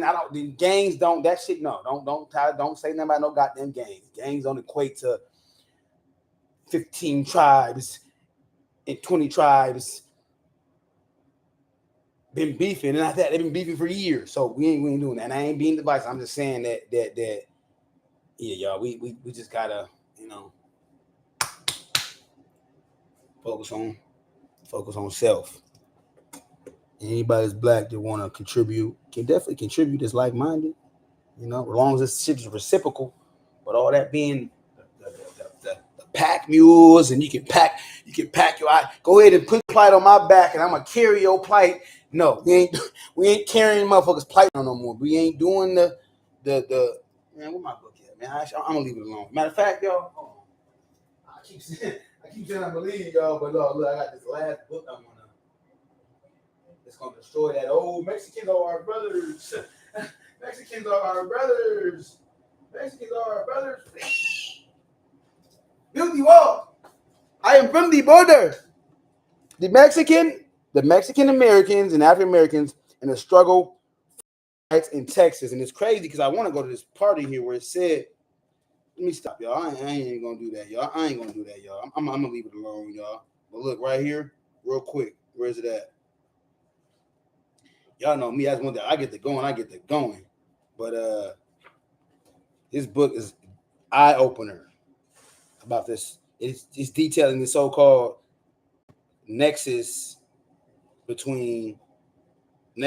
report, connection / relationship between Mexicans and blacks in America.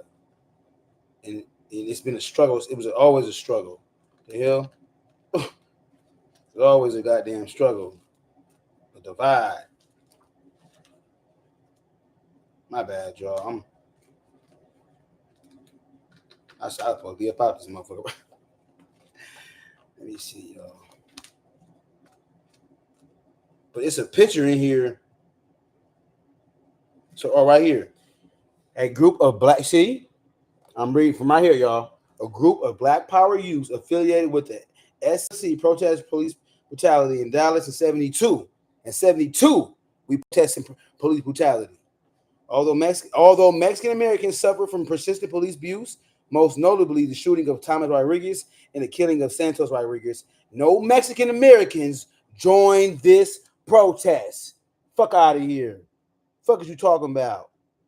Although they was going through what we was going through, ain't none of them joined this protest. Don't get me started on Lil Lac. Lil Lac's in here too, about how they said that the Negro has his own battle. The Negro must fight his own battle.